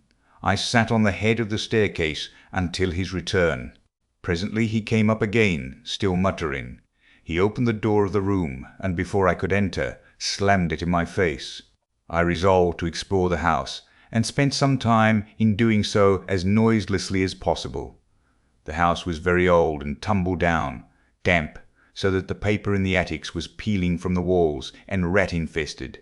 Some of the door handles were stiff, and I was afraid to turn them. Several rooms I did inspect were unfurnished, and others were littered with theatrical lumber, Bought second-hand, I judged, from its appearance. In one room next to his I found a lot of old clothes. I began routing among these, and in my eagerness forgot again the evident sharpness of his ears. I heard a stealthy footstep, and, looking up just in time, saw him peering in at the tumbled heap and holding an old-fashioned revolver in his hand. I stood perfectly still while he stared about open-mouthed and suspicious. "It must have been her," he said slowly. "Damn her!" He shut the door quietly, and immediately I heard the key turn in the lock. Then his footsteps retreated. I realized abruptly that I was locked in. For a minute I did not know what to do. I walked from door to window and back, and stood perplexed. A gust of anger came upon me. But I decided to inspect the clothes before I did anything further, and my first attempt brought down a pile from an upper shelf. This brought him back, more sinister than ever. That time he actually touched me, jumped back with amazement, and stood astonished in the middle of the room. Presently he calmed a little. "Rats!" he said in an undertone, fingers on lips. He was evidently a little scared. I edged quietly out of the room, but a plank creaked. Then the infernal little brute started going all over the house, revolver in hand, and locking door after door and pocketing the keys. When I realized what he was up to, I had a fit of rage. I could hardly control myself sufficiently to watch my opportunity. By this time I knew he was alone in the house, and so I made no more ado, but knocked him on the head. "Knocked him on the head?" exclaimed Kemp. "Yes, stunned him as he was going downstairs. Hit him from behind with a stool that stood on the landing. He went downstairs like a bag of old boots. But, I say, the common conventions of humanity are all very well for common people. But the point was, Kemp, that I had to get out of that house in a disguise without his seeing me. I couldn't think of any other way of doing it. And then I gagged him with a Louis XIV vest and tied him up in a sheet. Made a sort of bag of it. It was rather a good idea to keep the idiot scared and quiet, and a devilish hard thing to get out of, head away from the string. My dear Kemp, it's no good your sitting glaring as though I was a murderer. It had to be done. He had his revolver. If once he saw me, he would be able to describe me." "But still," said Kemp, "in England today, and the man was in his own house, and you were, well, robbing. Confound it. You'll call me a thief next." "Surely, Kemp, you're not fool enough to dance on the old strings. Can't you see my position?" "And his too," said Kemp. The Invisible Man stood up sharply. "What do you mean to say?" Kemp's face grew a trifle hard. He was about to speak and checked himself. "I suppose, after all," he said with a sudden change of manner, "the thing had to be done. You were in a fix. But still—" "Of course I was in a fix. An infernal fix. And he made me wild too, hunting me about the house, fooling about with his revolver, locking and unlocking doors. He was simply exasperating. You don't blame me, do you?" "You don't blame me?" "I never blame anyone," said Kemp. "It's quite out of fashion. What did you do next?" "I was hungry. Downstairs I found a loaf and some rank cheese, more than sufficient to satisfy my hunger. I took some brandy and water, and then went up past my impromptu bag" — he was lying quite still — "to the room containing the old clothes. This looked out upon the street, 2 lace curtains, brown with dirt, guarding the window. I went and peered out through their interstices. Outside the day was bright, by contrast with the brown shadows of the dismal house in which I found myself, dazzlingly bright. A brisk traffic was going by, fruit carts, a hansom, a four-wheeler with a pile of boxes, a fishmonger's cart. I turned with spots of colour swimming before my eyes to the shadowy fixtures behind me. My excitement was giving place to a clear apprehension of my position again. The room was full of a faint scent of benzoline. used, I suppose, in cleaning the garments. I began a systematic search of the place. I should judge the hunchback had been alone in the house for some time. He was a curious person. Everything that could possibly be of service to me I collected in the clothes storeroom, and then I made a deliberate selection. I found a handbag I thought a suitable possession, and some powder, rouge, and sticking plaster. I had thought of painting and powdering my face, and all that there was to show of me, in order to render myself visible. But the disadvantage of this lay in the fact that I should require turpentine and other appliances, and a considerable amount of time before I could vanish again.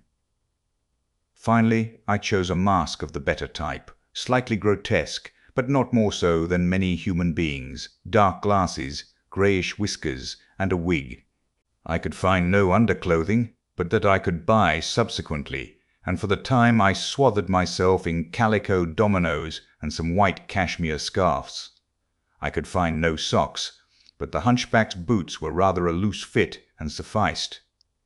In a desk in the shop were 3 sovereigns and about 30 shillings worth of silver, and in a locked cupboard I burst in the inner room were £8 in gold. I could go forth into the world again, equipped. Then came a curious hesitation. Was my appearance really credible? I tried myself with a little bedroom looking-glass, inspecting myself from every point of view to discover any forgotten chink. But it all seemed sound. I was grotesque to the theatrical pitch, a stage miser, but I was certainly not a physical impossibility.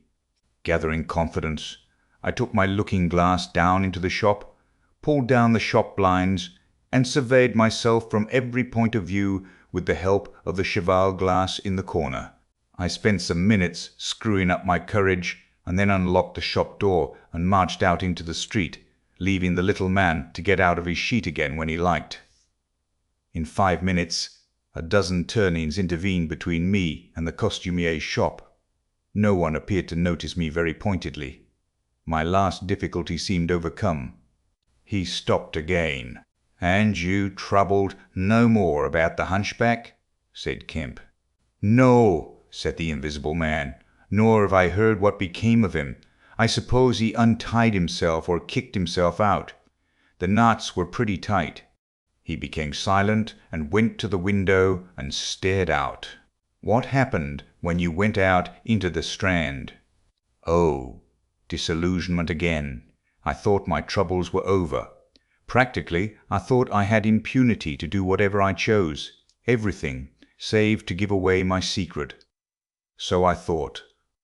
Whatever I did, whatever the consequences might be, was nothing to me. I had merely to fling aside my garments and vanish. No person could hold me. I could take my money where I found it. I decided to treat myself to a sumptuous feast, and then put up at a good hotel and accumulate a new outfit of property. I felt amazingly confident. It's not particularly pleasant, recalling that I was an ass. I went into a place and was already ordering lunch, when it occurred to me that I could not eat unless I exposed my invisible face. I finished ordering the lunch, told the man I should be back in 10 minutes, and went out exasperated. I don't know if you have ever been disappointed in your appetite. "Not quite so badly," said Kemp, "but I can imagine it. I could have smashed the silly devils." At last, faint with the desire for tasteful food, I went into another place and demanded a private room. "I am disfigured," I said, badly. They looked at me curiously, but of course it was not their affair. And so at last I got my lunch. It was not particularly well served, but it sufficed, and when I had had it, I sat over a cigar, trying to plan my line of action. And outside a snowstorm was beginning. The more I thought it over, Kemp, the more I realized what a helpless absurdity an Invisible Man was, in a cold and dirty climate and a crowded civilized city. Before I made this mad experiment, I had dreamt of 1,000 advantages. That afternoon it seemed all disappointment. I went over the heads of the things a man reckons desirable. No doubt invisibility made it possible to get them, but it made it impossible to enjoy them when they are got. Ambition. What is the good of pride of place when you cannot appear there? What is the good of the love of woman when her name must needs be Delilah? I have no taste for politics, for the blackguardisms of fame, for philanthropy, for sport. What was I to do? And for this I had become a wrapped-up mystery, a swathed and bandaged caricature of a man. He paused, and his attitude suggested a roving glance at the window. "But how did you get to Iping?" said Kemp, anxious to keep his guest busy talking. "I went there to work. I had one hope. It was a half idea. I have it still. It is a full-blown idea now. A way of getting back, of restoring what I have done, when I choose. When I have done all I mean to do invisibly, and that is what I chiefly want to talk to you about now." "You went straight to Iping?" "Yes. I had simply to get my 3 volumes of memoranda and my checkbook, my luggage and underclothing, order a quantity of chemicals to work out this idea of mine. I will show you the calculations as soon as I get my books. And then I started. Jove! I remember the snowstorm now, and the accursed bother it was to keep the snow from damping my pasteboard nose. "At the end," said Kemp, "the day before yesterday, when they found you out, to judge by the papers." "I did. Rather. Did I kill that fool of a constable?" "No," said Kemp. "He's expected to recover." "That's his luck, then. I clean lost my temper, the fools. Why couldn't they leave me alone? And that grocer lout." "There are no deaths expected," said Kemp. "I don't know about that tramp of mine," said the Invisible Man with an unpleasant laugh. "By heaven, Kemp, you don't know what rage is. To have worked for years, to have planned and plotted, and then to get some fumbling, purblind idiot mess in across your course. Every conceivable sort of silly creature that has ever been created has been sent across me. If I have much more of it, I shall go wild, I shall start mowing 'em. As it is, they've made things 1,000 times more difficult." "No doubt it's exasperating," said Kemp dryly. Chapter 24. The Plan That Failed. "But now," said Kemp, with a side glance out of the window, "what are we to do?" He moved nearer his guest as he spoke in such a manner as to prevent the possibility of a sudden glimpse of the 3 men who were advancing up the hill road, with an intolerable slowness, as it seemed to Kemp. "What were you planning to do when you were heading for Port Burdock? Had you any plan?" "I was going to clear out of the country, but I have altered that plan rather since seeing you. I thought it would be wise, now the weather is hot and invisibility possible, to make for the south, especially as my secret was known, and everyone would be on the lookout for a masked and muffled man. You have a line of steamers from here to France. My idea was to get aboard one and run the risks of the passage. Thence I could go by train into Spain, or else get to Algiers. It would not be difficult. There a man might always be invisible, and yet live, and do things. I was using that tramp as a money box and luggage carrier until I decided how to get my books and things sent over to meet me. That's clear. That's clear. And then a filthy brute must needs try and rob me. He has hidden my books, Kemp, hidden my books. If I can lay my hands on him. Best plan to get the books out of him first. But where is he, do you know? He's in the town police station, locked up by his own request in the strongest cell in the place." "Cur," said the Invisible Man. "But that hangs up your plans a little. We must get those books. Those books are vital." "Certainly," said Kemp, a little nervously, wondering if he heard footsteps outside. "Certainly we must get those books.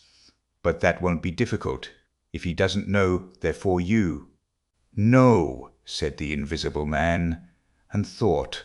Kemp tried to think of something to keep the talk going, but the Invisible Man resumed of his own accord. "Blundering into your house, Kemp," he said, "changes all my plans." for you are a man that can understand. In spite of all that has happened, in spite of this publicity, of the loss of my books, of what I have suffered, there still remain great possibilities, huge possibilities. You have told no one I am here?" he asked abruptly. Kemp hesitated. "That was implied," he said. "No one?" insisted Griffin. "Not a soul." "Ah, now." The Invisible Man stood up and, sticking his arms akimbo, began to pace the study. "I made a mistake, Kemp, a huge mistake, in carrying this thing through alone. I have wasted strength, time, opportunities. Alone. It is wonderful how little a man can do alone. To rob a little, to hurt a little, and there is the end. What I want, Kemp, is a goal-keeper, a helper, and a hiding place, an arrangement whereby I can sleep and eat and rest in peace, and unsuspected. I must have a confederate. With a confederate, with food and rest, 1,000 things are possible. Hitherto I have gone on vague lines. We have to consider all that invisibility means, all that it does not mean. It means little advantage for eavesdropping and so forth. One makes sounds. It's of little help, a little help perhaps, in housebreaking and so forth. Once you've caught me, you could easily imprison me. But on the other hand, I am hard to catch. This invisibility, in fact, is only good in 2 cases. It's useful in getting away. It's useful in approaching. It's particularly useful, therefore, in killing. I can walk round a man, whatever weapon he has, choose my point, strike as I like, dodge as I like, escape as I like. Kemp's hand went to his moustache. Was that a movement downstairs? And it is killing we must do, Kemp. It is killing we must do, repeated Kemp. I'm listening to your plan, Griffin, but I'm not agreeing, mind. Why killing? Not wanton killing, but a judicious slaying. The point is, they know there is an invisible man, as well as we know there is an invisible man. And that invisible man, Kemp, must now establish a reign of terror. Yes, no doubt it's startling. But I mean it. A reign of terror. He must take some town like your Burdock and terrify and dominate it. He must issue his orders. He can do that in 1,000 ways. Scraps of paper thrust under doors would suffice. And all who disobey his orders he must kill, and kill all who would defend them. "Humph," said Kemp, no longer listening to Griffin, but to the sound of his front door opening and closing. "It seems to me, Griffin," he said, to cover his wandering attention, "that your confederate would be in a difficult position." "No one would know he was a confederate," said the Invisible Man eagerly. And then suddenly, "Hush! What's that downstairs?" "Nothing," said Kemp, and suddenly began to speak loud and fast. "I don't agree to this, Griffin," he said. "Understand me. I don't agree to this. Why dream of playing a game against the race? How can you hope to gain happiness? Don't be a lone wolf. Publish your results. Take the world, take the nation at least, into your confidence. Think what you might do with 1,000,000 helpers." The Invisible Man interrupted, arm extended. "There are footsteps coming upstairs," he said in a low voice. "Nonsense," said Kemp. "Let me see," said the Invisible Man, and advanced, arm extended, to the door. And then things happened very swiftly. Kemp hesitated for a second, and then moved to intercept him. The Invisible Man started and stood still. "Traitor!" cried the voice, and suddenly the dressing-gown opened, and sitting down the unseen began to disrobe. Kemp made 3 swift steps to the door, and forthwith the Invisible Man, his legs had vanished, sprang to his feet with a shout. Kemp flung the door open. As it opened, there came a sound of hurrying feet downstairs and voices. With a quick movement, Kemp thrust the Invisible Man back, sprang aside, and slammed the door. The key was outside and ready. In another moment, Griffin would have been alone in the Belvedere study, a prisoner, save for one little thing. The key had been slipped in hastily that morning. As Kemp slammed the door, it fell noisily upon the carpet. Kemp's face became white. He tried to grip the door handle with both hands. For a moment he stood lugging. Then the door gave 6 inches. But he got it closed again. The second time it was jerked a foot wide, and the dressing gown came wedging itself into the opening. His throat was gripped by invisible fingers, and he left his hold on the handle to defend himself. He was forced back, tripped, and pitched heavily into the corner of the landing. The empty dressing gown was flung on the top of him. Halfway up the staircase was Colonel Adier, the recipient of Kemp's letter, the chief of the Burdock police. He was staring aghast at the sudden appearance of Kemp, followed by the extraordinary sight of clothing tossing empty in the air. He saw Kemp felled and struggling to his feet. He saw him rush forward and go down again, felled like an ox. Then suddenly he was struck violently. By nothing! A vast weight, it seemed, leapt upon him, and he was hurled headlong down the staircase, with a grip on his throat and a knee in his groin.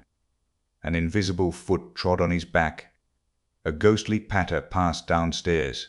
He heard the 2 police officers in the hall shout and run, and the front door of the house slammed violently. He rolled over and sat up staring. He saw, staggering down the staircase, Kemp, dusty and dishevelled, one side of his face white from a blow, his lip bleeding, and a pink dressing gown and some underclothing held in his arms. "My God!" cried Kemp. "The game's up. He's gone." Chapter 25.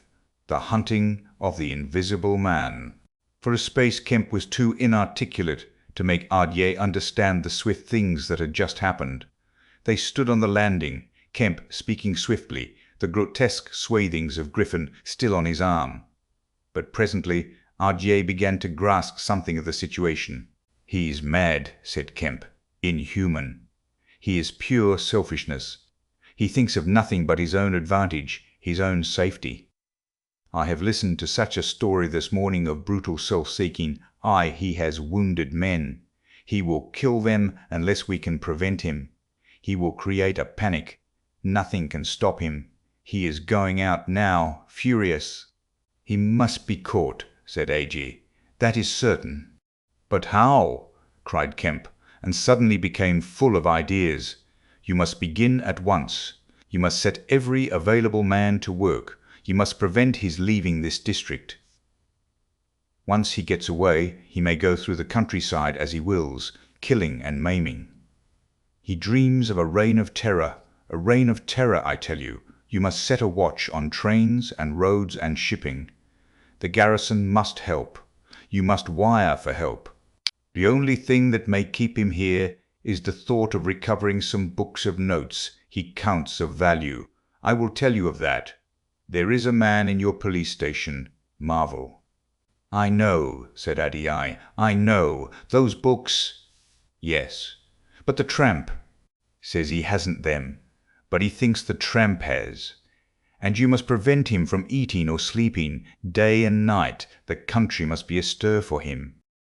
Food must be locked up and secured, all food, so that he will have to break his way to it. The houses everywhere must be barred against him. Heaven send us cold nights and rain. The whole countryside must begin hunting and keep hunting. I tell you, Adier, he is a danger, a disaster. Unless he is pinned and secured, it is frightful to think of the things that may happen." "What else can we do?" said Adier. "I must go down at once and begin organizing." "But why not come?" "Yes, you come too. Come, and we must hold a sort of council of war. Get Hops to help and the railway managers. By Jove, it's urgent. Come along, tell me as we go. What else is there we can do? Put that stuff down." In another moment, Adier was leading the way downstairs. They found the front door open, and the policeman standing outside, staring at empty air. "He's got away, sir," said one. "We must go to the central station at once," said Adier. One of you go on down and get a cab to come up and meet us, quickly. And now, Kemp, what else?" "Dogs," said Kemp. "Get dogs. They don't see him, but they wind him. Get dogs." "Good," said Adier. "It's not generally known, but the prison officials over at Holstead know a man with bloodhounds. Dogs. What else?" "Bear in mind," said Kemp, "his food shows. After eating, his food shows until it is assimilated, so that he has to hide after eating. You must keep on beating. Every thicket, every quiet corner, and put all weapons, all implements that might be weapons, away. He can't carry such things for long. And what he can snatch up and strike men with must be hidden away." "Good again," said Adier. "We shall have him yet." "And on the roads," said Kemp, and hesitated. "Yes?" said Adier. "Powdered glass," said Kemp. "It's cruel, I know. But think of what he may do." Adier drew the air in sharply between his teeth. "It's unsportsmanlike, I don't know, but I'll have powdered glass got ready. If he goes too far—" "The man's become inhuman, I tell you," said Kemp. "I am as sure he will establish a reign of terror, so soon as he has got over the emotions of this escape, as I am sure I am talking to you. Our only chance is to be ahead. He has cut himself off from his kind. His blood be upon his own head." Chapter 26. The WICKSTEED Murder. The Invisible Man seems to have rushed out of Kemp's house in a state of blind fury. A little child playing near Kemp's gateway was violently caught up and thrown aside, so that its ankle was broken, and thereafter, for some hours, the Invisible Man passed out of human perceptions. No one knows where he went, nor what he did, but one can imagine him hurrying through the hot June forenoon, up the hill and on to the open downland behind Port Burdock, raging and despairing at his intolerable fate, and sheltering at last, heated and weary, amid the thickets of Hintondean, to piece together again his shattered schemes against his species.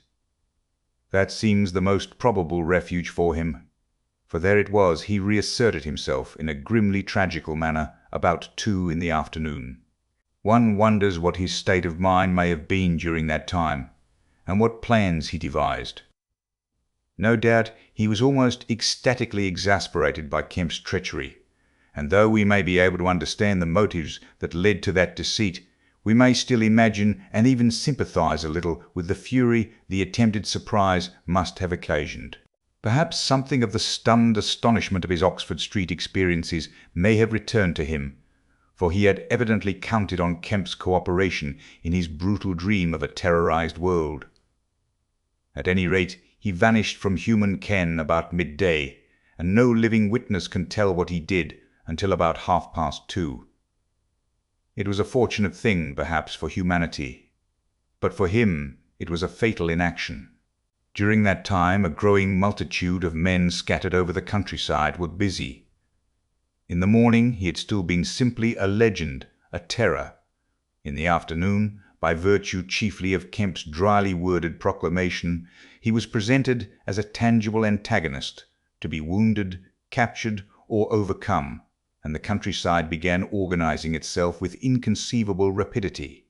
By 2 o'clock even he might still have removed himself out of the district by getting aboard a train, but after 2, that became impossible.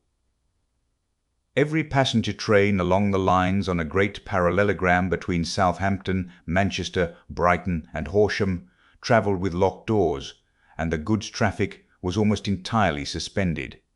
And in a great circle of 20 miles round Port Burdock, men armed with guns and bludgeons were presently setting out in groups of 3 and 4, with dogs, to beat the roads and fields. Mounted policemen rode along the country lanes, stopping at every cottage and warning the people to lock up their houses and keep indoors unless they were armed. And all the elementary schools had broken up by 3 o'clock, and the children, scared and keeping together in groups, were hurrying home.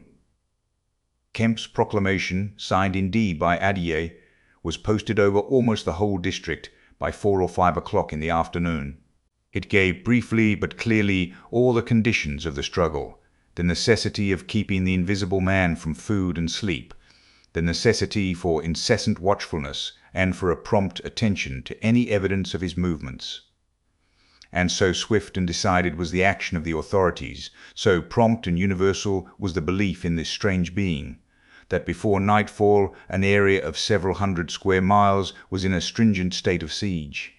And before nightfall, too, a thrill of horror went through the whole watching, nervous countryside, going from whispering mouth to mouth, swift and certain over the length and breadth of the country, past the story of the murder of Mr. Wicksteed. If our supposition that the invisible man's refuge was the Hintondean thickets, then we must suppose that in the early afternoon he sallied out again, bent upon some project that involved the use of a weapon.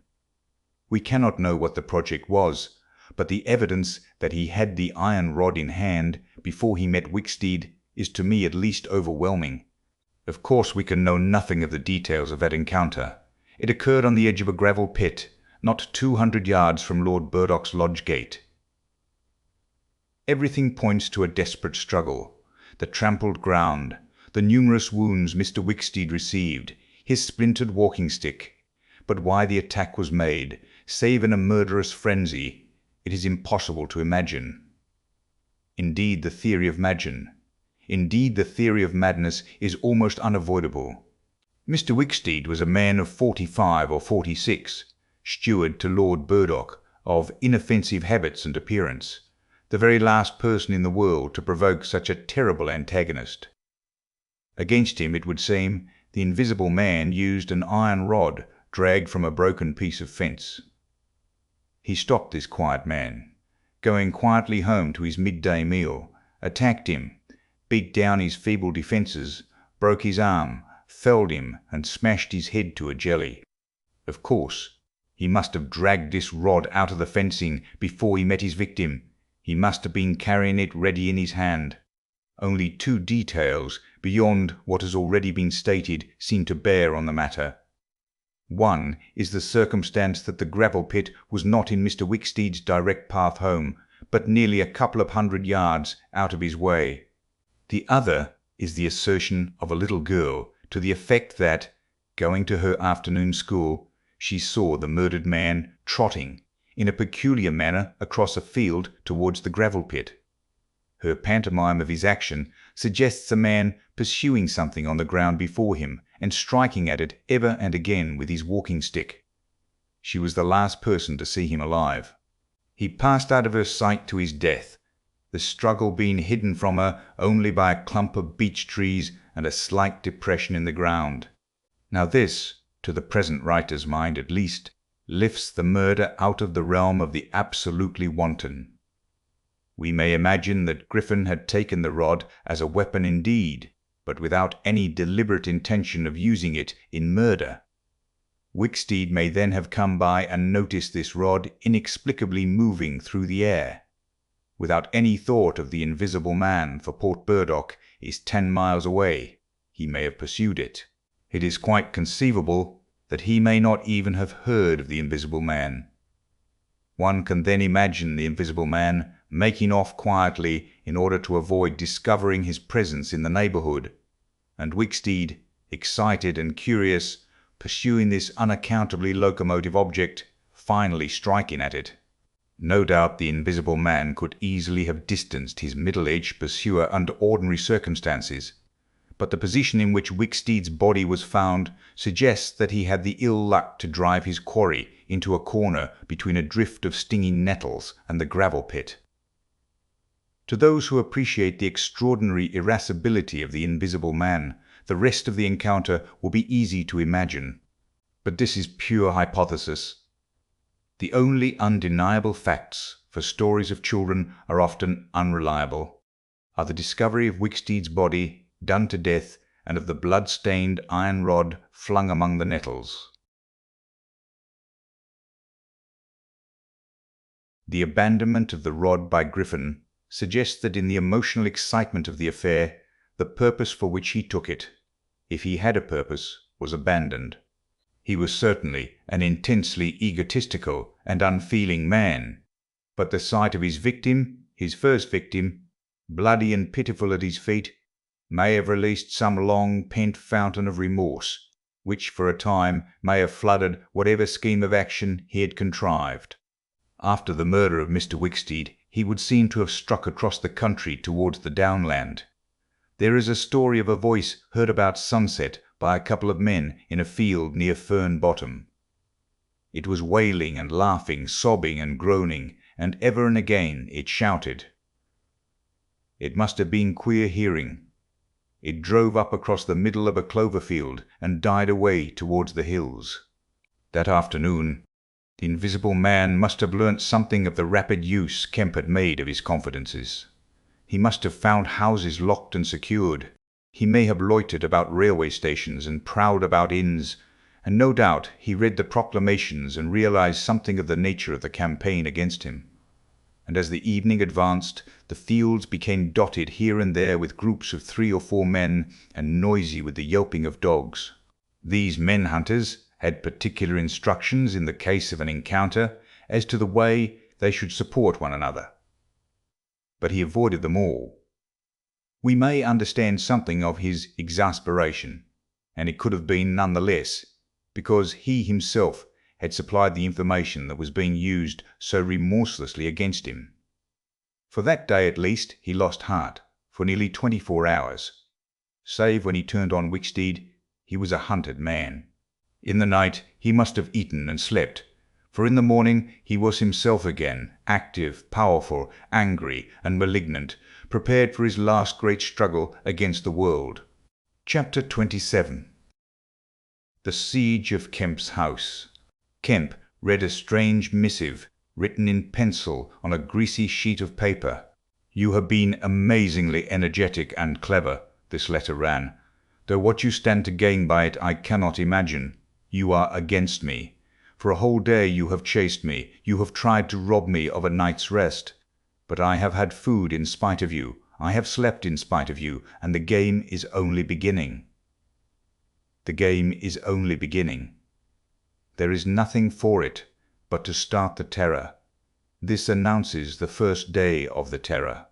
Port Burdock is no longer under the Queen. Tell your Colonel of Police, and the rest of them, it is under me, the terror." This is day 1 of year 1 of the new epoch, the epoch of the Invisible Man. I am Invisible Man the first. To begin with, the rule will be easy. The first day there will be one execution for the sake of example. A man named Kemp. Death starts for him today. He may lock himself away, hide himself away, get guards about him, put on armor if he likes. Death, the unseen death, is coming. Let him take precautions. It will impress my people. Death starts from the pillar box by midday. The letter will fall in as the postman comes along, then off. The game begins. Death starts. Help him not, my people, lest death fall upon you also. Today Kemp is to die. Kemp read this letter twice. "It's no hoax," he said. "That's his voice, and he means it." He turned the folded sheet over and saw on the address side of it the postmark Hintondean and the prosaic detail 2D to pay. He got up slowly, leaving his lunch unfinished. The letter had come by the 1 o'clock post, and went into his study. He rang for his housekeeper and told her to go round the house at once, examine all the fastenings of the windows, and close all the shutters. He closed the shutters of his study himself. From a locked drawer in his bedroom he took a little revolver, examined it carefully, and put it into the pocket of his lounge jacket. He wrote a number of brief notes, one to Colonel Agee, gave them to his servant to take, with explicit instructions as to her way of leaving the house. "There is no danger," he said, and added a mental reservation, "to you." He remained meditative for a space after doing this, and then returned to his cooling lunch. He ate with gaps of thought. Finally he struck the table sharply. "We will have him," he said, "and I am the bait. He will come too far." He went up to the belvedere, carefully shutting every door after him. "It's a game," he said, "an odd game, but the chances are all for me, Mr. Griffin, in spite of your invisibility." Griffin contra mundum, with a vengeance. He stood at the window staring at the hot hillside. He must get food every day, and I don't envy him. Did he really sleep last night?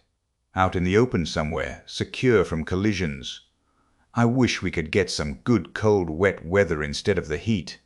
He may be watching me now. He went close to the window. Something rapped smartly against the brickwork over the frame, and made him start violently back.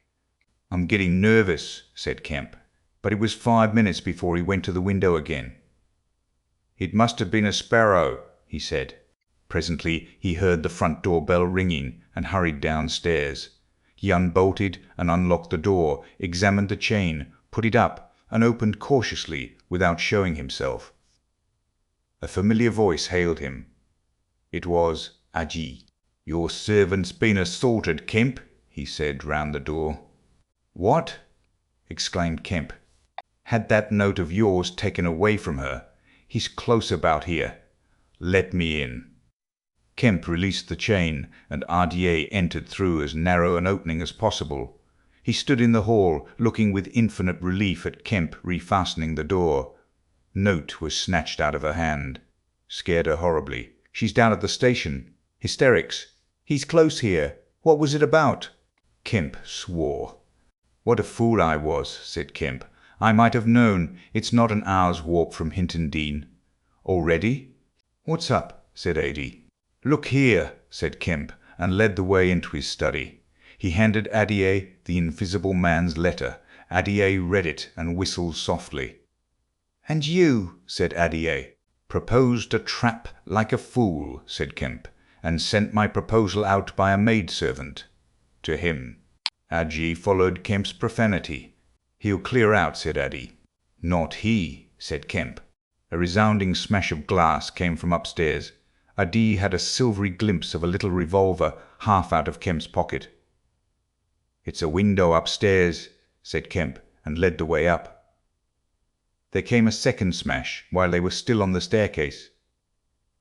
When they reached the study, they found 2 of the 3 windows smashed, half the room littered with splintered glass, and one big flint lying on the writing table.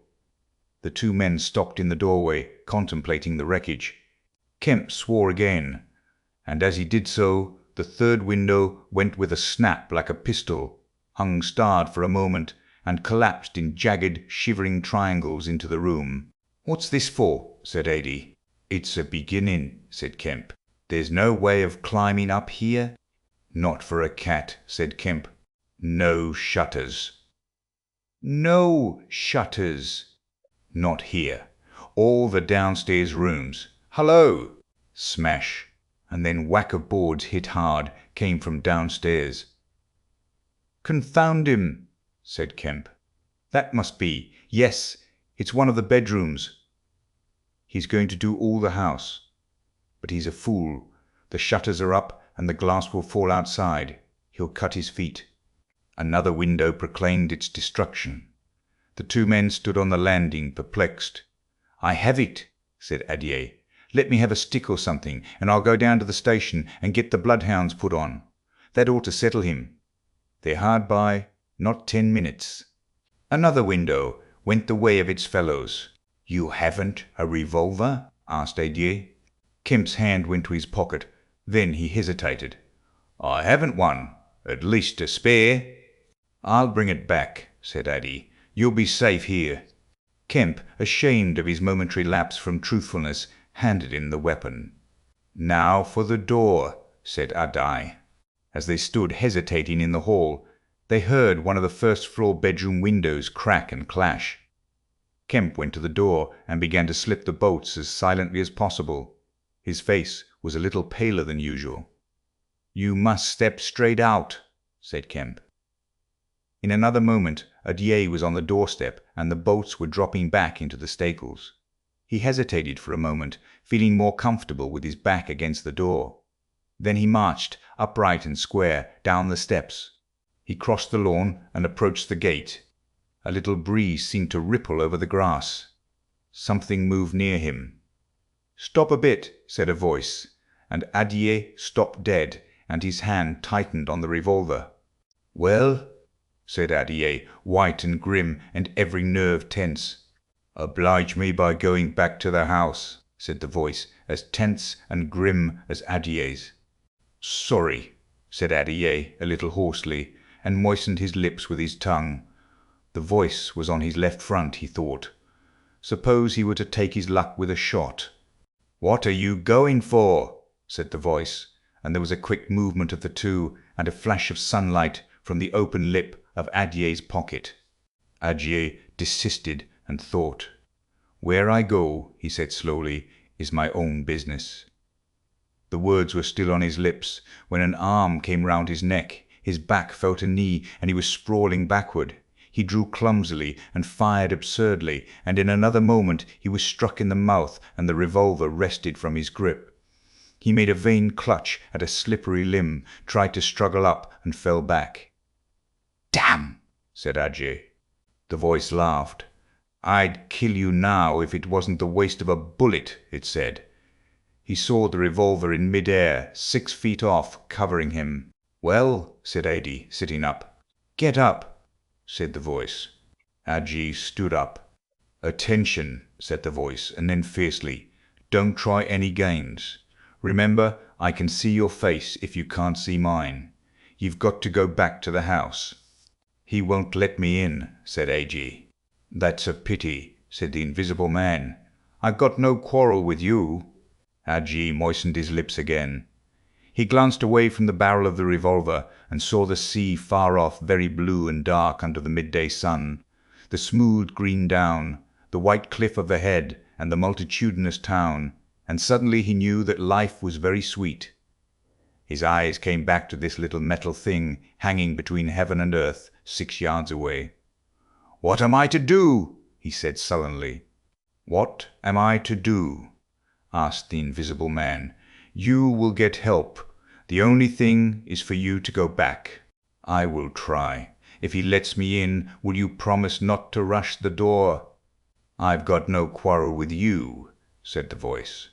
Kemp had hurried upstairs after letting Adieu out, and now crouching among the broken glass and peering cautiously over the edge of the study window-sill, he saw Adieu stand parleying with the unseen. "Why doesn't he fire?" whispered Kemp to himself. Then the revolver moved a little, and the glint of the sunlight flashed in Kemp's eyes.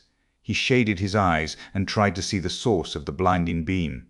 "Surely," he said, "Adi has given up the revolver." "Promise not to rush the door," Adi was saying. "Don't push a winning game too far. Give a man a chance. You go back to the house. I tell you flatly, I will not promise anything." Adieu's decision seemed suddenly made. He turned towards the house, walking slowly with his hands behind him. Kemp watched him, puzzled. The revolver vanished, flashed again into sight, vanished again, and became evident on a closer scrutiny as a little dark object following Adieu. Then things happened very quickly. Adieu leapt backwards, swung around, clutched at this little object, missed it, threw up his hands and fell forward on his face, leaving a little puff of blue in the air. Kemp did not hear the sound of the shot. Adieu writhed, raised himself on one arm, fell forward, and lay still. For a space Kemp remained staring at the quiet carelessness of Adieu's attitude. The afternoon was very hot and still. Nothing seemed stirring in all the world, save a couple of yellow butterflies chasing each other through the shrubbery between the house and the road gate. Adieu lay on the lawn near the gate. The blinds of all the villas down the hill road were drawn, but in one little green summer house was a white figure, apparently an old man asleep. Kemp scrutinized the surroundings of the house for a glimpse of the revolver, but it had vanished. His eyes came back to Adieu. The game was opening well. Then came a ringing and knocking at the front door that grew at last tumultuous, but pursuant to Kemp's instructions. The servants had locked themselves into their rooms. This was followed by a silence. Kemp sat listening, and then began peering cautiously out of the 3 windows, one after another. He went to the staircase head and stood listening uneasily. He armed himself with his bedroom poker, and went to examine the interior fastenings of the ground floor windows again. Everything was safe and quiet. He returned to the belvedere. Artie lay motionless over the edge of the gravel, just as he had fallen. Coming along the road by the villas were the housemaid and 2 policemen. Everything was deadly still. The 3 people seemed very slow in approaching. He wondered what his antagonist was doing. He started. There was a smash from below. He hesitated and went downstairs again. Suddenly the house resounded with heavy blows and the splintering of wood.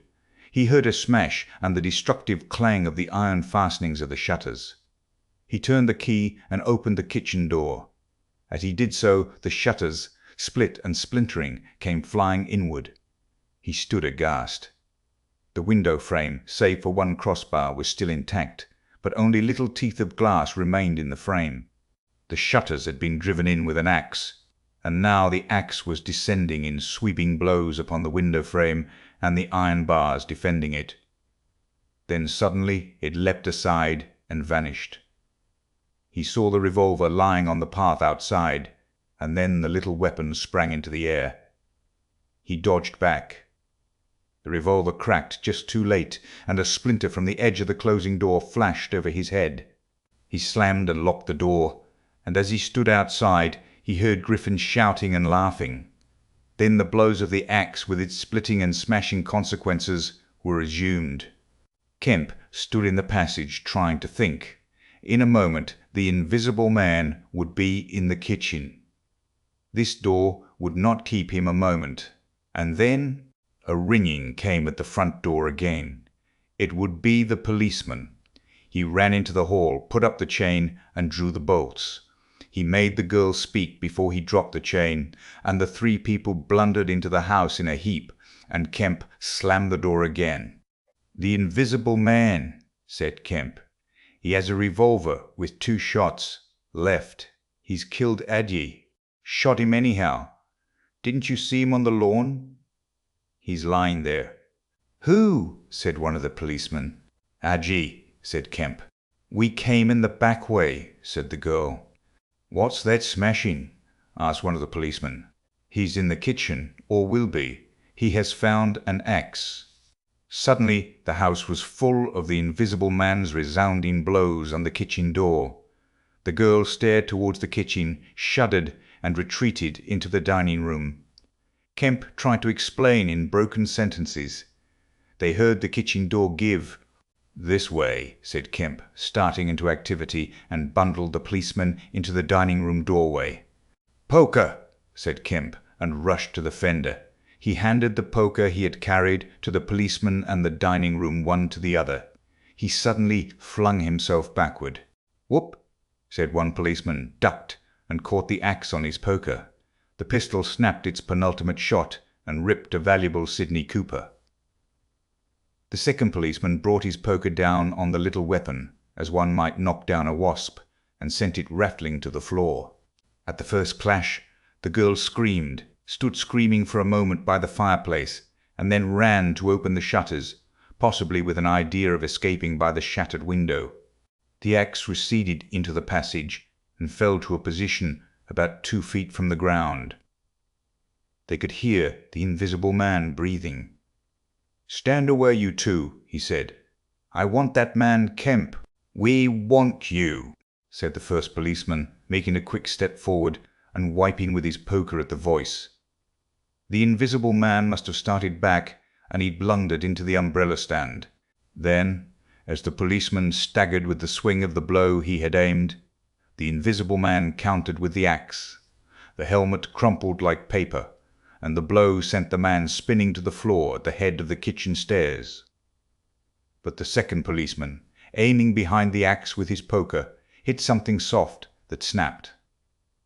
There was a sharp exclamation of pain, and then the axe fell to the ground. The policeman wiped again at vacancy and hit nothing. He put his foot on the axe and struck again. Then he stood, poker clubbed, listening intent for the slightest movement. He heard the dining-room window open and a quick rush of feet within. His companion rolled over and sat up with the blood running down between his eye and ear. "Where is he?" asked the man on the floor. "Don't know. I've hit him. He's standing somewhere in the hall, unless he slipped past you." "Dr. Kemp, sir." Pause. "Dr. Kemp!" cried the policeman again. The second policeman began struggling to his feet.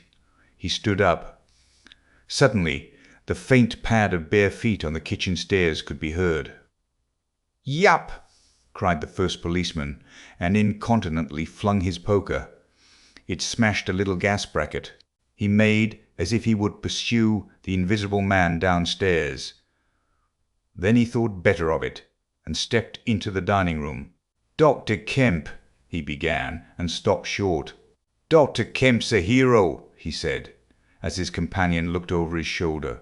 The dining-room window was wide open, and neither housemaid nor Kemp was to be seen. The second policeman's opinion of Kemp was terse and vivid. Chapter 28. The Hunter Hunted. Mr. Heelas, Mr. Kemp's nearest neighbour among the villa holders, was asleep in his summer house when the siege of Kemp's house began. Mr. Heelas was one of the sturdy minority who refused to believe in all this nonsense about an invisible man. His wife, however, as he was subsequently to be reminded, did. He insisted upon walking about his garden just as if nothing was the matter, and he went to sleep in the afternoon in accordance with the custom of years. He slept through the smashing of the windows, and then woke up suddenly with a curious persuasion of something wrong. He looked across at Kemp's house, rubbed his eyes, and looked again. Then he put his feet to the ground and sat listening. He said he was damned, but still the strange thing was visible. The house looked as though it had been deserted for weeks after a violent riot. Every window was broken, and every window, save those of the Belvedere study, was blinded by the internal shutters. I could have sworn it was all right. He looked at his watch. 20 minutes ago. He became aware of a measured concussion and the clash of glass far away in the distance. And then, as he sat open-mouthed, came a still more wonderful thing. The shutters of the drawing-room window were flung open violently, and the housemaid in her outdoor hat and garments appeared struggling in a frantic manner to throw up the sash. Suddenly a man appeared beside her, helping her. "Dr. Kemp!" In another moment the window was open, and the housemaid was struggling out. She pitched forward and vanished among the shrubs. Mr. Heelas stood up, exclaiming vaguely and vehemently at all these wonderful things. He saw Kemp stand on the sill, spring from the window, and reappear almost instantaneously, running along a path in the shrubbery, and stooping as he ran, like a man who evades observation. He vanished behind a laburnum, and appeared again clambering over a fence that abutted on the open down. In a second he had tumbled over, and was running at a tremendous pace down the slope towards Mr. Heelas. "Lord!" cried Mr. Heelas, struck with an idea. "It's that invisible man-brute. It's right, after all." With Mr. Heelas, to think things like that was to act, and his cook, watching him from the top window, was amazed to see him come pelting towards the house at a good 9 miles an hour. There was a slamming of doors, a ringing of bells, and the voice of Mr. Heelas bellowing like a bull. "Shut the doors, shut the windows, shut everything. The invisible man is coming." Instantly the house was full of screams and directions and scurrying feet. He ran himself to shut the French windows that opened on the veranda. As he did so, Kemp's head and shoulders and knee appeared over the edge of the garden fence. In another moment Kemp had ploughed through the asparagus and was running across the tennis lawn to the house. "You can't come in," said Mr. Heelas, shutting the bolts. "I'm very sorry if he's after you, but you can't come in." Kemp appeared with a face of terror close to the glass, rapping and then shaking frantically at the French window. Then, seeing his efforts were useless, he ran along the veranda, vaulted the end, and went to hammer at the side door. Then he ran round by the side gate to the front of the house, and so into the hill road. And Mr. Heelas, staring from his window, a face of horror, had scarcely witnessed Kemp vanish, ere the asparagus was being trampled this way and that by feet unseen.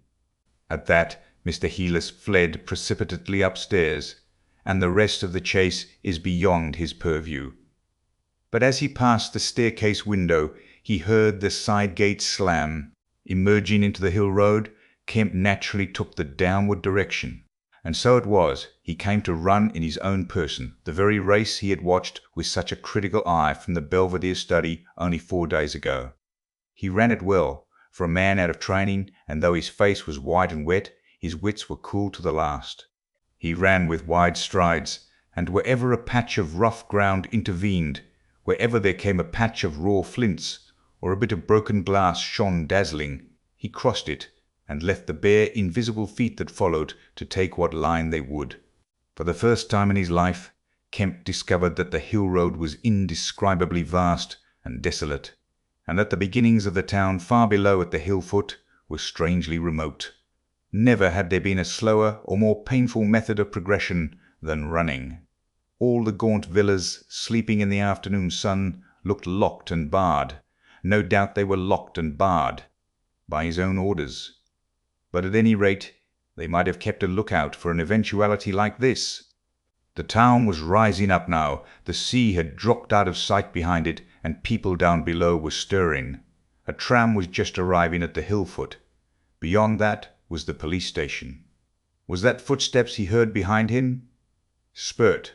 The people below were staring at him.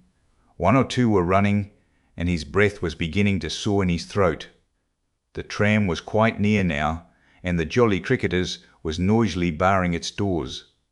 Beyond the tram were posts and heaps of gravel. The drainage works. He had a transitory idea of jumping into the tram and slamming the doors, and then he resolved to go for the police station. In another moment he had passed the door of the Jolly Cricketers, and was in the blistering fag end of the street, with human beings about him. The tram driver and his helper, arrested by the sight of his furious haste, stood staring with the tram horses unhitched.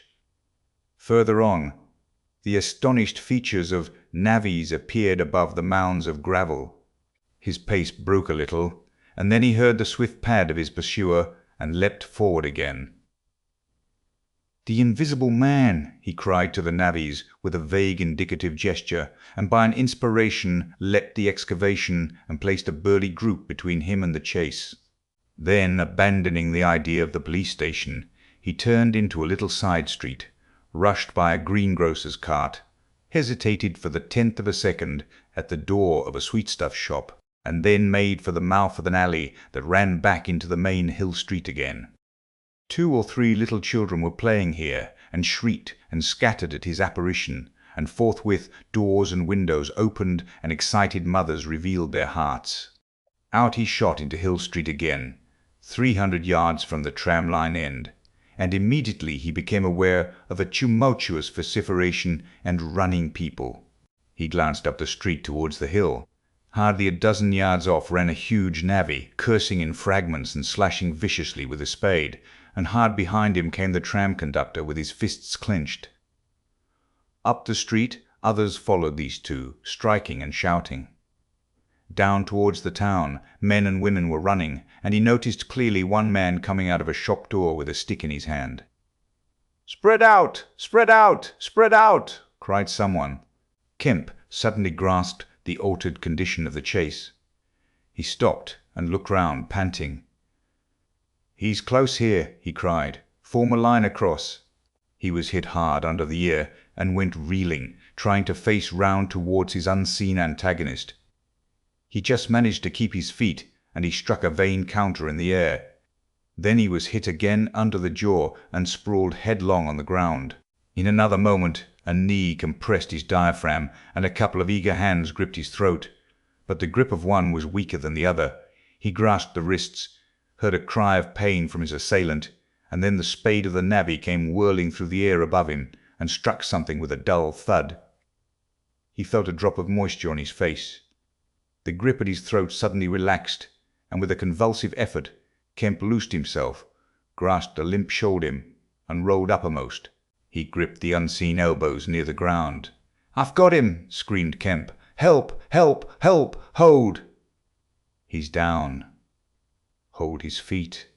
In another second there was a simultaneous rush upon the struggle, and a stranger coming into the road suddenly might have thought an exceptionally savage game of rugby football was in progress.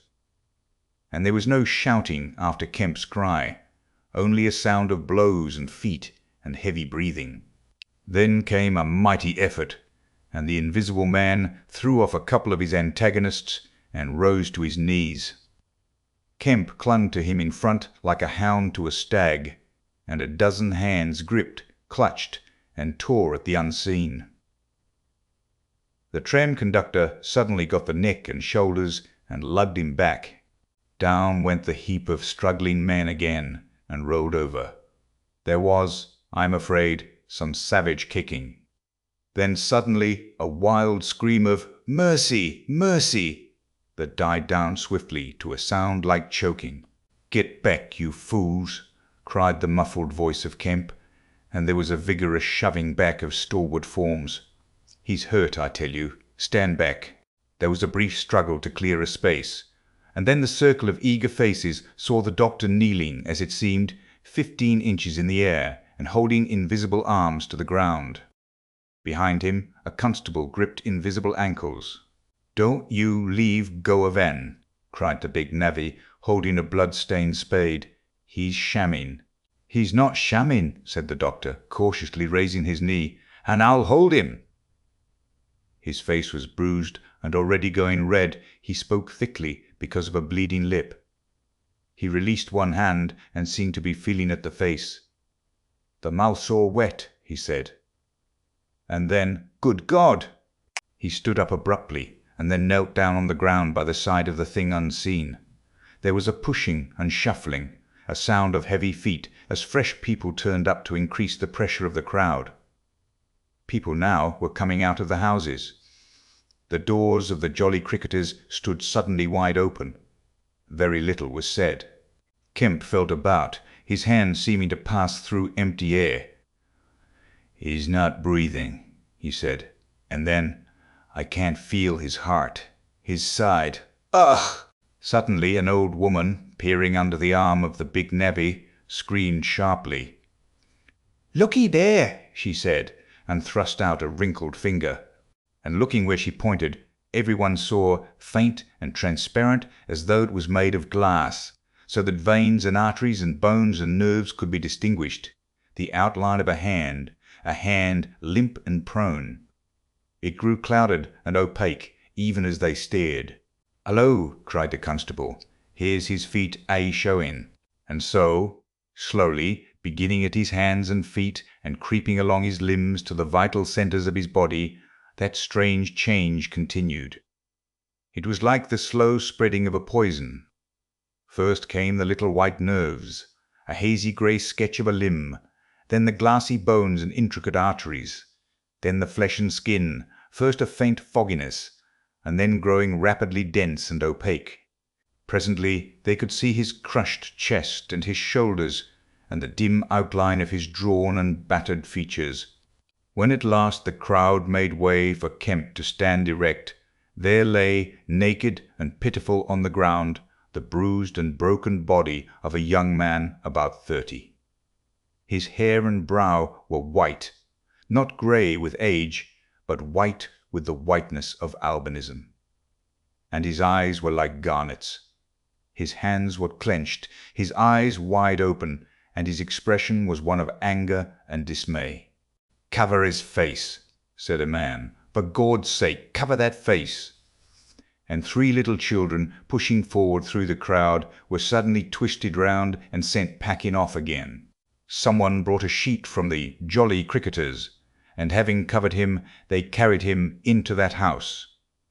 And there it was, on a shabby bed in a tawdry, ill-lighted bedroom, surrounded by a crowd of ignorant and excited people, broken and wounded, betrayed and unpitied, that Griffin, the first of all men to make himself invisible, Griffin, the most gifted physicist the world has ever seen, ended in infinite disaster his strange and terrible career. The Epilogue. So ends the story of the strange and evil experiments of the Invisible Man. And if you would learn more of him, you must go to a little inn near Port Stowe and talk to the landlord. The sign of the inn is an empty board save for a hat and boots, and the name is the title of this story. The landlord is a short and corpulent little man with a nose of cylindrical proportions, wiry hair, and a sporadic rosiness of visage. Drink generously, and he will tell you generously of all the things that happened to him after that time, and of how the lawyers tried to do him out of the treasure found upon him. When they found they couldn't prove whose money was which, I'm blessed, he says, if they didn't try to make me out a blooming treasure trove. Do I look like a treasure trove? And then a gentleman gave me £1 a night to tell the story at the Empire, music all, just to tell 'em in my own words, barring one. And if you want to cut off the flow of his reminiscences abruptly, you can always do so by asking if there weren't 3 manuscript books in the story. He admits there were and proceeds to explain, with asseverations, that everybody thinks he has 'em, but bless you, he hasn't. The Invisible Man it was, took 'em off to hide 'em when I cut and ran for Port Stowe. It's that Mr. Kemp put people on with the idea of my having 'em. And then he subsides into a pensive state, watches you furtively, bustles nervously with glasses, and presently leaves the bar. He is a bachelor man. His tastes were ever bachelor, and there are no women folk in the house. Outwardly he buttons. It is expected of him. But in his more vital privacies, in the matter of braces for example, he still turns to string. He conducts his house without enterprise, but with eminent decorum. His movements are slow, and he is a great thinker. But he has a reputation for wisdom, and for a respectable parsimony in the village, and his knowledge of the road to the south of England would beat Cobbett. And on Sunday mornings, every Sunday morning, all the year round, while he is closed to the outer world, and every night after 10, he goes into his bar parlour, bearing a glass of gin faintly tinged with water, and having placed this down, he locks the door and examines the blinds, and even looks under the table. And then, being satisfied of his solitude, he unlocks the cupboard, and a box in the cupboard, and a drawer in that box, and produces 3 volumes bound in brown leather, and places them solemnly in the middle of the table. The covers are weather-worn and tinged with an algal green, for once they sojourned in a ditch, and some of the pages have been washed blank by dirty water. The landlord sits down in an armchair, fills a long clay pipe slowly, gloating over the books the while. Then he pulls one towards him and opens it, and begins to study it, turning over the leaves backwards and forwards. His brows are knit, and his lips move painfully. Hex, little 2 up in the air, cross and a fiddle. D. Lord, what a one he was for intellect! Presently he relaxes and leans back and blinks through his smoke across the room at things invisible to other eyes. Full of secrets, he says. Wonderful secrets. Once I get the haul of them, Lord, I wouldn't do what he did. I'd just, well. He pulls at his pipe. So he lapses into a dream, the undying, wonderful dream of his life. And though Kemp has fished unceasingly, no human being save the landlord knows those books are there, with the subtle secret of invisibility and a dozen other strange secrets written therein. And none other will know of them